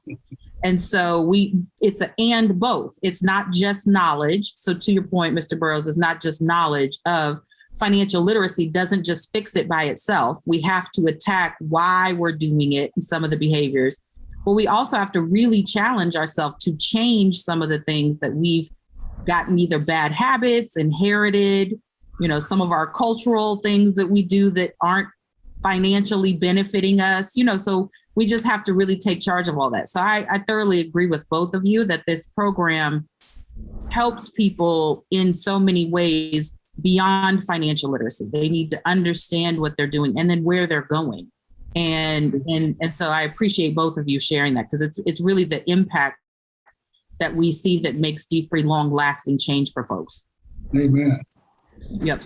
Janiyah, one thing I just wanted to mention is, the curriculum really helped to open our eyes as well to even some things in the environment that we needed to pay attention to. When Dr. Soares talks in his book about the payday loans, I had never thought about payday loans, and a lot of the financial literature that I have read as well really didn't address payday loans and looking at that type of a resource in our communities that, it isn't always to our benefit. And so really just helping us to not only just look at our bank accounts and look at how we're spending, but to also pay attention to what's around us, what's surrounding us that may be perpetuating some of those bad habits as well. So it's been an eye-opening experience for many of our participants and students coming through the classes on so many different levels.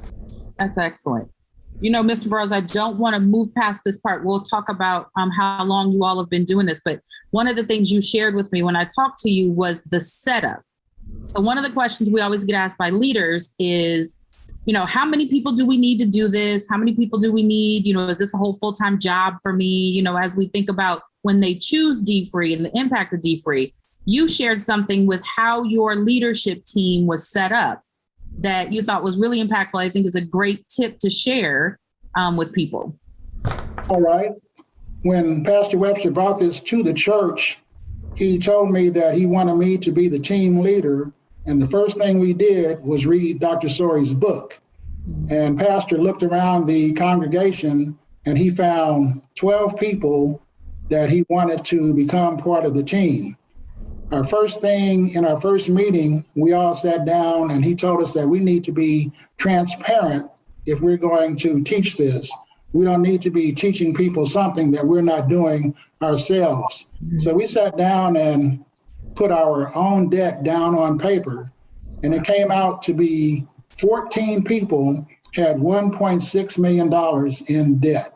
Wow. After we read the book and adopted Dr. Sori's strategy, we had meetings and we came up with surveys to present to the people to get them engaged and involved before they even went to any class, to let them know that we were here to help them and that we're not here to just talk down to them, that it's not truly an issue to be in debt, but it certainly is an issue to stay in debt.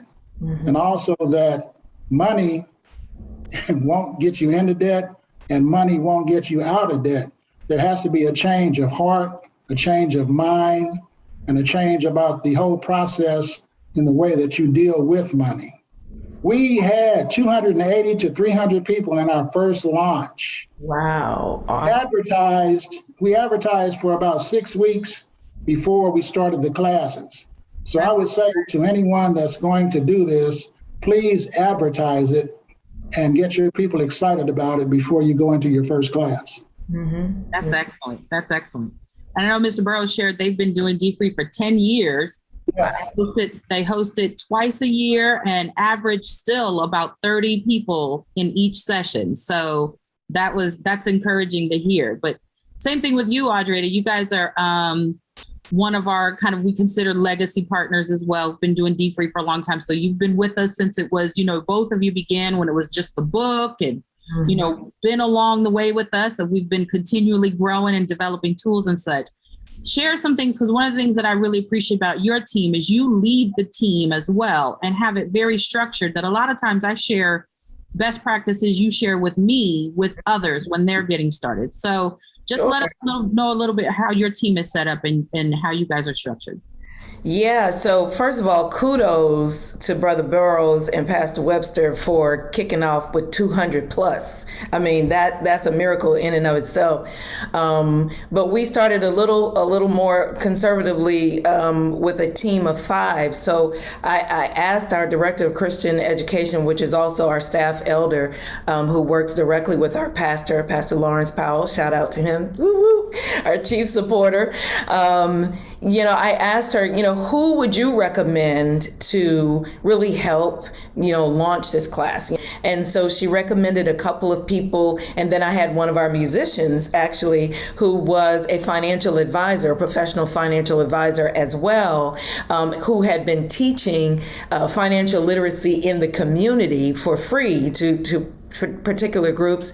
And so I asked him, he was very passionate about it. So I asked him to join our team. And we had a young lady who worked for one of the financial houses, big financial houses, and she was one of their administrators. And so I said, okay, let's pull our skills together and let's get started. And we launched it with just 5 members of the team. 4 of us were teachers and an administrator, and we dived into the curriculum, and we had both the book and the workbook, and the workbook was really easy to work with so that we can have people kind of interact. And this was all when we were on site, everybody. So we've been doing it for about 4 years. And to keep people in class, Janaya, we had snacks. We brought snacks because, number one, people were coming. This is a weeknight. People were coming from work. They had to bring their children. We loved it when people brought their children to class so that it could be a family affair. And, we wanted to provide something so that we wouldn't have barriers to learning. So that's one thing my father, an educator, always taught me. You got to feed people so they're not hungry and they won't be distracted. So that's one thing. But we've, built upon that. After that first session, I had all of these people that raised their hand and said, I want to help. And so from there, we've just been building a volunteer base of former students who've come through the program, have testimonies to share.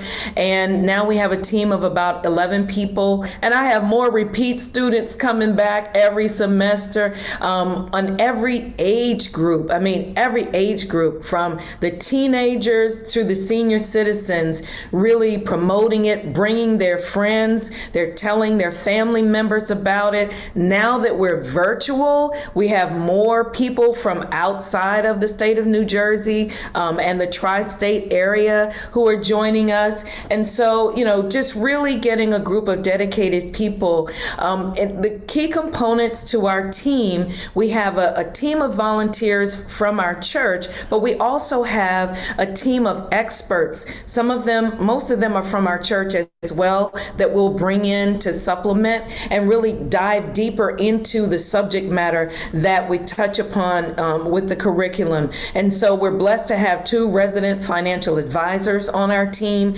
We have a dynamite group of administrators, and then people with different other skill sets that really join us. And we bind ourselves together for a good 10 weeks for the class itself, because we've condensed it a little bit. We're not in the sanctuary now, and so we have to use social media more. So we're able to really now pull upon social media.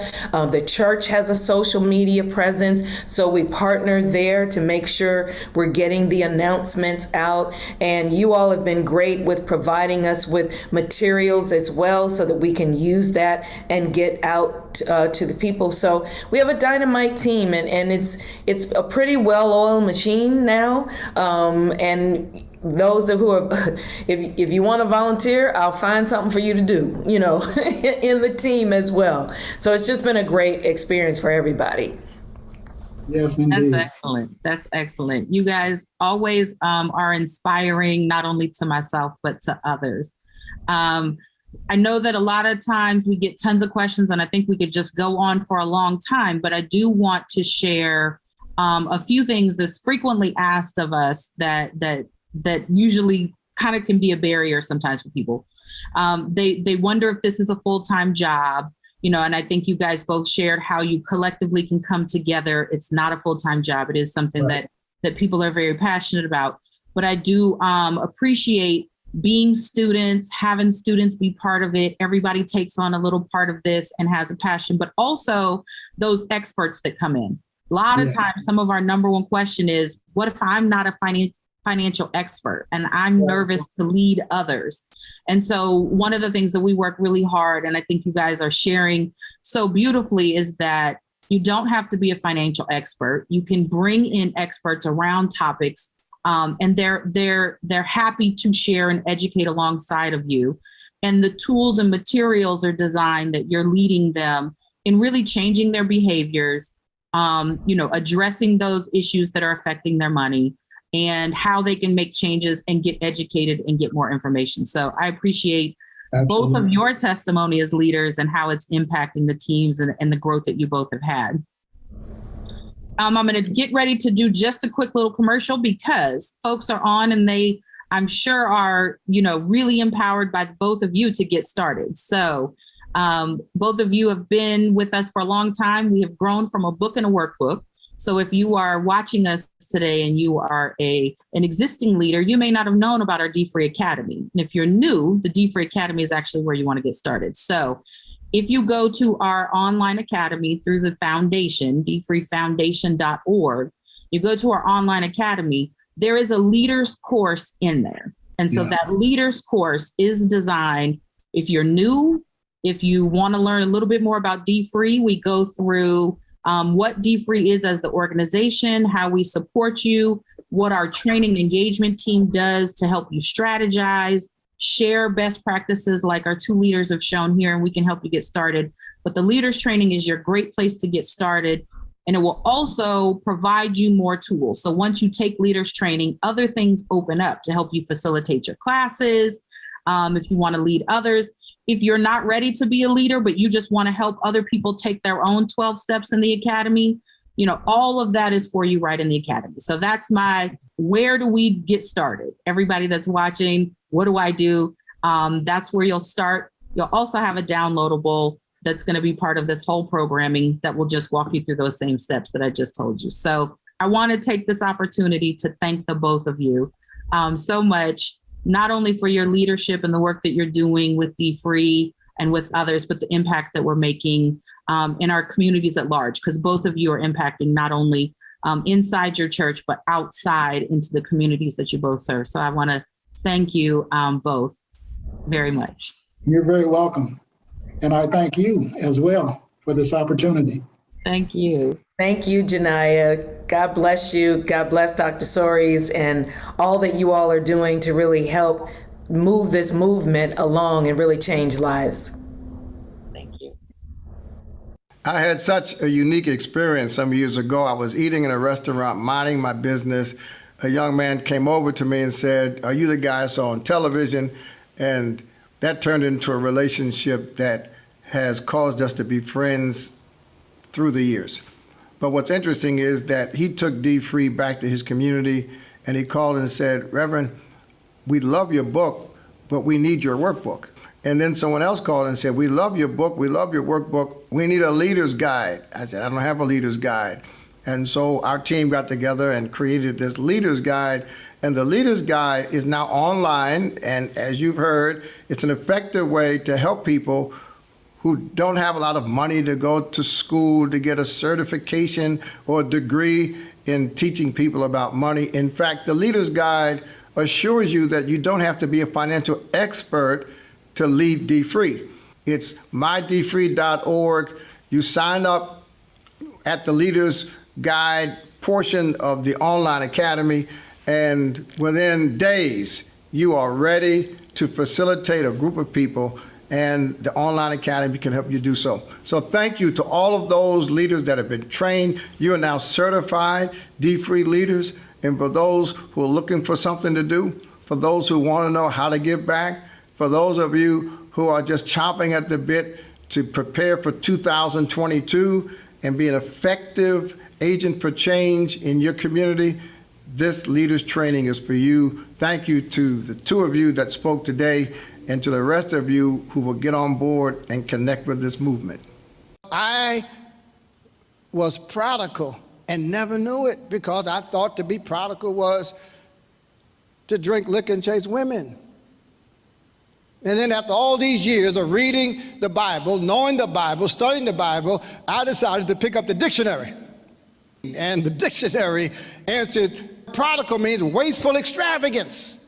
Wasteful extravagance. If I've got clothes in my closet, clothes in my basement, clothes in my attic, clothes in my garage, and then I rent a storage facility and pay them $29.99 a month to hold clothes I'll never wear again, I'm prodigal. If I'm buying food from restaurants on such a regular basis that I have no savings, I'm prodigal. Wasteful extravagance.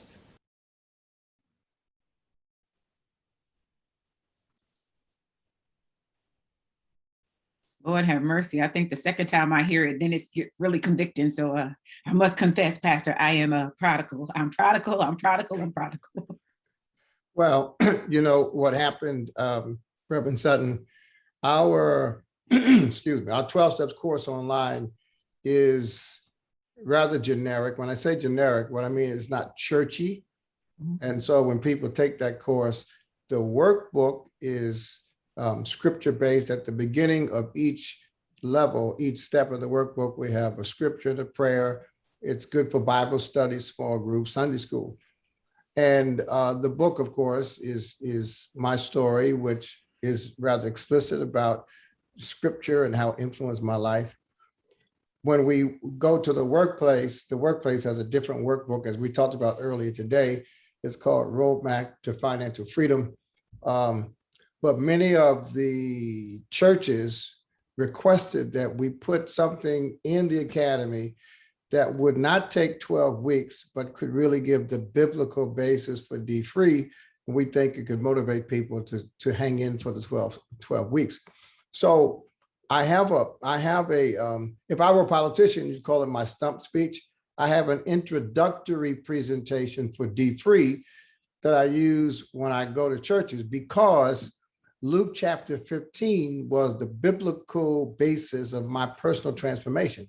I mean, you know my story. When my grandmother died with no education and 6 kids, she left me my first house, and I couldn't figure out how she with no education and no civil rights could die rich, and I with education and civil rights could live poor.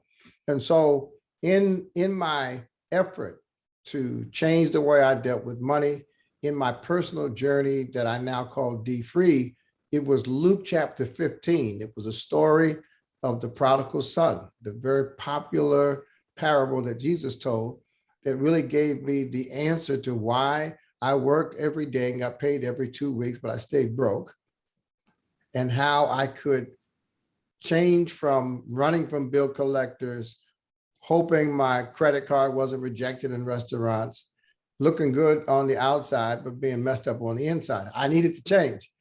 And all of that I got from Luke chapter 15.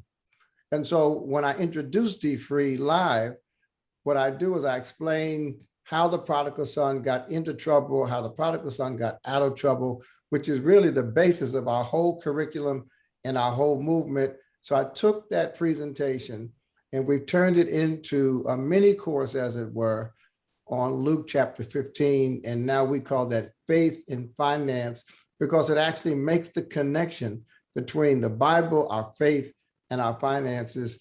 And we are pre-registering people now in the Academy. It's being expanded, it's being upgraded. Right now, we're taking images. If I have a minute, I'm going to show you a picture of my first Cadillac. We're adding images so that in January, we're going to launch this Faith in Finance course. And I think people, especially church leaders, will appreciate it. Well, I tell you, you are definitely answering the call, because we've had churches call for that. And so I'm so grateful that we have this course that's going to be available to everyone via our online academy. People are discovering how rich the academy is. And now we have just another place and another destination for you. So we're getting ready for that. I know we're coming to a close. I keep saying to you, I felt like a preacher that's ending a sermon, right? Coming to a close. But we have another exciting ministry moment with the Fred Hammond coming up. Oh. Everybody kind of stays by, and after which we will close out. The next voice you will hear will be that of Dr. Soaries, who will share the future of dfree and all the vision that he has for dfree, and just some exciting things that only you and those who are rewatching will be able to get. So thank you, Dr. Soaries, for our time together. I'm signing out and turning everything over to you. You did a great job. Come on, everybody, show some love to Reverend Shonda Sutton, who preached us through this whole day, glitches and all. You did a great job, Shonda. Thank you so much for your service and for your leadership. God bless you. Thank you, Pastor. Enjoy Fred Hammond, everybody. Once again, I am so grateful to have been a part of this amazing program. Thank you all for giving me the opportunity. And Buster, you know, you are my man, you and Donna and the kids. I love you all. And thank you for being in my life, man. You have brought me through some really great times by just listening to your wisdom, and your wisdom has helped me to make it through when others made other decisions, when other people around me made other decisions and they thought about money in a very small way. You know, you taught me to open up my mind and to have better financial literacy about my life, and investments and thoughts of how to create and sustain myself. I came into this industry when I was 19 years old. I am 60 years old now. I'll be 61 in December. Yeah, I know I look good. Yeah, but it's all good. So listen, I want to leave you with something, and thank you once again, family, for joining us. All right, we love you. God bless you. God bless dfree. God bless my mans and them. Buster Soaries. Easy.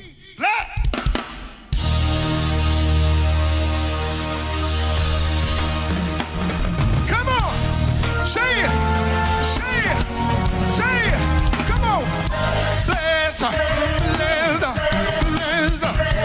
on, bless, bless. Come on, say it. Good morning, good morning, good day. Come on, come on, come on. Well,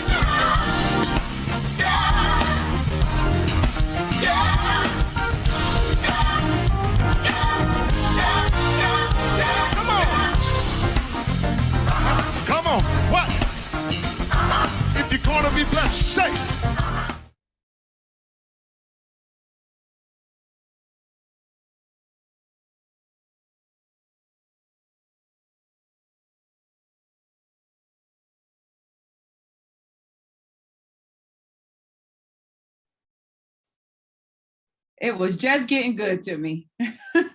What happened? I'm not sure. I was in it. I was in the moment. I missed everything. I was in the back end. Well, listen, everybody, you're going to get an email with a link to the entire recording, and you'll be able to see the end of the Fred Hammond song. I guess I thought it was me. You know, whenever something goes wrong on my computer, I assume it's my fault. But apparently this was not my fault because you didn't see it either. But listen, Fred Hammond has been a friend now for over 35 years. I was managing BB and CC Wine-Ins, and of course they were from Detroit and commissioned, led by Fred Hammond, was in Detroit. And so Fred came to me and said, listen, you know, I'd love for you to do for commission what you did for BB and CC, because BB and CC had been on the PTL show with Jim and Tammy Baker. And when they left that show, they started their recording career, and their first duo recording went gold. And then their second one went platinum. The Heaven album went platinum. And then I left them in good hands.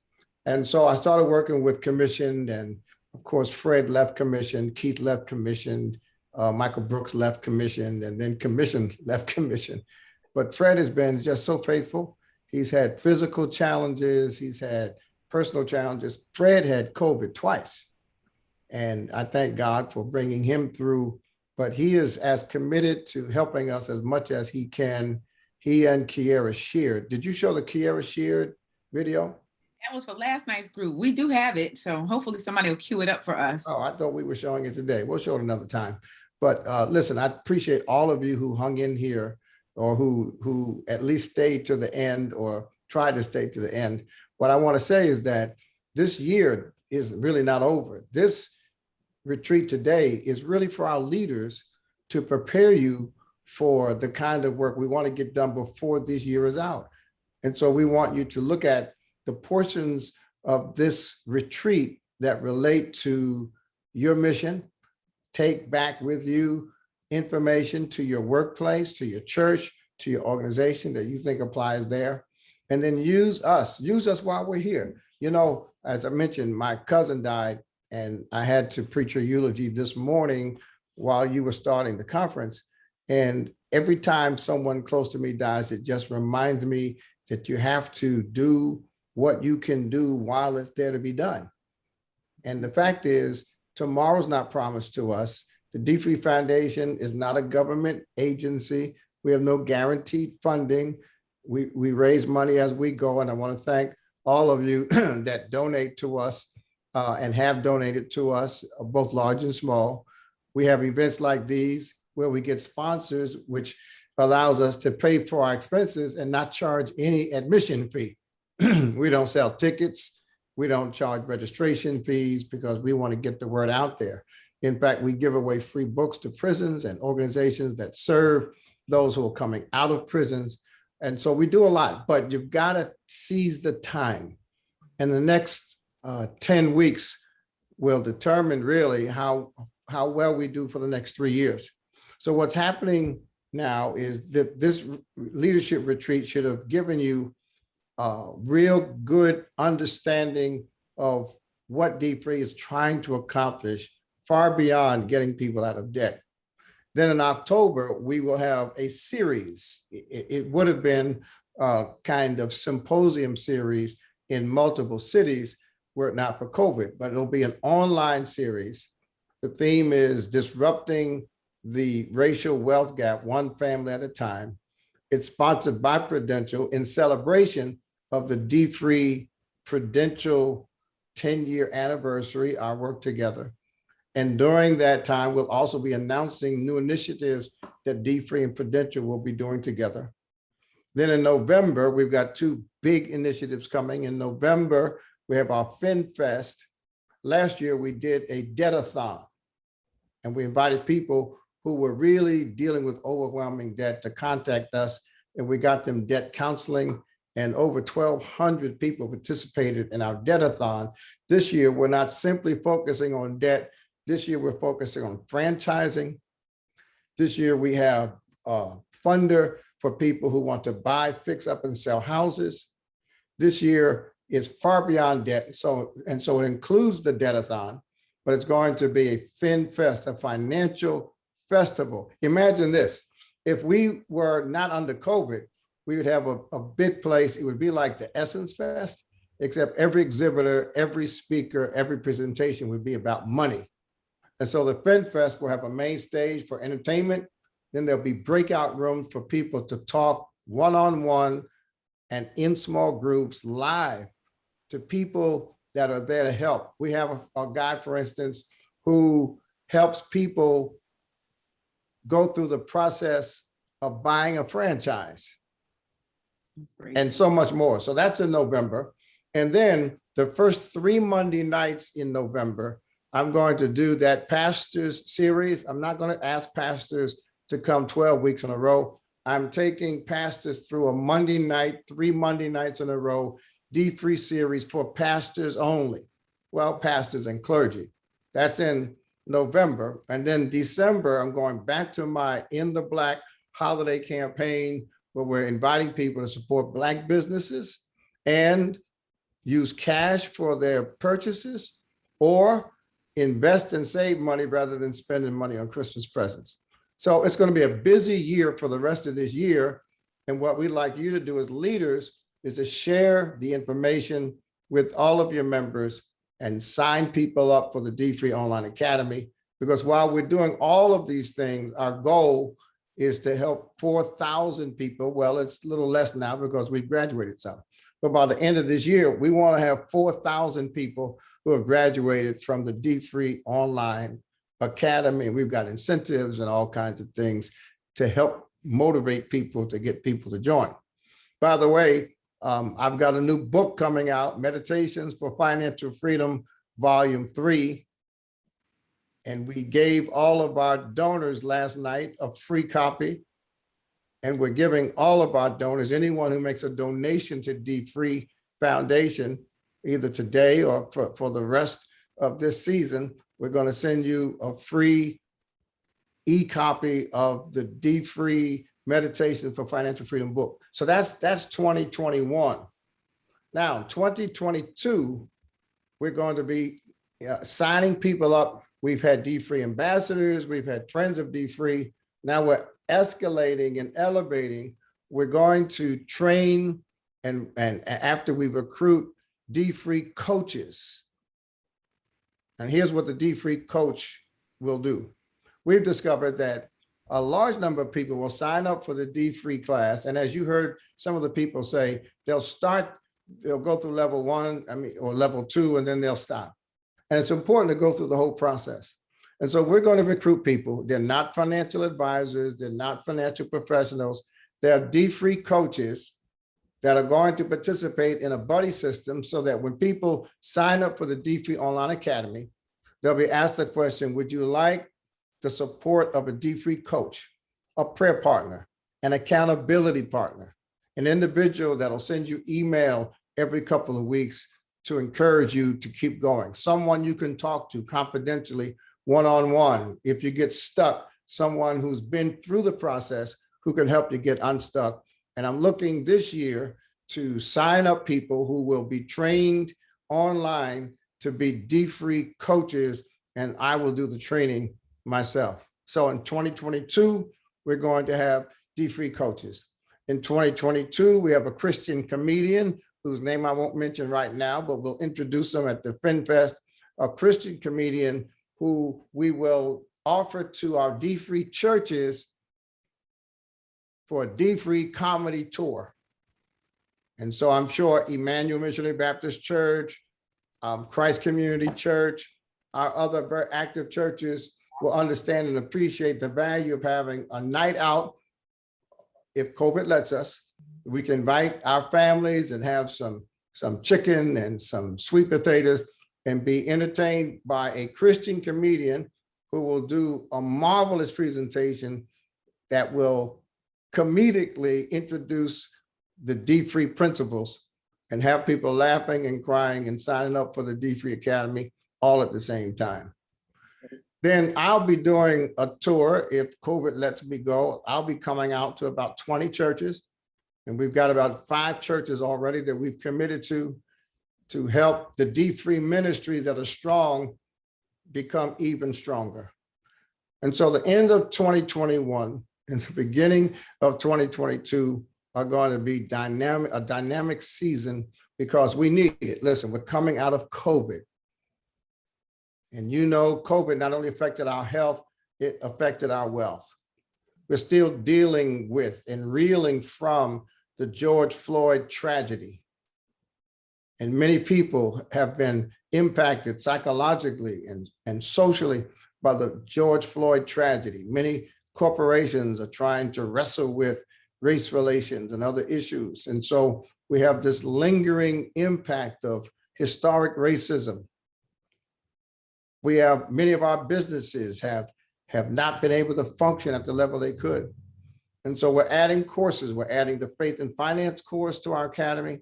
We're adding the instructional part of our D-Free for entrepreneurs to our online academy.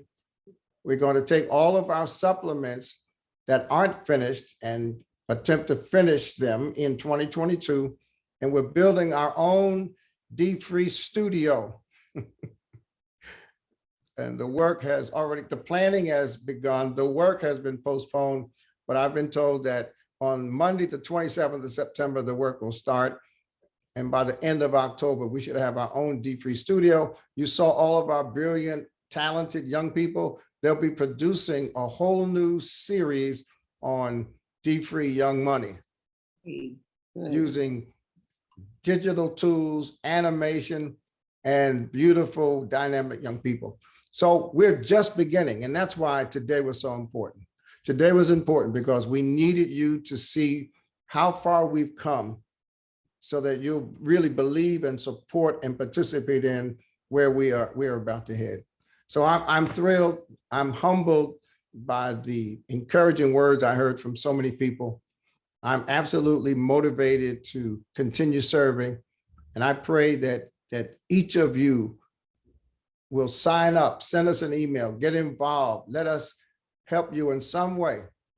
Do what Brother Huff is doing in Denver, Colorado, to do what Sister Carter is doing right here in New Jersey, to do what they're doing in Texas and Georgia and South Carolina, all over the country, and to do what they're doing in South Africa and Ghana. The fact of the matter is, you are a leader in your own right.